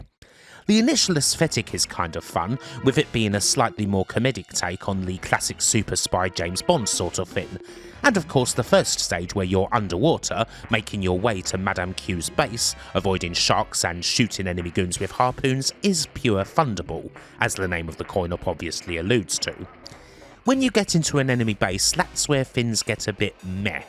The bulk of Thunderjaws is a dual-level walk-and-shoot game. Atari had a decent success when they published Namco's Rollin' Thunder in the States, and this is essentially their take on that game. Graphically it's nice, but the movement is just a bit too clunky and, in the end, you just end up wanting to play Rollin' Thunder instead. It's a bit like Skull and Crossbones really. The personality's there, but the play's just not quite making it on this one. Again, much like that game, it is the sort of thing you may have nostalgia for if you played it back in the day. Unfortunately, I didn't, and so I don't.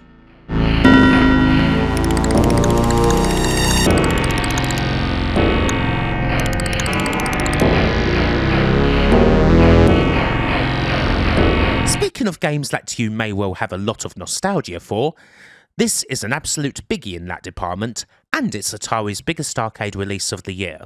It's August of 1990, and it's time for the ultimate competition. Pit Fighter. Can you take kickboxer Tai, pro wrestler Buzz, or karate man Kato to the top in this ultra underground illegal Sigma Ultimate Tough Man tournament? It's going to be slow, deep and hard as you fight your way through a rogues gallery of absolute sausages. Dock workers, bikers, gimps, dominatrixes, leather daddies, people dressed in nothing but chains and a thong, people who look like they're wearing a skunk on their head, people who are clearly just one of the bloody programmers and so on before you get to the almighty masked warrior and knock him out to prove that you're harder than him and everyone else. You can even take a power pill in order to literally increase in size, becoming spectacularly engorged and able to outlast even the hardest of men. Okay, that's enough pillow talk for now. Pit Fighter is a fighting game that's entirely made out of digitised sprites, captured in front of the old blue screen. It's not the first digitised fighting game, as that honour belongs to the exceptionally strange Chinese Exorcist, nor is it the first game that's basically entirely made out of digitised sprites. That honour belongs to Exterminator. Still, it's a pretty key title in the development of digitised sprites, especially seeing as it was a decent hit. There were 5,500 caps, pretty good seeing as Pit Fighter was initially only sold as a dedicated cabinet. The main team behind the game featured designers Gary Stark and Mark Pierce, as well as artist Rob Rowe, who was in charge of the digitising. He'd previously worked on Blastoids, while Dave Tura was also involved in the production. All came together to create the game. Not just the programming and graphics of course, but also finding appropriately fit and muscular people to play the various parts. Well, muscular aside from Mad Miles anyway. Several of the development team, including Rowe and cabinet genius Milt Loper, make cameos as part of the crowd, and just as with Mortal Kombat later on, rumours spread that Jean-Claude Van Damme was a part of the Pit Fighter cast. Now, of course, this wasn't true, but at least one member of the Pit Fighter cast has gone on to become quite famous, actress Kim Rhodes, whose voice was used for Heavy Metal, the aforementioned skunk hat-wearing dude. According to Rowe, in a making-of feature by David Craddock for Cool Stuff, the digitisation process for something like Pit Fighter is certainly a bit cruder than what came later. It involved setting actors in front of a blue screen, recording them, and then grabbing key frames from their full move, one in a script to grab every third frame or so. This process is certainly an aged one compared to the motion capture that comes in later, although it's kind of part of the charm of games like Pit Fighter, or Mortal Kombat for that matter. They have a certain uncanny valley feel about them in the animation department, which I like. Pit Fighter plays out in a similar fashion to the likes of Taito's Violence Fight and SNK's Street Smart, both of which were released in the previous year. You have a big arena to move around in and an opponent to do battle with, or sometimes two, and up to 3 players can play. Most of these arenas, whether they be dive bars, a vacant lot or whatever, do feature a bunch of weapons that you can use, which the other 2 games didn't really have. There's 2x4s, knives, shurikens, barrels, crates, bikes, a bunch of things to either swing or throw at your enemy. And yes, there is the aforementioned power pill, which you usually find in a broken barrel or crate and acts as a whopping great buff, making you close to invincible for a short time. The crowd is also quite active. They'll push you back in, they'll accidentally get hit themselves, and one cheeky bastard may even poke a dagger out. That's a very cool touch really. I love the Pit Fighter crowd. You try to defeat the other guy in as quick a time as possible, and your exploits are celebrated as you stand on a forklift and a big pile of money forms under you, all while the game says that what you just did was totally studly, or awesomely done. Every couple of matches, you get a little bonus round, the grudge match, which happens against your twin. You've simply got to knock them down 3 times using your various moves, which include punches, kicks, stomps, throws and so forth, as well as individual specials. The 3 characters have certain strengths. Kaito is the speedy one, but speed doesn't matter a whole lot here honestly. He's the hard option. Buzz is the strong one, he's got quite a few throws kicking around that can do damage. He's medium. And Tai? Tai is freaking broken. He's fast and tough, his strikes have the best range and can keep most of the other fighters at a distance, and you can throw them as fast as you can hammer a button. So yeah, you will probably want to play as Tai. Now, to be straight, Pit Fighter is not a good game. It's hardly a balanced arcade fighter, and most would say it's aged about as well as a half-eaten burger. But while they would perhaps be right about the aging, I still have a huge soft spot for this one. Again, I grew up with this as one of my first arcade experiences. Pit Fighter was all over the shop, and I thought it was awesome, a game that I played any time I saw it. Like the cheesiest possible martial arts movie only in game form, something that could have easily had Michael Dudikoff, Brian Bosworth and Jean-Claude Van Damme playing the 3 main characters, with an appropriate rogues gallery and some pretty cool rockin' music. In the days before Street Fighter 2, Pit Fighter was in many ways the champion. It was a popular arcade indeed. Was it a popular arcade after Street Fighter 2 arrived? After Mortal Kombat arrived? No, perhaps not. Definitely not. But it still lingered. Hell, Mortal Kombat owes a debt to it. Broken and cheesy though it may be, I still kind of love this game. I don't love its many home conversions though, because holy shit they are the worst. Seriously, perhaps the worst conversions ever. Especially the SNES.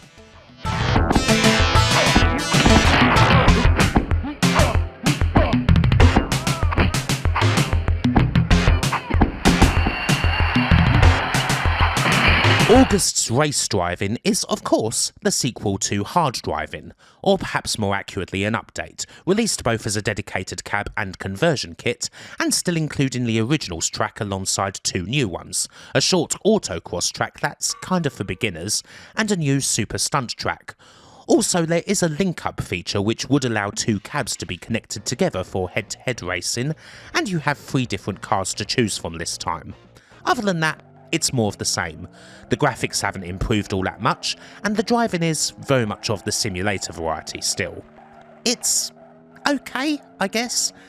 I find this to be a significantly lesser title than the original, simply because the 2 new tracks aren't really as memorable as the original circuit. The new corkscrew loop is kind of cool, but one thing that really brings them down, to be honest, is that there's no other cars on the road. I mean, especially on the autocross track, what's even the point of that one if there's no cars to avoid or race against, unless you're playing with someone else in a rare link-up example? It feels kind of devoid of life as a result, and seeing as the best thing about race driving is that it still includes the original circuit, there's not an awful lot of point playing it over the original. The 16-bit home conversions of the game did add a track editor, at least, which is kind of a cool feature, although obviously you have to contend with significantly lesser performance there. It's also worth noting that there is a very deluxe and probably extremely rare version of this game, 1991's Race Driving Panorama, which can use up to 5 monitors for a 180-degree view of the action. Yeah, that's pretty big. I suppose that what you have there is a more game-friendly version of the setup that you would find in the mobile operation simulator machines that were sold by AGC, which we'll be talking about in a couple of entries' time.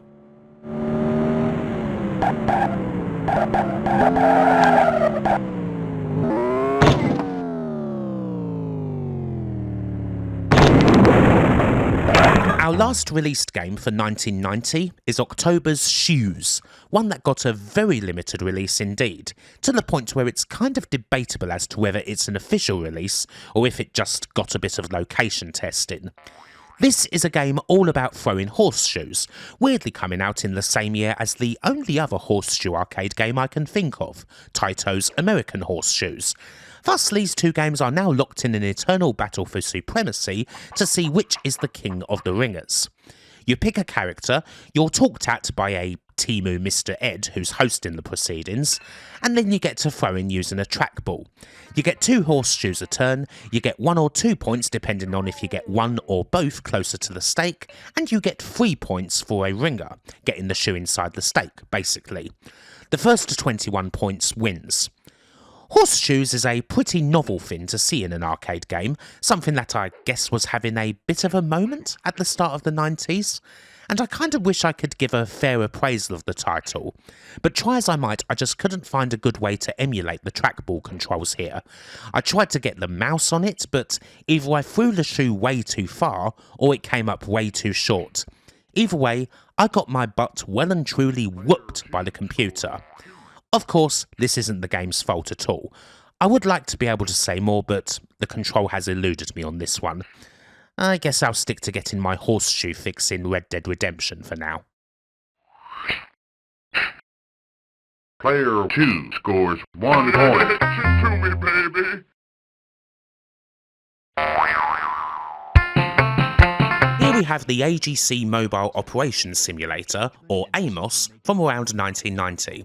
This sim isn't dumped, but we can see it here in a promotional video, and it's a version of hard driving, or perhaps more accurately race driving, that's designed to simulate driving a cop car around a city, complete with a panoramic cabinet. The panoramic cab was also used commercially for special versions of race driving, although that only has 3 monitors. This police trainer has 5 of the fins. There's more here than just driving as well. It links up to monitors that review performance, and even a laserdisc shooting game. Pretty serious hardware, and it all makes for something that's very different to the original racing title. This isn't unreleased as such, and it was available for years, but of course it was only available to cop shops, and never commercially. I thought I should mention it.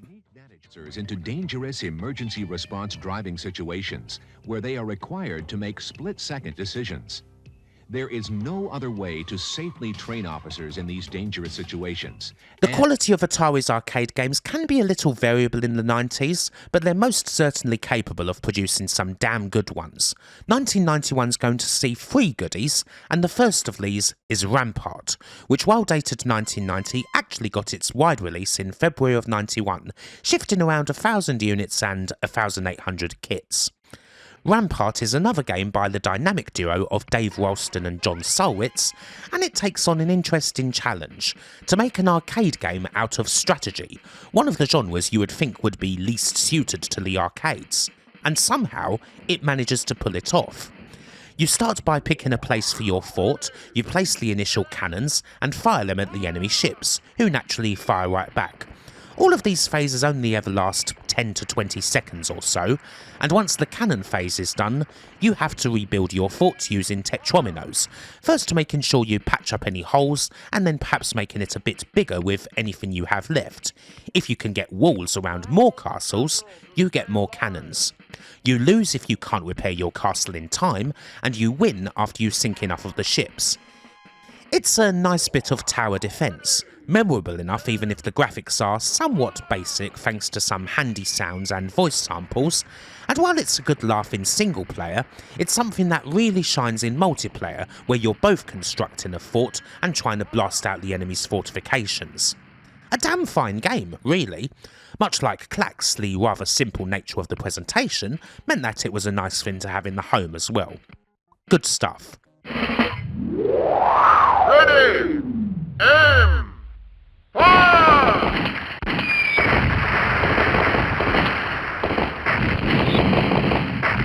There are many Batman games based on the 1989 movie, it must be said. Not exactly a surprise, seeing as it was such a frickin' juggernaut when it came to merchandise. There's the highs of the NES and Mega Drive platformers, the weirdness of the PC Engine top-down puzzler, the nostalgia of Ocean's licensed micro-effort. It is all quite broad, but I am afraid to say that the low point is Atari's arcade Batman, coming out in April '91 purely as a conversion kit and designed by Kelly Turner with Norm Avalar also programming. It's not completely terrible by any stretch, but it is definitely one of this video's weaker games. In the main, it's a quite standard side-scroller, packed out with a couple of shooty Batmobile stages, making it kinda close in spirit to the Ocean game, I suppose, although I much prefer that one. Much like Thunder Jaws, the play is similar to that of Rollin' Thunder in that it's a walk and shoot sort of a game, or at least it is once you pick up something like the Batarang or gas grenades. The Caped Crusader can at least use his fists and feet if he doesn't have those to hand. There's a lot of nice and clear speech samples from the movie, which is nice, but in 1991 what we have here does feel kind of dated. It's not just that there's Rollin' Thunder to contend with after all. I wouldn't pick this one up over something like Shinobi or E-SWAT or Sly Spy, or various other rather similar titles that came out before this one, even if it does feature the Bat. I'm afraid that chances are you would rather dance with the devil in the pale moonlight than thrash in the arcade with this rather dull shite.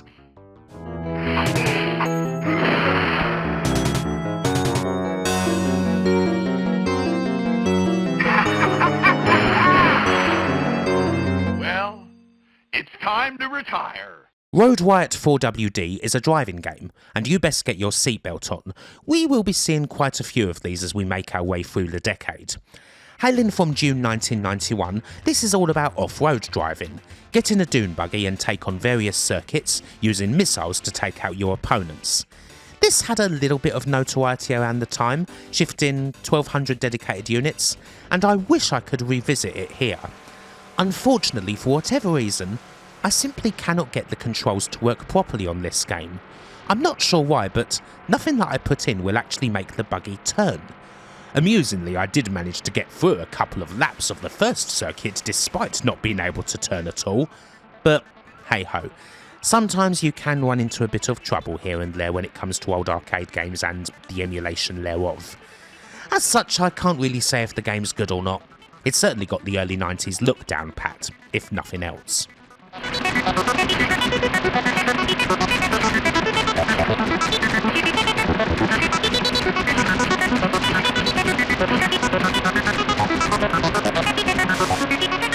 We're hitting 3D again, and it's something different from a driving game. From August, we've got Steel Talons, a game designed by the two legendary Eds, Log and Rotberg, this being the final game that Ed Rotberg worked on before he jumped to Apple. This is all about air combat. You pilot the AT-1196 chopper and you go through several missions, with the goal being to take out all the targets in the zone, everything from buildings and tanks to rival helicopters. According to Log in Game Design Theory and Practice, the initial idea from the bigwigs was to create a 3D air combat game that involved jets, which clashed with his own idea to make a World War I game featuring biplanes. And so, they met in the middle with the attack helicopter. It is quite a beastly game for the time, working on hardware that's a bit more enhanced from that which powered hard driving, and despite the usual issue of the flat shaded polygons not aging well and the slightly slow speed nowadays, this does work out very well once you've got the controls sorted out. It certainly works a lot better than, say, Microprose's attempts to make arcade games out of their computer combat flight sims. The key here being that Steel Talons does have arcade sensibilities, not screwing around and quickly bringing you straight into the action.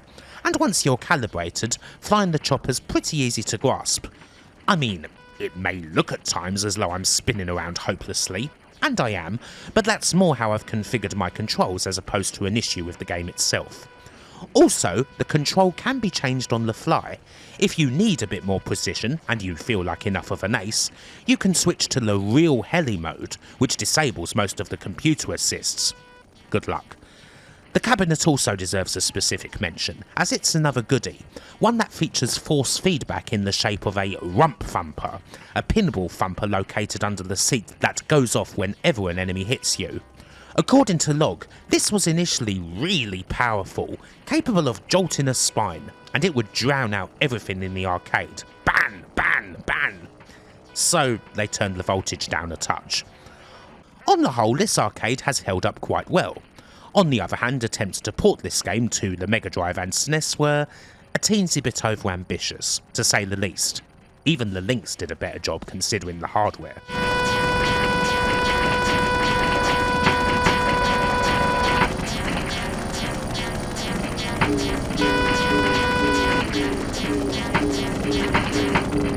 Here's a really damn good game from 1991 that you may not be aware of, October's Off the Wall.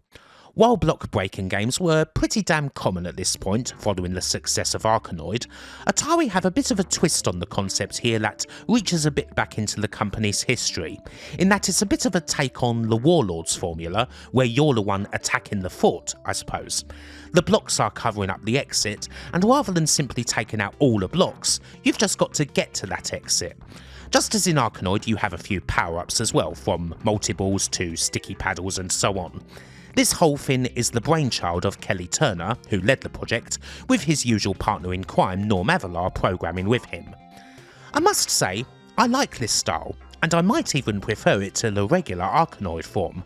Not having to break all the blocks certainly makes it play quicker, getting rid of what often ends up happening in Arkanoid. You have one or two blocks left that you're desperately trying to take out, and the game becomes frustrating at that point more than anything. The graphics are obviously quite simple, but Off the Wall does also come with some really damn good music, some of the best that I've heard in an Atari game for quite some time in fact. In short, this is definitely one that I would recommend highly, especially if you do like a good old block breaker. Even if you're not a huge fan of the genre, you may find that this game's take on it is a bit more enjoyable than the norm. Definitely go play this if you haven't.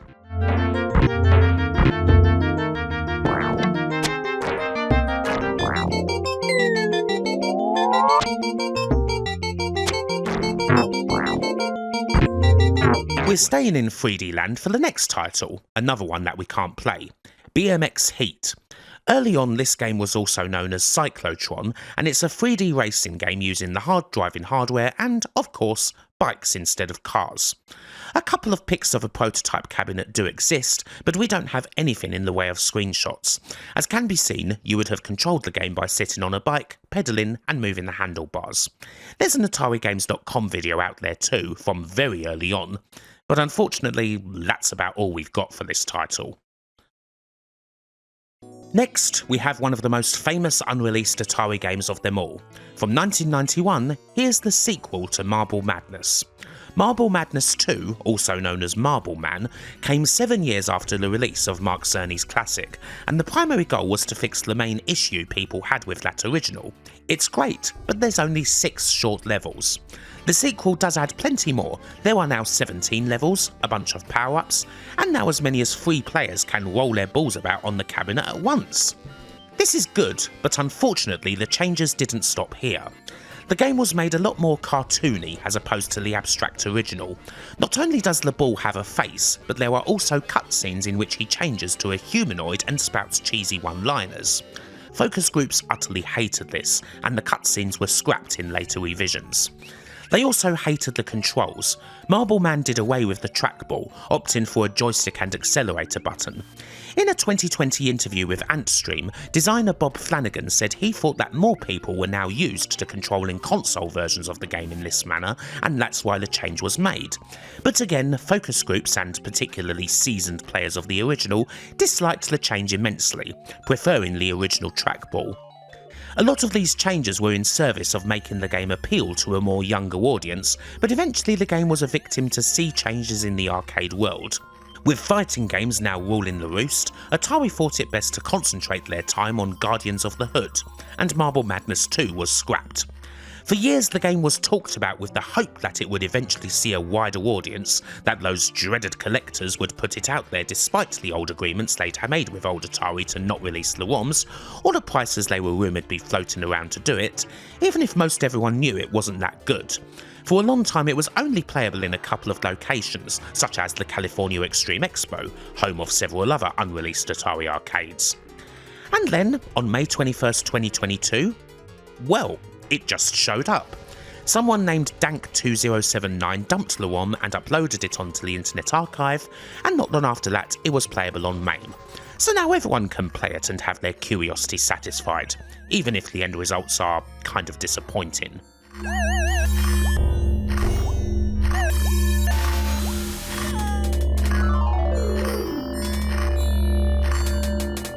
Right, we're on to 1992.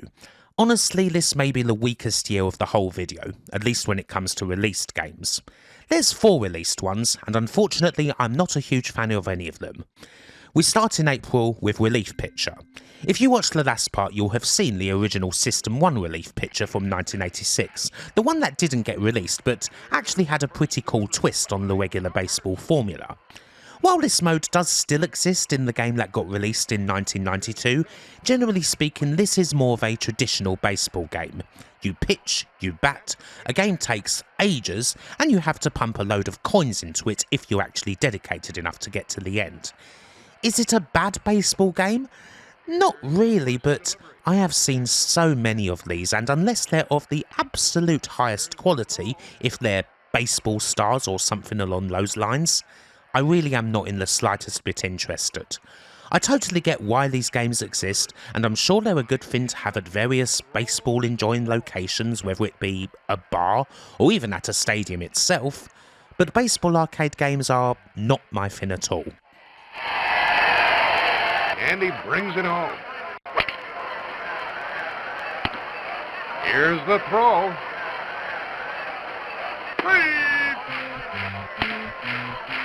Right, hopefully you're ready for a big dose of cringy digitised action.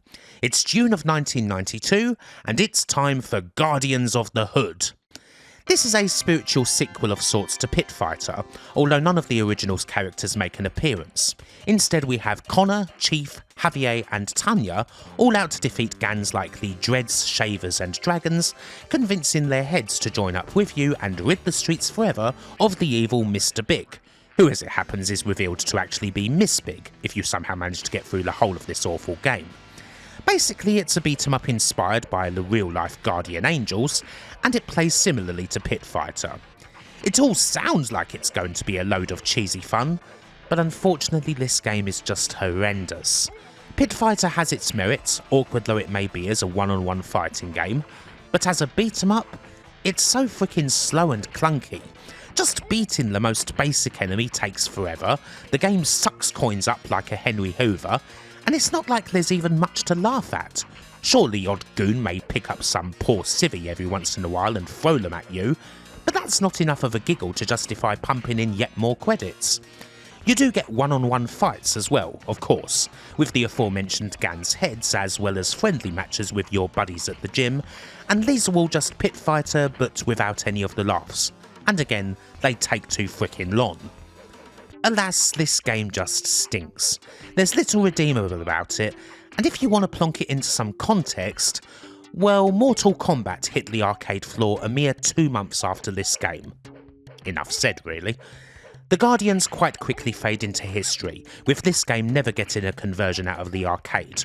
Although they would have appeared in a Mega Drive and Mega CD sequel to Pit Fighter that was due for release in 1993, joining up with Tai, Buzz and Kato to get into the ultimate competition.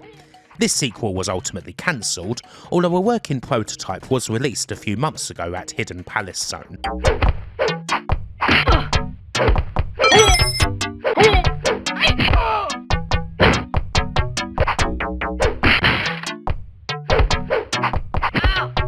We're off to the track once again, this time for July's Moto Frenzy.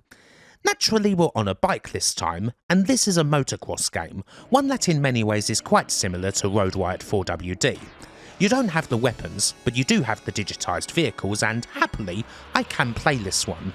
You jump about all over the place, you avoid a whole load of obstacles on each track, whether they be trees, other cars, polar bears, all depends on where you are, and try not to knock over any of the people watching. I mean, it doesn't actually matter if you do plough into them, but just try not to, okay?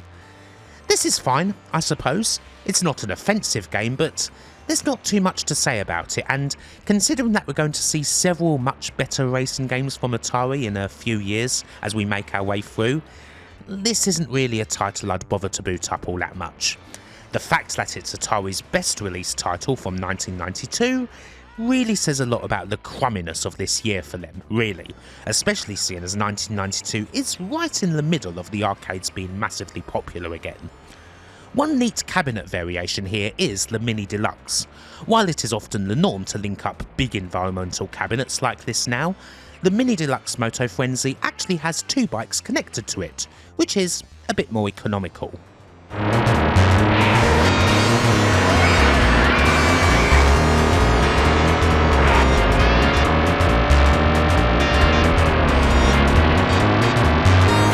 And unfortunately, October's Space Lords is another really quite poor and unmemorable game, one that I would have to say is a rare miss from Ed Logg. This is a first-person space combat title where you fly quite slowly around an arena, switching between your front and rear view, and you have to take out a set number of enemy ships in each mission. There's asteroids that you have to avoid, this is an Ed Logg game, nebulae that you can hide in, as well as missiles and hyperspace that you can use in a pinch. This may well be a game that shines better in cooperative two-player, in which one mans the control and a co-pilot takes care of the guns, but it just doesn't really get going as a single-player title.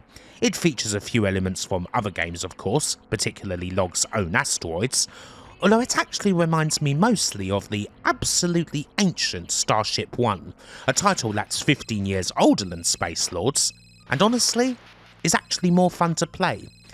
This is just too bloody slow for my taste, the sort of space game where you feel like you aren't moving anywhere.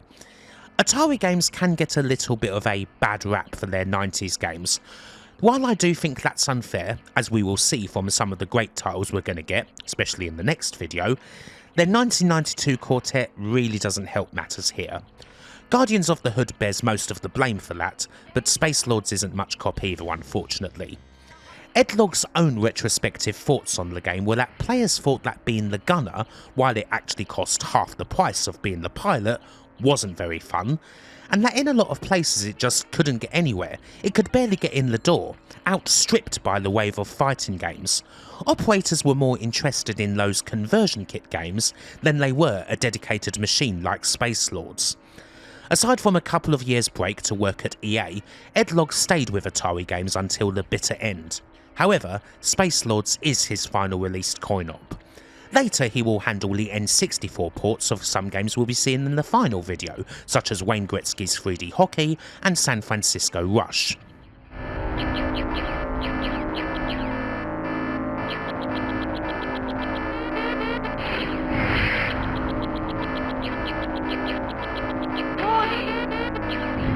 And do you know what else is darkly amusing? We have 3 unreleased games available to us from 1992. We can play all 3, and guess what? All 3 are better than the titles that Atari actually put out. I do believe that by this point Atari were getting a bit cagey when it came to the games that they chose to make it out of location testing, not wanting to waste much needed money on a lame duck that would just get slaughtered by the big SF2 type juggernauts. Unfortunately, it feels like they made several errors in judgment in 1992. We don't know whether this upcoming trio would have been hits or not, but they are certainly better games than the released ones. From around 1987 onwards, Atari made the odd attempt at revisiting some of their older classics. Blasteroids is one example, being a decent if hardly superior sequel to Asteroids, and Vindicators is another. In many ways that's a follow-up to Battlezone, with similar controls. Here in 1992 we have something more direct. Arcade Classics, a cabinet which consists of not one but two sequels that would have commemorated the 20th anniversary of the company's formation. We've got Super Centipede and Missile Command 2, the latter being very different to the original, also unreleased Missile Command 2 from 1981. Now, I say sequels, the gameplay isn't much different to the originals, but the graphics are enhanced. Technically, anyway. As much as the gameplay's still there, the graphics certainly don't have the timeless appearance of the original classics. They just look like games from 1992. There is a more new stuff dip switch that you can flick, although that only adds a couple of extra enemy ships to Missile Command 2. Centipede is frankly diminished by having a generic grass texture spread all over it, and while Missile Command 2 fares better, retaining the Earth setting, although it names the cities this time, something that Dave Tua originally decided against doing, is hardly going to replace the original. Mind you, there's no shame in that. It does at least keep the big "The End" screen.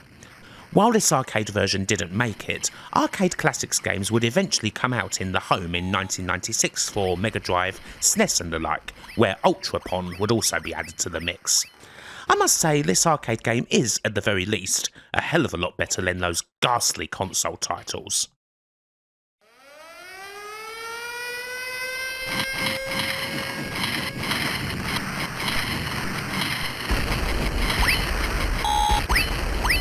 We even have a cheesy as hell digitised game that, while not exactly good in any way, is certainly a lot better than Guardians of the Hood, and is definitely more entertaining in the cringe department. Say hello to Danger Express. You play as two bandanaed up badasses, and you have to stop the evil Dr. Ernst Blowfish from carrying out his evil nuke-based plan for world domination, and it's every bit as cheesy as it sounds. The actual game is kind of a hybrid between beat 'em up and shoot 'em up where you travel into the screen. It's probably best described as a really bad version of Konami's G.I. Joe, although there's a lot more close-up action here, along with plenty of cheesy voices and hilarious digitised costumes. There's not much good to say. The controls are stripped down from the likes of Pit Fighter and Guardians, so there's not a lot of variety, although the game certainly needs more work. But of course, as with many others, it did go out on a location test, and then shortly after, it disappeared never to be seen or spoken of again. Danger Express certainly does fit handsomely into the so bad it's funny category though, and I would recommend giving it a look just to, well, experience it, and be amused for 10 minutes, crap though it may be.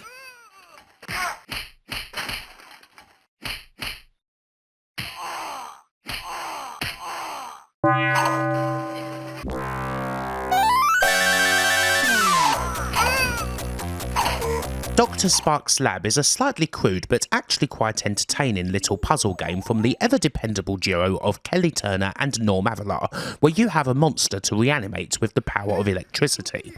The gameplay is kind of a cross between Pipe Dream and Tetris. You connect the pipes from the red side to the blue side of the well, but they don't have to be in a straight line and you get more points for bigger circuits. You can also use special arrow blocks to blow up loose connections, although you do want to be a little careful that you don't blow up the whole circuit that you're working on. This is quite a likeable little puzzler that once again didn't succeed in the location testing, apparently because players found the concept too difficult to get their heads around. It's kind of a shame really, as I would definitely recommend this one. According to the late Kelly Turner, only 2 or 3 PCBs of this game even exist, so we're probably quite lucky to have the game available for us on MAME. A quick note about Kelly Turner. Arcade Classics and Dr. Sparks' Lab were the last two coin-ops that he worked on for Atari, and he left in 1994, spending time variously at PF Magic and Virgin. In later years, Kelly Turner was a part of Atari panels at the California Extreme Expo in 2003 and 2004, but sadly he passed away after a short illness on September 18, 2005, at the age of just 43 years old. An incredibly premature and pretty sad loss.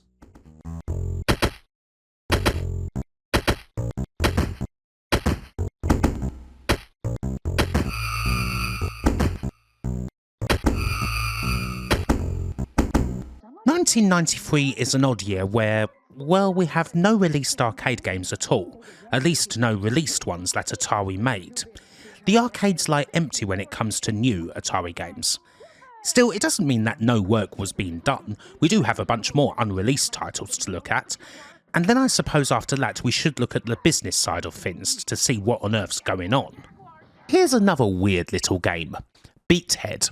This game is best described as a competitive take on Q*bert, where you have to land on the tiles that match your colour and stop the other guy from doing the same, and the presentation is early 90s as all hell. It's meant to look like some sort of hip music video or visualisation, with appropriate tunage in the background. The idea itself is very cool, although it still needs a lot of work in this prototype. Generally it's just a bit too easy, and it repeats itself before too long. Again, the field tests didn't work out. Michael Albor worked as a programmer on it and thought it should have been produced, but Atari's reticence killed it. In a 2021 LifeWire interview, he said that one of the issues with Atari at the time was that they often wouldn't release something to the floor unless they thought it was an absolute surefire thing, a guaranteed hit, and this put paid to a lot of the weirder titles like Beathead. It has been said of a few unreleased Atari games, even ones like Dr. Sparks' Lab, that Atari didn't release them because they didn't think they could compete with Street Fighter II. Seems silly, but there you go. The company was simply very cagey around this time.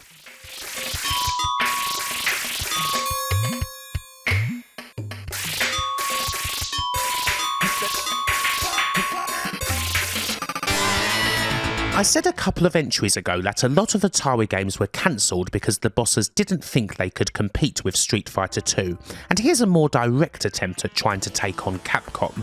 Cyberstorm, a cancelled fighting game from 1993, is a pretty ban-average affair in which several robots go at it.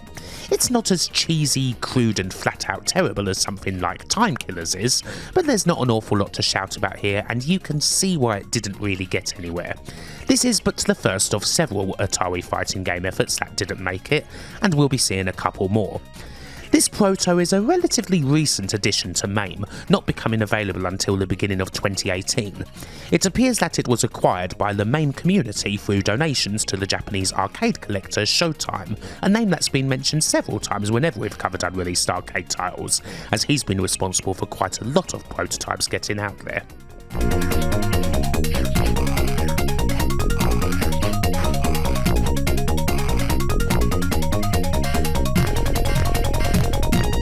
We do have a bunch more info for the next two 3D titles, both of which are games from the Drive-In series that never came out. First up, here's Street Drive-In from 1993. We can actually play this title in MAME, and it's pretty much complete. It just never ended up getting out there. Street Drive-In carries on with the same classic formula, but with more added on. There are now 4 tracks to choose from, the original track and Super Stunt track now joined by autocross and stock car circuits. There's 4 cars too. The original Sportster is now accompanied by a Roadster, Speedster and Police car, all with their own difficulties. From there, the game is more of the same. You'll certainly dig it if you like hard and race driving, but it's not going to change your mind if you don't. Unfortunately, this didn't enter full production, and neither did another game in the series that was set for 1993, Hard Drive-In's Airborne. Again, we've got different tracks and cars to play around with, and as the title suggests, you can now fly. You can gun it down those air ramps and take to the skies. It's far from perfect, but it's pretty cool. This game is also playable in MAME, but a few cabs actually were produced for Airborne, and they do look very nifty indeed. They certainly fit in with all the other cool cabinets that were made for games in the Drive-In series. Still, now that we're in 1993, it's perhaps understandable why neither of these games went into full production. Unfortunately, they do look rather pedestrian when compared with contemporaries. After all, Ridge Racer came out this year. The driving games couldn't really compete with a game like that with its highfalutin textures and speed and what have you. And they're not exactly cheap alternatives, especially when you consider those cabs. But they're still cool artifacts, and I'm certainly jealous of any of the lucky few who have one of those airborne machines.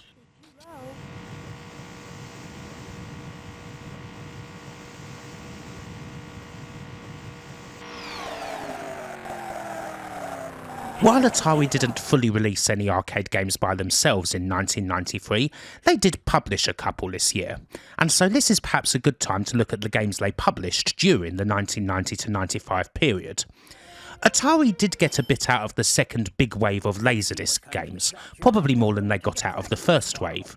They first worked with American Laser Games in 1990, publishing their big hit that really started this second burst of Laserdisc goodness, that being Mad Dog McQueen in Europe. While Atari certainly wouldn't be the only company that ALG worked with, they did enter an exclusivity agreement with Atari in 1993, at least as far as Europe goes. And so, a bunch of their other games, including the likes of Crime Patrol and Last Bounty Hunter, were also published by Atari in that territory. Speaking of Europe, Atari also started publishing games from one of the continent's biggest arcade creators, that being Galco from Spain. While this partnership will reap considerably more rewards later in the 90s, 1993 sees them publish World Rally in the States, Galco's pretty decent and good-looking isometric racer. Finally, Atari did publish one Japanese game in this period. Indeed, I am pretty sure this is the last Japanese game that the company ends up publishing. And of all titles, it's Knuckle Bash.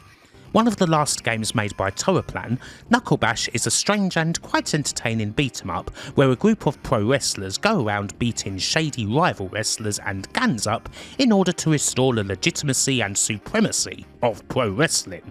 You know, as you do. It's not the sort of thing that Toaplan usually made, but it's good. If you want more detail on this and the other Toaplan arcade games, I have a video all about them. The hand of Atari did not exactly turn this game into a hit, I'm afraid. So let's have a little look at business. 1994 sees things change once again. To be honest, the first half of the 1990s hasn't been awfully kind to Atari. While the arcades were very much in business, they really struggled to respond to that. As Ed Logg said with regards to Space Lords, it was a bit harder to get operators interested in big dedicated machines like that game, when the majority of highly successful arcade games were simply sold as kits. Atari didn't really have a hugely successful kit game at this time. So many of their titles do kind of depend on dedicated cabinets, the sort that really dominate the floor, but that's not really what operators are looking for, and Atari become quite cagey as a result, hence why we don't see them release any new games in 1993. The big legal battles with Nintendo over Tengen circumventing the NES's security system in order to sell games for the NES, which resolves itself in 1994 in Nintendo's favour, also doesn't help matters, and there is a bit of trouble at the top too. At some point in 1993, President Hideyuki Hide Nakajima falls ill and returns to Japan for treatment. Sadly, however, he passes away on July 12, 1994. Dan Van Elderen takes over as acting president for Nakajima, soon taking the top role permanently after his passing, and at this point, Atari games have new masters. Well, sort of. In March of 1994, it's announced that Time Warner have once again acquired a controlling stake in Atari. The structure of Atari games doesn't change all that much, with all the directors, people such as Lyle Raines and what have you, still in place, although the Tengen label for home consoles is changed, becoming consolidated under Time Warner Interactive, and Dan Van Elderen is named president of Time Warner Interactive. This umbrella includes Atari games, although that name isn't going to change. Atari is still very much the name on the front of the cabinets, for now. With all the changes that have been happening at Atari games, it's July 1994 when we finally get a new released arcade game from them, a full 21 months after Space Lords. T-Mech is their comeback title, designed by Matthew Ford and produced by pit fighter honcho Gary Stark, and it's quite a beastly one. A whopper of a cabinet with surround sound and 2 big monitors for 2 players, one that can be easily linked up with another cab, or even 2 other cabs for a full-on 6-player battle, and a game that's all about controlling tanks in big old arena combat. By all accounts, this got a very warm reception back in 1994.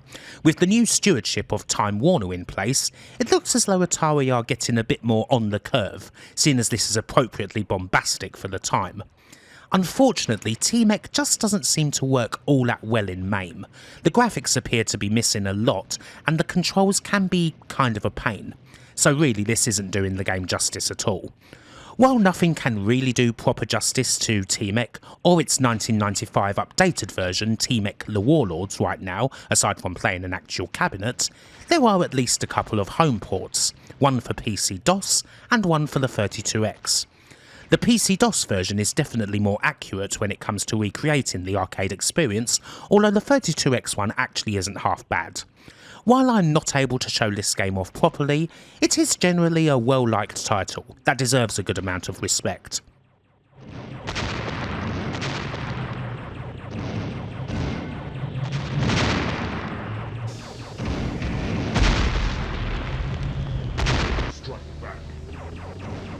It feels like it's been quite a while since Atari actually had a proper good hit in the arcades, a game that got everyone buzzing, that was actually played by a lot of people. It has been something of a slump commercially for quite a while.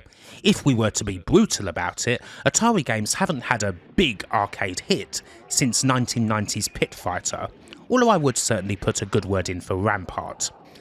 Happily, the bad streak was broken in September 1994. Atari Games has a proper big hit again, and its name is Primal Rage. A project led by Dennis Harper and designed by Frank Kwan, this is what happens when Jurassic Park reaches its logical conclusion. A cataclysmic event has occurred, and the dinosaurs are well and truly back in charge, with a bunch of big dogs now fighting each other for supremacy and followers. As you win fights, your follower score increases, which I think is a cute substitute for just having a regular score. I suppose people could argue that Taito did this sort of thing first with 1992's Dino Rex, but Primal Rage is a significantly better title. The fighting is in a pretty similar vein to that of Mortal Kombat, although this is absolutely one of the better digitised fighters that followed in MK's wake, a big part of this being down to the really good looking models of the dinos. Digitised sprites tend to age a lot better when the subject isn't a human, and Primal Rage is a damn good example of that. The dinosaurs are full of personality, and they've got just the right level of animation, like some absolutely wild Ray Harryhausen type flick.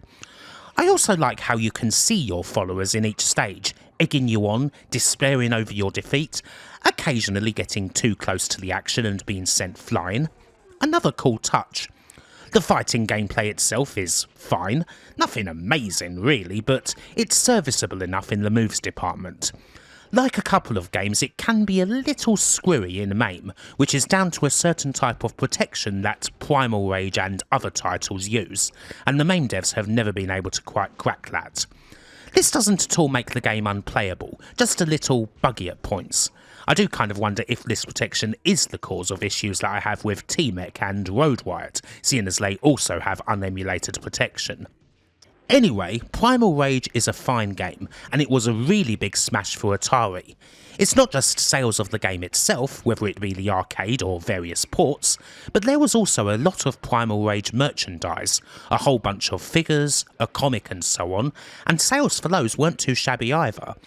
With Time Warner now in control, we unfortunately no longer have exact figures of arcade cabs to hand, as the relevant memos simply aren't available. It is fair to say, however, that Primal Rage was one of Atari's most successful games of the decade. I imagine that if you combine the arcade sales with the ports and all the merchandise, it may even have a pretty good chance of being number one. Rage.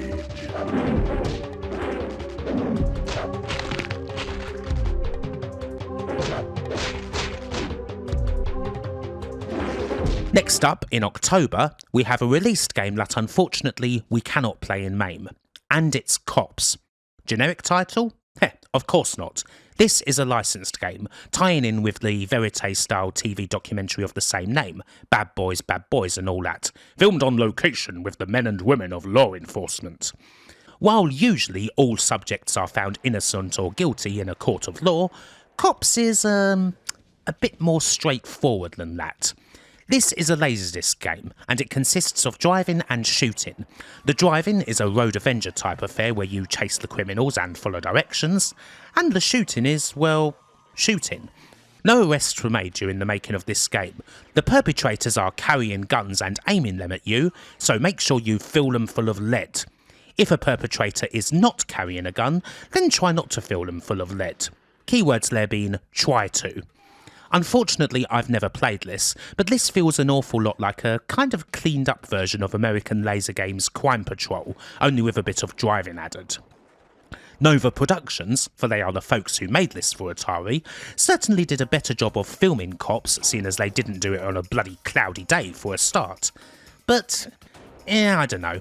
Crime Patrol has a bit more charm than this for me, because it's so ridiculously cheesy and filled with bad acting, while this is just too bloody professional for its own good. Lousy professional filmmakers coming over here with their steadicams, risk assessments and call sheets and such bullshit. All told, it still looks like a decent enough entry into the Laserdisc canon, coming in hot as we get close to the end of the Laserdisc game's second era. I certainly wish I could play it, although at least the footage is out there. You know, out there. The place where you should be careful. At YouTube. So get back on track. You got that?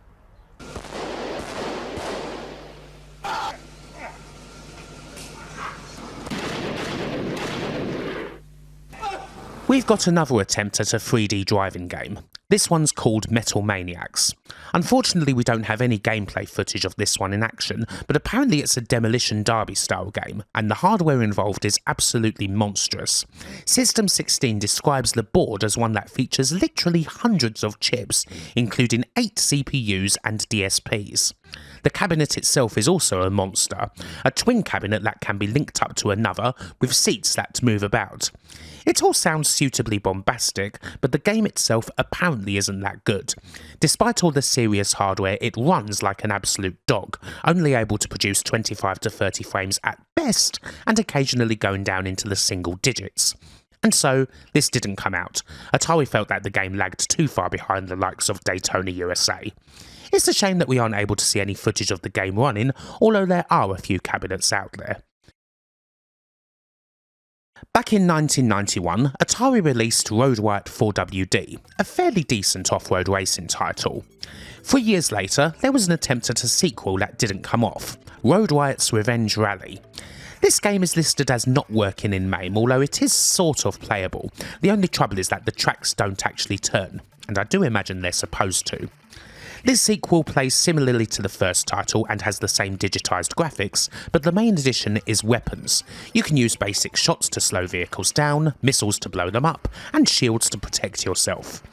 When you combine this with all of the stunts you can do on these quick-fire courses, it makes for a wild racer, the sort where it's pretty easy to go from last to first and back again in no time at all, and it's not all that bad. But again, it just seems a bit lacking in the technical department compared to other games that are out there. It does feel like a game from a couple of years prior to 1994, and I couldn't see this competing with something like Cruising USA, in all honesty. As we get further into the 90s, we head into pretty choppy waters for Atari games, where they're struggling to get hits and can't compete with the big boys on a technical level. While this game doesn't look terrible, it's most certainly behind the curve.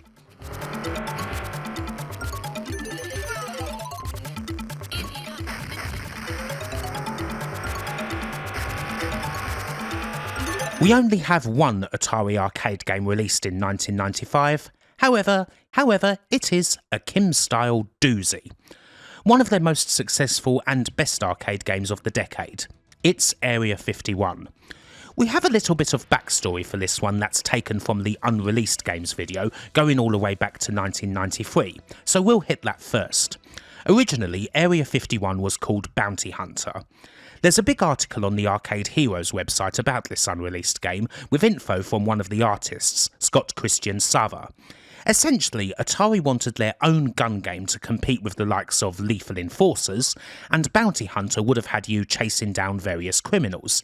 There'd have been a robot that's gone rogue, a witch doctor, an evil tycoon and other assorted villains, and there was some filming and capture done for these characters. The game was worked on for around about a year in this form before Sava moved on, and Ed Logg also worked on the game before he moved over to EA. The gun that he designed did eventually make it into the final game. Eventually, the Bounty Hunter project was ditched and development of this gun game was outsourced to a company named Logic, but a lot of the elements that went into the creation of Bounty Hunter would end up forming the basis for Area 51, which eventually gets made with the help of some brand new arcade hardware, the Kojag, which is basically an arcadified version of the Atari Jaguar. Kojag is short for coin-operated Jaguar. Some may think that nothing good ever came from the Jaguar, and they would of course be wrong, especially seeing as this game exists. Also, while a game like this may previously have used a laserdisc, what with the pre-rendered backgrounds and so on, Area 51 actually uses a hard drive to store all of its video. This would be a norm for the company going forward.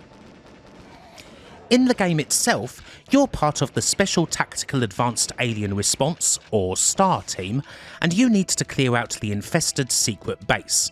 The Quan aliens have taken over, the whole thing is way too far gone, and you need to get in there, trigger a nuclear self-destruct, and get the hell out. There are various things about this game I particularly love. Firstly, there's lots of stuff to shoot.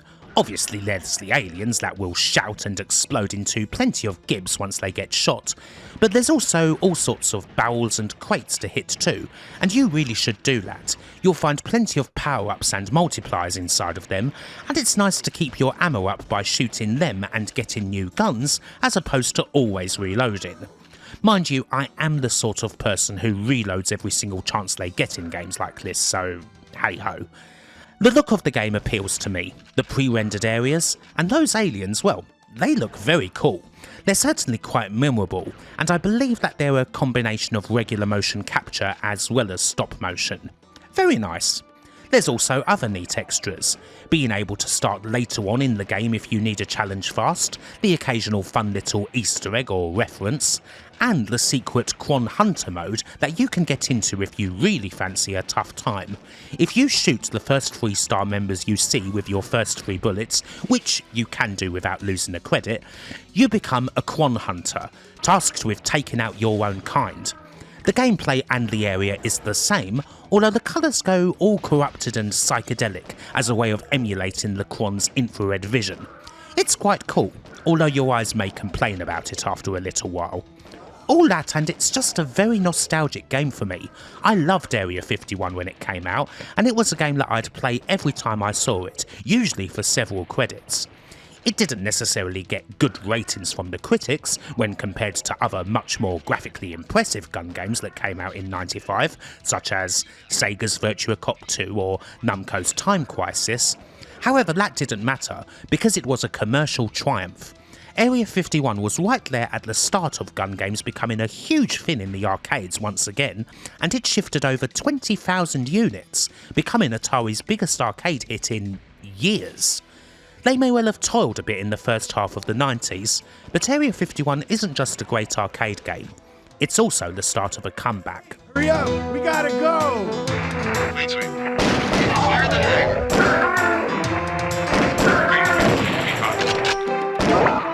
Recon shows level 5. Here's Fishing Frenzy, a 1995 game from Mike Halley. This one is pretty self-explanatory. You plunge your hook into the sea and try to catch as many fishies as possible, avoiding other bigger creatures along the way such as sharks, skeletons and the dreaded sea monster. Naturally, you get more points if you get multiple fish on your hook with a single cast, and yeah, that's about it. This is quite a simple game and there's not a lot to say about it, although it's entertaining enough. It just kind of reminds me of an old screensaver more than anything else. Lord BBH says that this feels more like a Redemption SWP type game as opposed to a proper one, and I'm inclined to agree. Perhaps that would have been the case if this game had actually come out. The hardware that's run in the game is more interesting. The board for this game is called the Kojag, and it's essentially an arcade version of the Jaguar. Most of the titles made for the Kojak board didn't come out. There's one called 3-on-3 Basketball, for which we basically have nothing but a name, and another that we'll be seeing in a few entries' time. The two games that did come out on Kojak hardware were, at the least, successful ones. Area 51 and its follow-up, Maximum Force, were both released using it. Papa combo. Nice combo. And with that, we finished up another part. I do promise, absolutely for certain this time, that the next part is the last one. The one where we look at Atari's arcade games from 1996 to 2000, and happily, we get a lot of good stuff. The 3D world ends up being good for Atari games, and we'll be seeing the awesome likes of San Francisco Rush, Gauntlet Legends and more taking the stage, along with more unreleased titles. But alas, all good things come to an end, and that is ultimately the fate that lies in store for the studio. All of this is to come in the last part, but hopefully you've enjoyed this video, and until the next time, bye for now.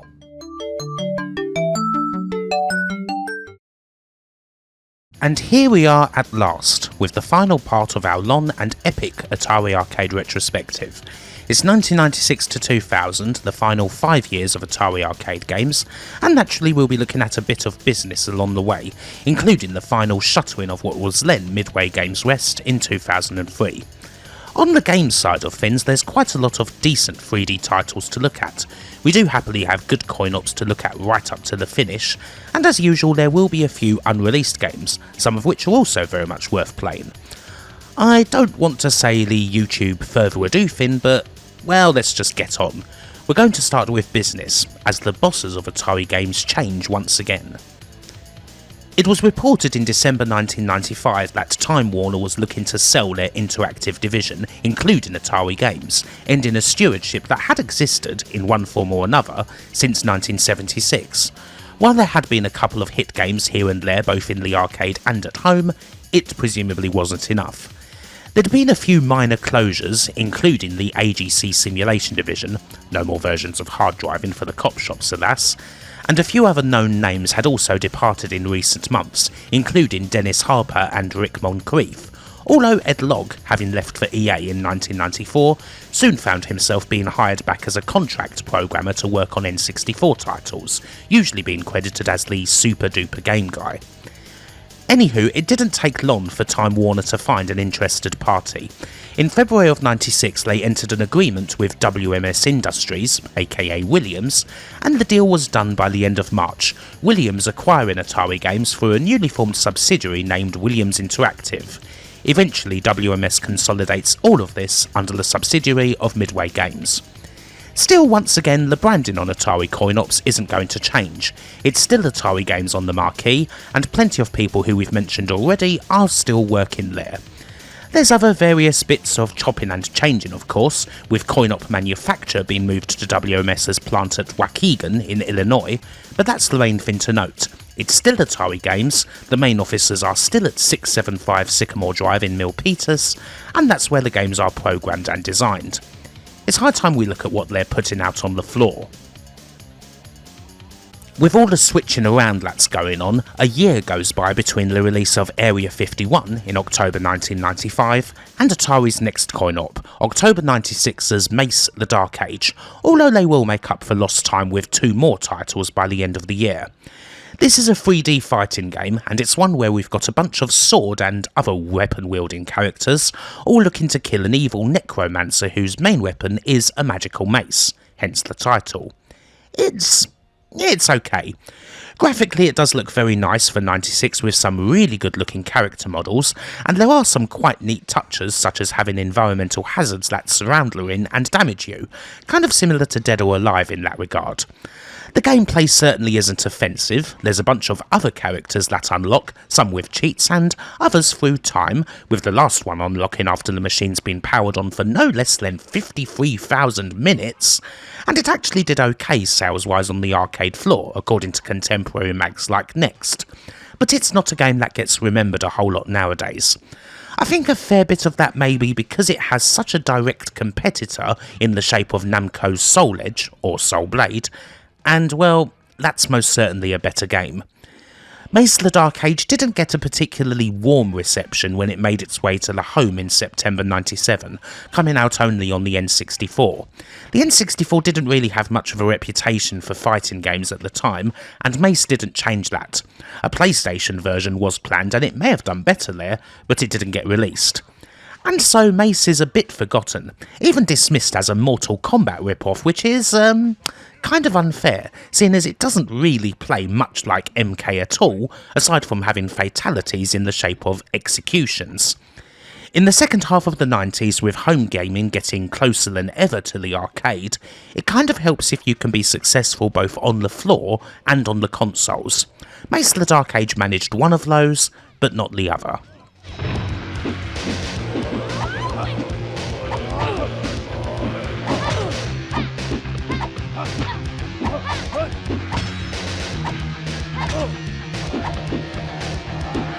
Racing games aside, Atari don't have too many arcade sports games, but here, also from October 96, we've got another one. Atari inked a deal with Wayne Gretzky and the NHLPA back in 1994, which previously resulted in a rather middling 16-bit hockey game, but Wayne Gretzky's 3D hockey is a whole lot better. It's kind of appropriate, now that Atari are hooked up with Midway, that this sports game is pretty damn arcadey, trying to be ice hockey's answer to NBA Jam. This is ultra fast, you get power-ups, and lots of goals are going to be scored. And you know what? It's great. I really like this one. It reminds me a bit of the all-time classic Blades of Steel. Not quite as good, but not far off. With the game being so quick, I do appreciate some of these simple things, such as, say, having a thoroughly enlarged flashing puck that's easy to track, and of course there are the extras that you would hope for, such as, say, fighting. There would have at one point even been an upgrade for the game that included a couple of fatality-type moves to finish the fight. They're more comedic than gory, although it's another fun touch. This upgrade didn't come out sadly, although it can be played on MAME. Silly extras aside, I just enjoy playing this. Honestly, this sort of really quick and arcadey sports action is right up my street, and it hits a very similar spot to the likes of NBA Jam or NFL Blitz. Again, this got a port to the N64. One thing worth noting, again regarding the parity between the arcade and the home now, is that the console version of Wayne Gretzky's 3D hockey came out a mere month after its arcade release. In front, McIver breaks it up. The slap shot, they score! Here's the draw. Bonet takes the pass. While Mace the Dark Age and Wayne Gretzky's 3D hockey both performed respectably on the floor, Atari's last arcade game of 96 is another big hit. Both a critical and commercial one this time, a title that's right on the cutting edge of the arcade, and something that has people talking more positively about the company than they've done for years, if we're honest. It is, of course, San Francisco Rush Extreme Racing. The game was pretty well hyped beforehand, with talk of how Atari made the game using new hardware, the Flagstaff PCB, that was based around the 3DFX Voodoo graphics chipset, as opposed to being something more bespoke.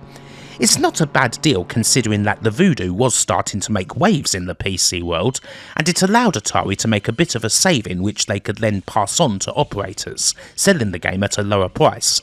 This is detailed in a Next Generation article from November 97, hyping up Atari's latest creations. 3DFX did feature in the hardware for both Mace and Gretzky, but Rush is where the partnership really struck gold, and just about all Atari games PCBs going forward, right up to the end, will feature some sort of 3DFX hardware, whether it be the Banshee or, ultimately, the Voodoo 3. As far as the actual development of Rush goes, things generally go fine over the 2.5 years that it took to make the game, even despite the challenges that Atari games faced over the period. Indeed, according to game designer Cameron Petty in a 1998 Game Developer article, the sale to Williams was actually what directly led to the inclusion of the 3DFX hardware, as WMS had already started working with the then still obscure startup by the time Atari came into the picture. Petty got his major Atari start by designing Primal Rage, and we do have a couple of older Atari heads on the project overseeing the action, particularly John Ray, who's been part of the company since 1977. The appeal to Rush is of course pretty similar to that of all the other damn good racing games you'd find in arcades at the time. You get 3 tracks to choose from, all of which are based around various parts of San Francisco. They were at one point meant to be more accurate representations of the city, but they were modified to be more speed friendly. You get different cars to choose from too, which pretty much act as the difficulty setting. This can be a nice and casual ride where the wheels are friendly to you, or you can go for the extreme full-on simulation experience and push it to the limit. That's your choice. You race hard, you hit the checkpoints, you get some pumping music. It's all hitting very nicely, and if there is one thing that does set San Francisco Rush apart from, say, Sega's racing titles, is that the tracks usually feature quite a lot of shortcuts dotted around them, ranging from simple cuts to some quite risky rides that'll put you pretty far ahead. And of course, there's the jumps.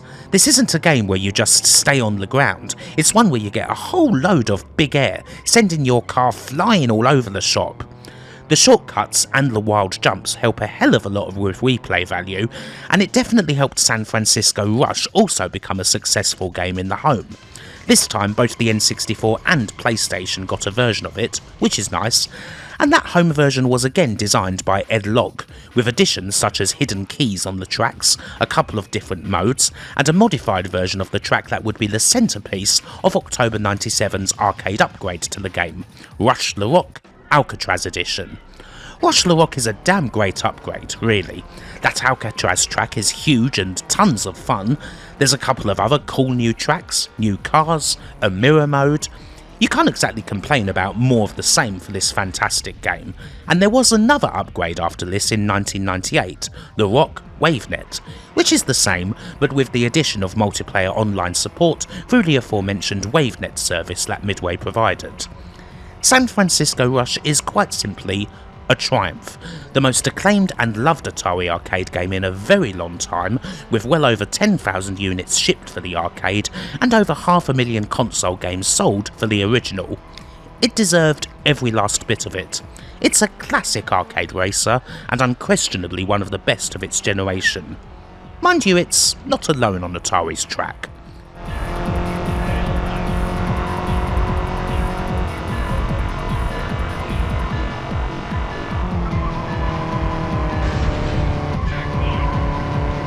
So we have quite a lot of unreleased games for 1996, mainly for one reason. When Williams bought Atari and put it under Midway, they did a big look at just what Atari were working on at the time, and they swept the floor clean of a lot of projects. Indeed, just about anything that could be considered 2D ended up getting cancelled, anything that could be thought of as behind the curve. This is, after all, 1996, and you do have a lot of big industry guys saying that 2 dimensions are too old and whatever. 3 dimensions good, 2 dimensions bad. Midway is only interested in 3D titles, and as such we get a lot of bloodshed, which we shall now go through. There could have been an arcade game based on the almighty Beavis and Butthead, everyone's favourite pair of immature teenage layabouts. The game would have been a collaboration between Atari and 3DO, running on 3DO based hardware, and it would have been a beat 'em up. There's more typical belt scrolling sections similar to what you'd see in TMNT or what have you, although there's also sections where you're going into the screen, similar to what we saw in Danger Express. Naturally, there's a load of people and settings from the show, a power-up that turns you into Cornholio. It doesn't look like a great game, but I'd sure as hell love to play it. Williams took one look at this game, said, "This sucks," and the team were put on various other projects. One thing I do wonder is that seeing as how Time Warner were major supporters of the 3DO platform, I wonder possibly if that might be a reason why Beavis and Butthead ended up getting dropped. That perhaps it couldn't be made after Williams took control of Atari, or they just did not have any interest in that hardware. A dozen or so cabs were sold at an MTV auction in 1999, but the game is yet to be dumped. It's usually playable at California Extreme, and there is a cabinet at Galloping Ghost, although the game itself is far from finished. A couple of levels were still yet to be done, and the game crashes often.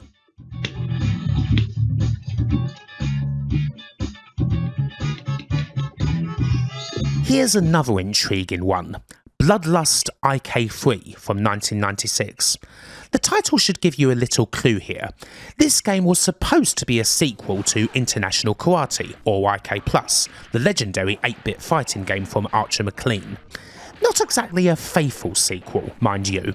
Judging by the screenshots that we have available, mostly taken from an Edge magazine feature that can be found on Unseen 64, this would have been a much darker and basically altogether different game with a whole bunch of weapons. Apparently it was rather similar to Killer Instinct.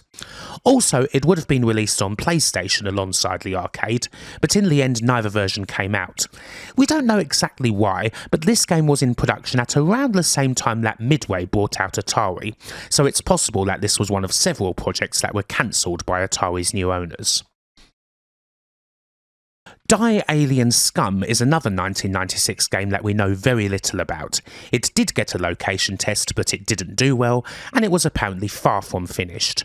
This would have run on the same 3DO hardware that powered Beavis and Butthead, but apparently said hardware would have needed a bit of upgrading to run the title properly. From the few screenshots that exist of the game, it appears to be a B-movie themed rail shooter, but it's hard to make any judgments based on what's out there, which is honestly not very much.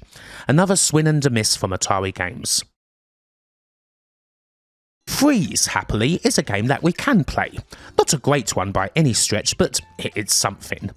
This is a competitive puzzle game where you have to sort out various fish, putting 3 or more of the same type together, making combos that will freeze the opponent's fish and decrease the size of their well. You know the drill. It's a fine enough game for what it is. The game runs on the same Kojak hardware that powered Fishin' Frenzy, and you may be curious as to why the game's in Japanese. It's because this game was very much designed with the Japanese arcade market in mind, and attempted to pivot by Atari Games that didn't end up coming off. Once again, the Midway buyout is largely to blame here. A YouTube comment on Galloping Ghost's video for Freeze from Atari animator Nicholas Weigel, who worked on the game, basically said that the new bosses weren't interested in much except drivers, fighters and shooters, and that if you weren't making those, you were no longer welcome. And thus, Freeze got frozen out.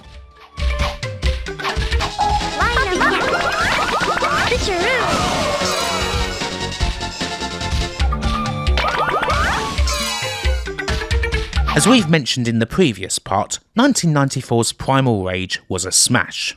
A digitised dinosaur fighter that also made a whole load of cash in merchandise sales thanks to a popular action figure line from Playmates. It's surprising because you would have thought that something like Primal Rage would have been an absolute shoo-in for a sequel, but while such a thing was worked on, it never came to be. Primal Rage 2 was cancelled in 1996.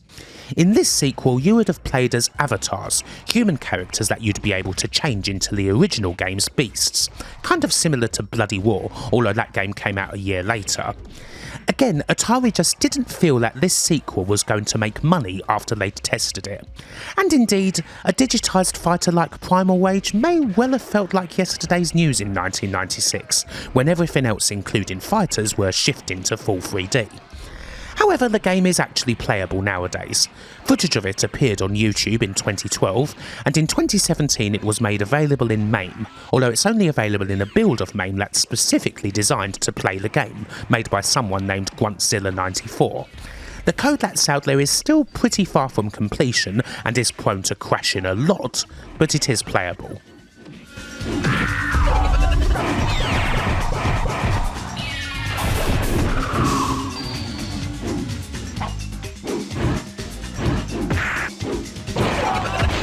A few entries ago, I mentioned that Bloodlust IK3 was supposed to be a fighting game in a pretty similar vein to Killer Instinct.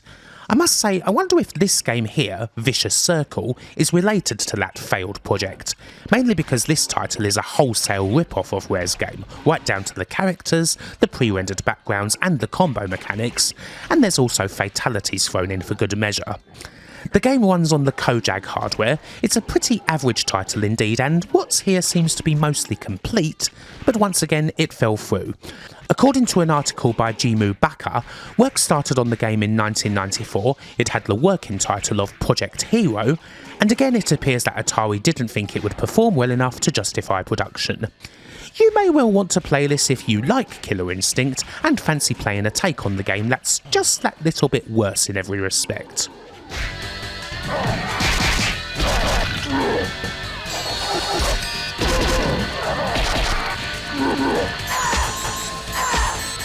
Seeing as Atari spent most of 1997 in the arcade doting on their new hit game with upgrades, and we've already covered the excellent Rush the Rock, we only have one other new game for 1997, which is in itself also an upgrade of sorts.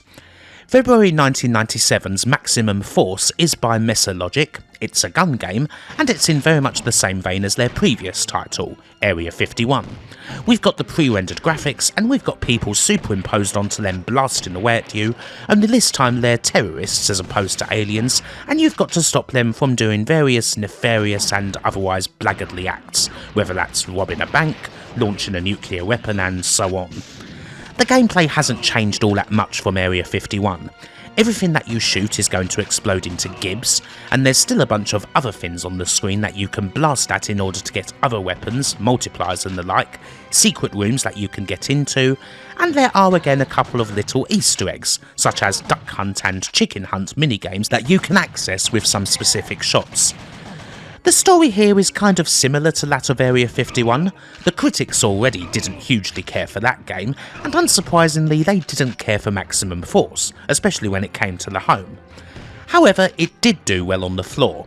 It's a cheaper gun game than others, and so it wasn't exactly a cab you'd have much trouble finding. In 1998, Atari released a special duo cab that put Area 51 and Maximum Force together, and I seem to recall playing Maximum Force in that way more than any other. Seeing as I like Area 51, I do quite like Maximum Force as well. The enemies may be a bit more generic, but there's still a lot of blasting, and the occasional bout of silliness, whether it be metal detectorists scouting around the uncharted nuclear island, other confused hostages, and the occasional cheeky reference. They're very fun titles, so long as you don't take them all that seriously.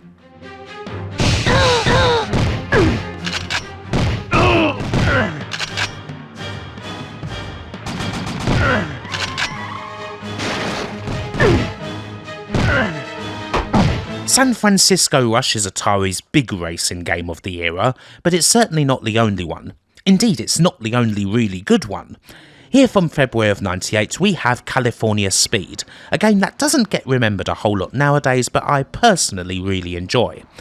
This game was designed by a bit of an arcade legend. Steve Ritchie originally got his start at Atari all the way back in 1974, before moving over to Williams in 1978, where he designed many classic pinball tables, Black Knight, High Speed, Terminator 2 Judgment Day, amongst others. When Williams bought Atari, he decided to move back to his previous employer, becoming a producer, and this is the main game he designed. California Speed features a fair bit of bang for your buck. There's 14 tracks in total, as well as a bunch of cars to play with, and while they're mostly point-to-point races, you do get a couple of closed circuits based on real-life tracks, such as Laguna Seca. While that's fine, the point-to-point races are often better as they're very inventive, based more on themes as opposed to being some sort of accurate representation. For example, Silicon Valley has a section where you race for a PCB, Santa Cruz puts you on a roller coaster, and so on. The design is really nice. While this doesn't feature the sort of wild shortcuts or huge jumps that you would find in San Francisco Rush, they were a whole lot of fun.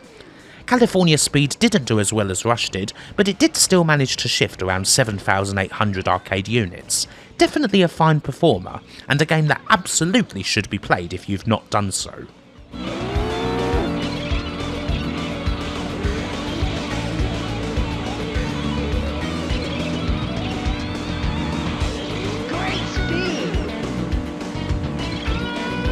July 1998's Vapor TRX, the TRX presumably short for Tracks, isn't a particularly well-known title nowadays, seeing as this one didn't leave the arcade. However, it's another one that's totally worth playing. The names behind the game are familiar.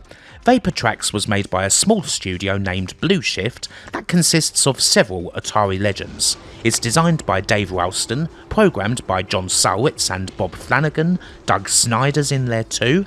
It's a good bunch of old heads.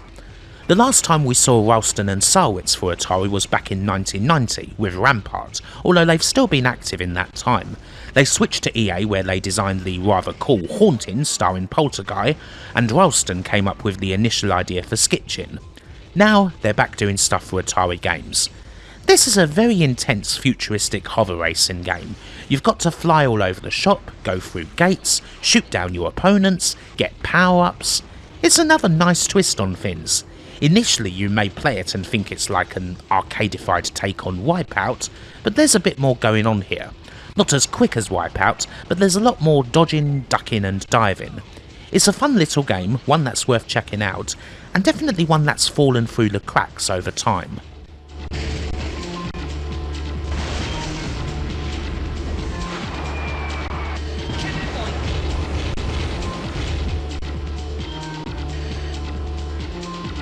September 1998 sees us go back to the relentless blasting of aliens. It's Area 51, Site 4. Mesa Logic haven't exactly reinvented the wheel here. The graphics are better, but it's still star-based action as you get into secret bases to deal with a whole load more extraterrestrials, although there are a few different settings this time, with the game even going into space itself. At least if the intro video is anything to go by. Unfortunately, Site 4 is one of those games that just doesn't work in MAME right now, and it never got any kind of port outside the arcade, which makes it difficult to have much to show here. A test build of MAME does exist in which the game is a little more playable. If you try to boot it in regular MAME you will get the video but no controls will work. But yeah, it is very slow, I'm afraid. You're going to really need to screw about with everything and probably have a monster of a PC to get anything workable out of it. And so I can't really say too much about the gameplay here. I don't recall playing Area 51 Site 4 a whole lot back in the day, although from what little I can see, it plays a lot like the original except you don't have to reload, and the various bad guys do have death animations this time, rather than simply exploding into the same bunch of gibs. Hopefully someday this will be an easier game to play properly. As ever, all of these things take time. From what I can gather, Site 4's commercial performance wasn't terrible, but not as good as Area 51 or Maximum Force.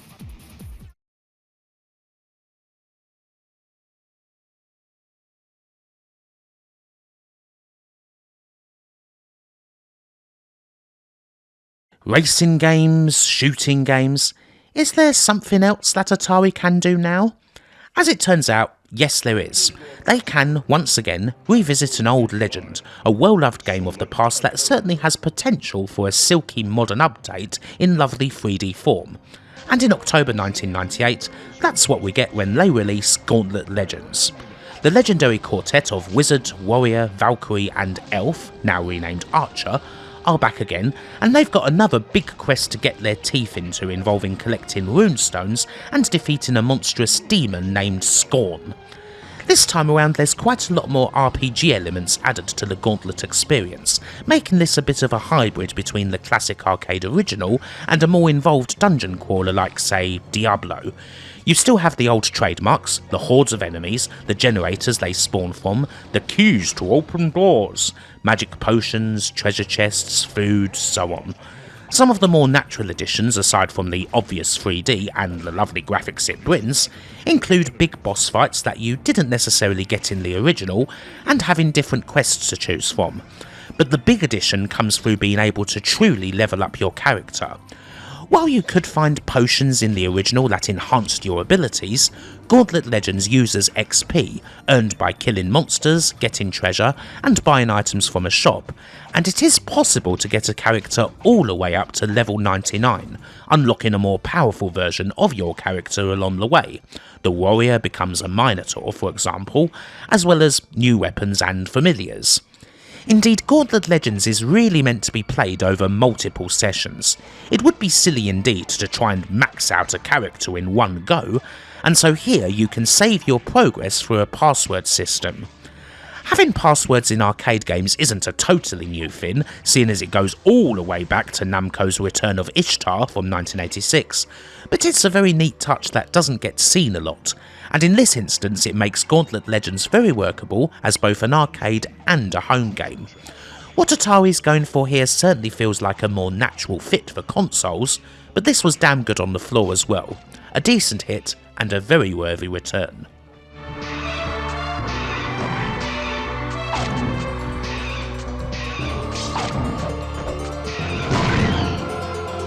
Shoot red barrels from a distance. Mean Streak is another rather obscure game from 1998. We do have an AtariGames.com video of it, but the game's not out there. It's by Steve Ritchie, who took the lead on California Speed, and it runs on similar PC-based hardware to that which powers San Francisco Rush. However, Mean Streak features combat in the shape of guns, missiles and mines. Again, we don't know much at all beyond the ancient video that's out there. We're not even really sure when it was cancelled. It could have been before California Speed in 1997, or it could have been after.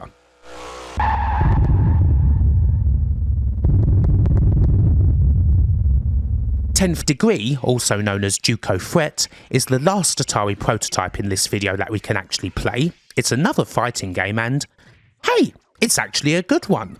It's certainly a lot better than Vicious Circle. Hell, it's a lot better than Mace the Dark Age, and that game actually got released. This is quite different from the Western 3D fighter norm. It's got much more Japanese influence, an attempt to make a speedy fighter that's a cross between Street Fighter and Tekken, complete with appropriate meters and super combos.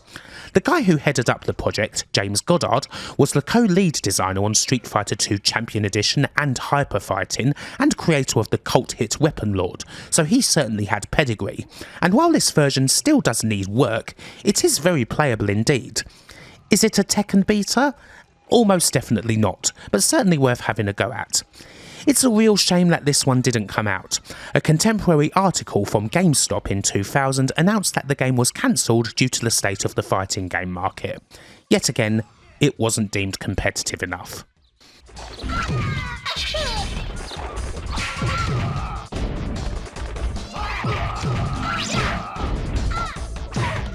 We should have a quick word on the two games from other studios that Atari released in this last period. Both of them are by the Spanish studio Galco. 1998's Radical Bikers is most likely the best remembered game from Galco, and with good reason. It's one where these guys seriously punched above their weight. A wild racer where you're a pizza delivery guy and you've got to deliver that pie before your opponent, kicking them and other cars out of the way, getting power-ups, going through shortcuts, all while listening to some very cheesy music. Radical Bikers was a big hit for Galco in general, and I think it did quite well for Atari in the States. It's a great little arcade game that actually fits in very nicely with what Atari games are putting out. The other title, also from 1998, is Surf Planet. While the name might suggest that you're going to ride some waves, this is actually a snowboarding game, similar to the likes of Cool Boarders or Snowboard Kids, where you're going down the mountain, going through gates and picking up wax to speed up your board, getting big air, doing tricks and listening to Spanish punk rock. It's another game where Galco seriously does a hell of a lot. They don't have the resources of the big studios, but they still create speedy 3D games that look fine and definitely have their own aesthetics about them. One of those studios where it's pretty easy to tell a game that's theirs even with just a little glance, and probably a studio that wants covering it in full one of these days. I suppose I'll get to it eventually. We have quite an interesting experiment to start off 1999, one that I'm quite happy to be able to play in MAME, considering that it is quite a beefy title. Everyone loves first-person shooters. No matter what you've got, whether it be computer or console at this time, there's going to be some big FPS kicking about. However, it's not exactly a genre you see much in the arcade, aside from a few experiments here and there. Taito's Gunbuster from 1992, for example. However, Atari did make an effort to change that in February of '99. Here's War Final Assault, and it's a proper, full-blown arcade FPS. Well, actually it can be either a first-person or a third-person game, depending on what you've got the view set to. You can pick from several commandos, all of whom specialise in different weaponry. You have an evil general to take down, a base to infiltrate, and, well, that's it, as far as single player goes anyway. There's also a cooperative mode, and if you've got up to 4 players on 4 cabinets, you could do a head-to-head mode. This can be played on a bunch of maps, and essentially it functions like a classic deathmatch. Much like Gauntlet Legends, you can level up your character to make them stronger, and you can save your progress using a pin. I have to say, not only is this quite the curiosity, it is a very cool game. Much like a lot of these Atari arcades, it looks lovely, really colourful, and the levels are certainly built for the arcade. Generally they're short and linear affairs packed with enemies as well as the odd boss. Sorting out the controls in main can be a bit tricky at first, but fiddling with sensitivity should eventually do the trick if you're using a pad. Now while this would have been totally inauthentic, I did experiment a little to see if I could use modern FPS mouse look type controls. Yeah, that didn't really work. But it's fine with a pad. It's not a big joystick with a trigger like what you get on the arcade cab, but it works. Now, this certainly isn't the best FPS ever or anything like that, but it's cool to see an arcade take on the genre, and it is a shame that the game is very obscure. To put it into perspective, Sega's Outrigger, a similar take on FPS for the arcade, also came out in 1999, and while that's not exactly a famous game in and of itself, it's definitely better known than War Final Assault is. I guess a big part of this is that War never left the arcade, with PlayStation and N64 versions initially planned but ultimately cancelled, and now that we're in 1999, we are at a time when the overall popularity of video games in the arcade is diminishing, certainly in the West, or rather it's becoming more of a niche. There's a few genres that definitely still thrive on the floor, such as fighting, racing, the rhythm games and so on, but War Final Assault isn't part of any of those, and so it's not very well known. But for sure it's worth a play.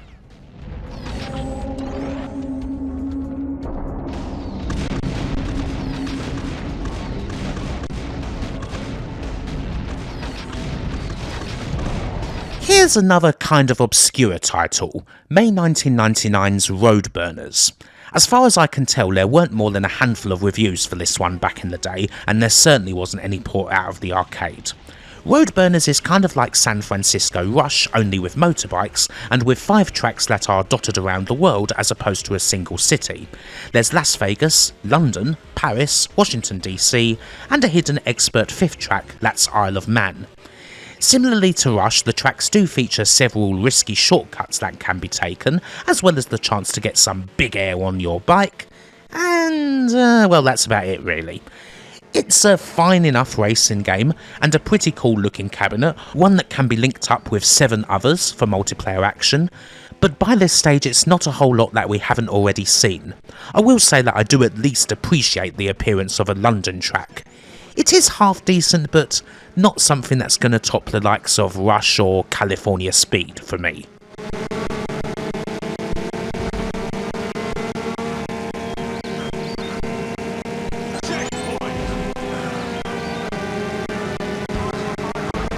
This may well be the last game in this video that could really be considered a big hit. Certainly it's a game that's pretty well known. It is, of course, August 1999's arcade sequel to San Francisco Rush, San Francisco Rush 2049, an altogether different deal to the N64-only Rush 2 Extreme Racing USA from '98. It's a futuristic San Fran complete with 5 tracks in the original version, the usual different cars to choose from that represent how hard you want the game to be, and the core of the game is still very much like the original, only on steroids. Everything looks fabulous, you perform even bigger jumps all over the place, you find shortcuts that get even more obscure and can even unlock entirely new areas, also picking up coins within those hidden shortcuts that will allow you to unlock new cars and the like. It's wonderful, really.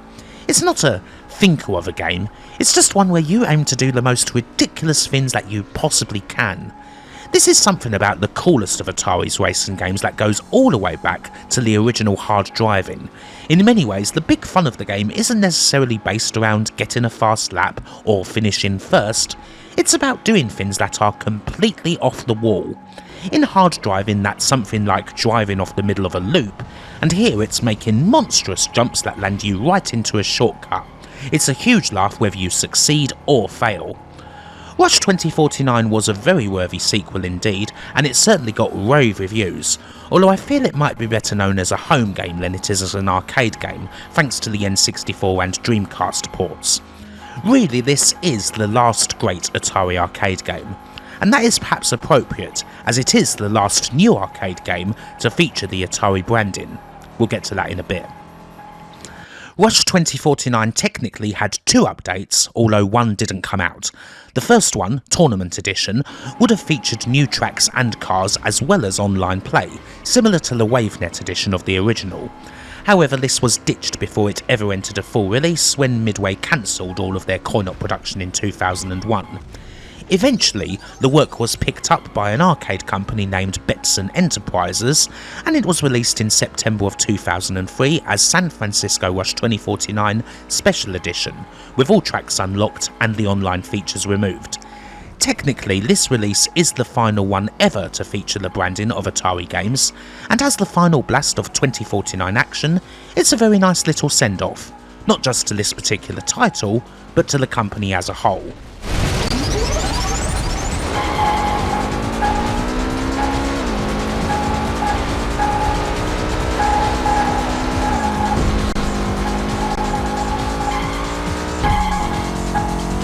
At last, we reach the final year.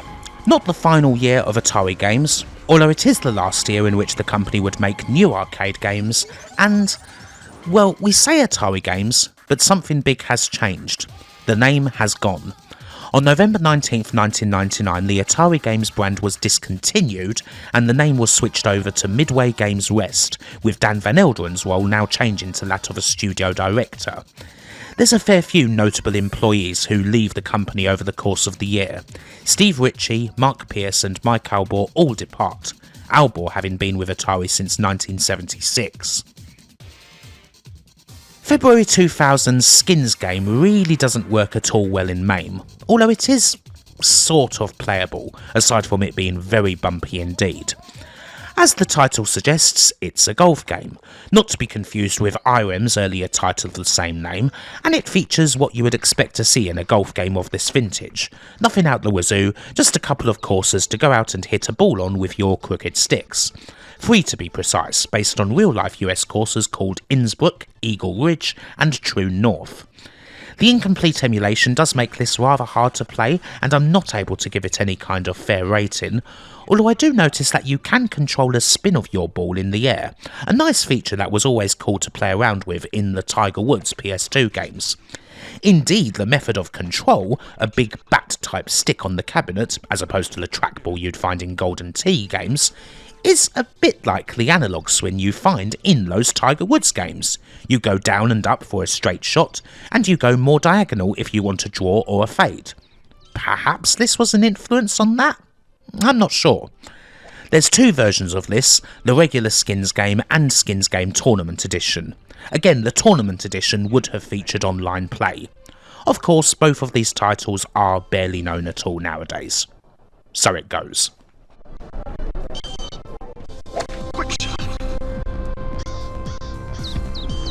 It's off the fairway.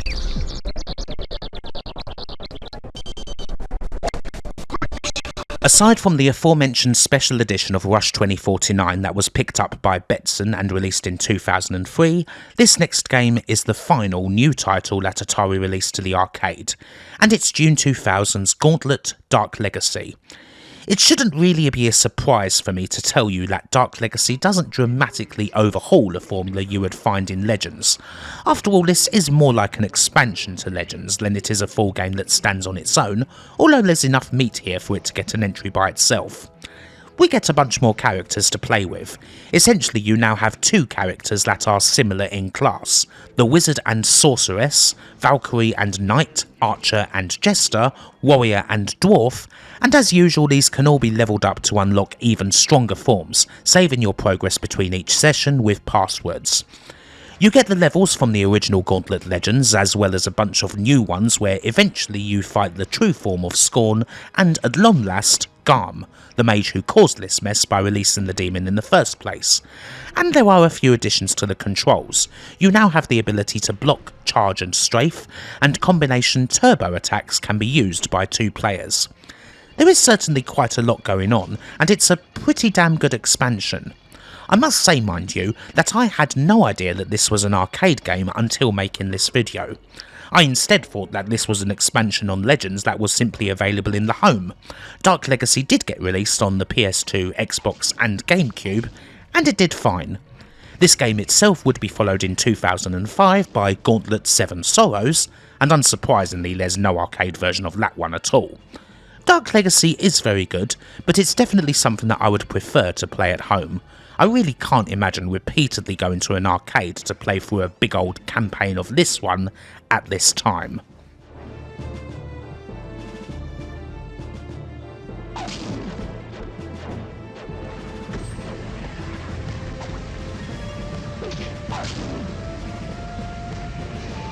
And so this is the final entry for an Atari arcade game, the last unreleased title that we know of. The sequel to, or possibly more accurately a spin-off from, San Francisco Rush 2049. Hot Rod Rebels. Unfortunately we can't play this, and we only have 20 minutes worth of VHS footage to go on, but what's here should be immediately familiar to Rush fans. We're back in the present day, we're very fast, and we're doing a lot of wild jumping. If this had come out, it would have been based around muscle cars and featured 8 different tracks to race on. According to Steven Reisenberger, who worked on the Rush games, there'd have also been a quarter-mile drag race before the start of each circuit. However, it wasn't to be. Work on Hot Rod Rebels stopped on June 22, 2001, along with the entire work of the Coin-Op division.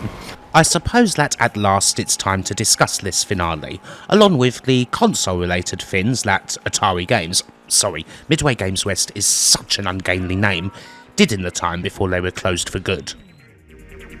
2 laps to go.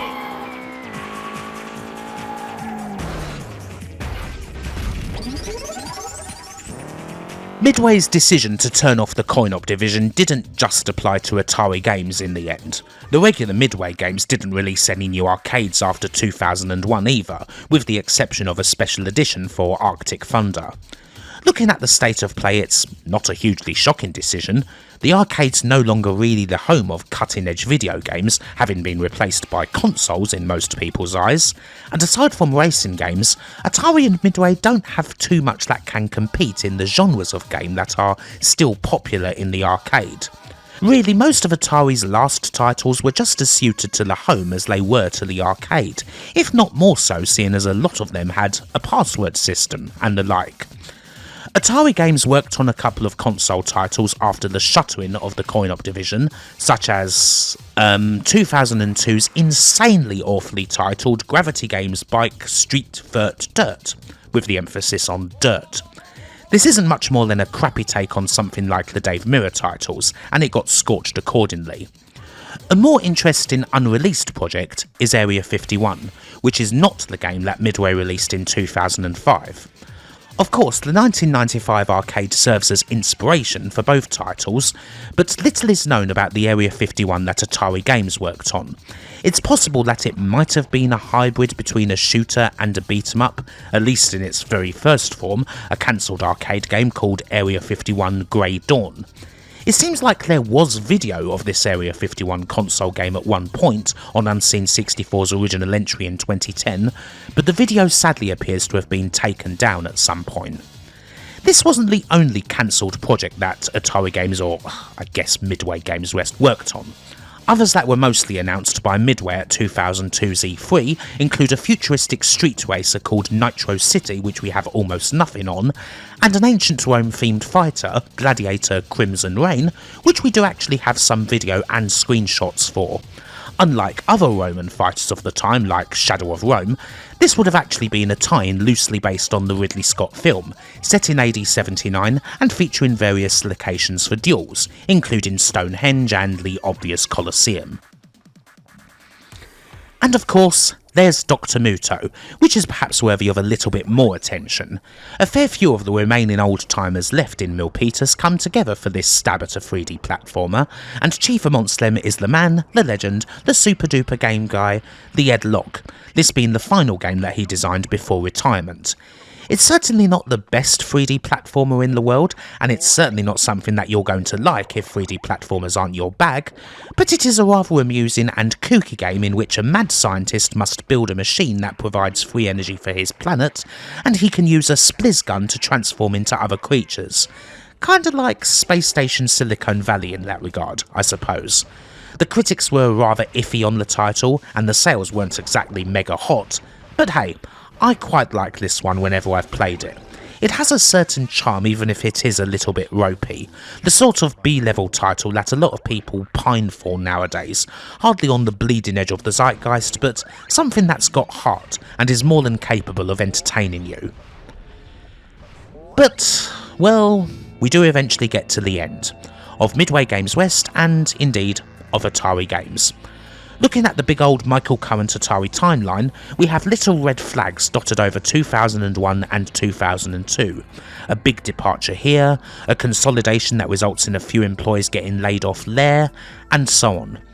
February 7th, 2003 is, alas, the day that the hammer falls.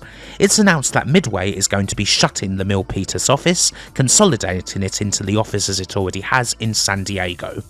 All current projects were cancelled and over 100 employees left. Dan Van Elderen makes his way into retirement, while people like Ed Logg and Dave Shepard are amongst the folks who were there at the finish, having been with the company since the mid-70s. The process of shutting Midway Games West isn't immediate, but by September the whole of the Milpitas facility has closed and Atari Games comes to an end, leaving a legacy that, well, can hardly be summed up in words. We've spent 5 videos going through that legacy, all are brilliant games, so many of which are still loved now, that still get re-released in many forms, that get remade by the folks who currently hold the Atari name. It's been an effort, but have we managed to sum up that legacy? I don't know. It's certainly been quite a journey, covering the little over 30 years of the original and best Atari, and I've sure had a lot of fun along the way. Happily we had interesting titles to look at basically right up until the very end, which is nice, not to mention some cool curiosities hidden amongst the many well-known classics. I hope you've enjoyed this journey as well, no matter how much Atari you've played. And if you're just finishing up watching the whole lot, well, have you played Atari today? Perhaps you should consider it. Hopefully you've enjoyed this video and this series, and until the next time, bye for now.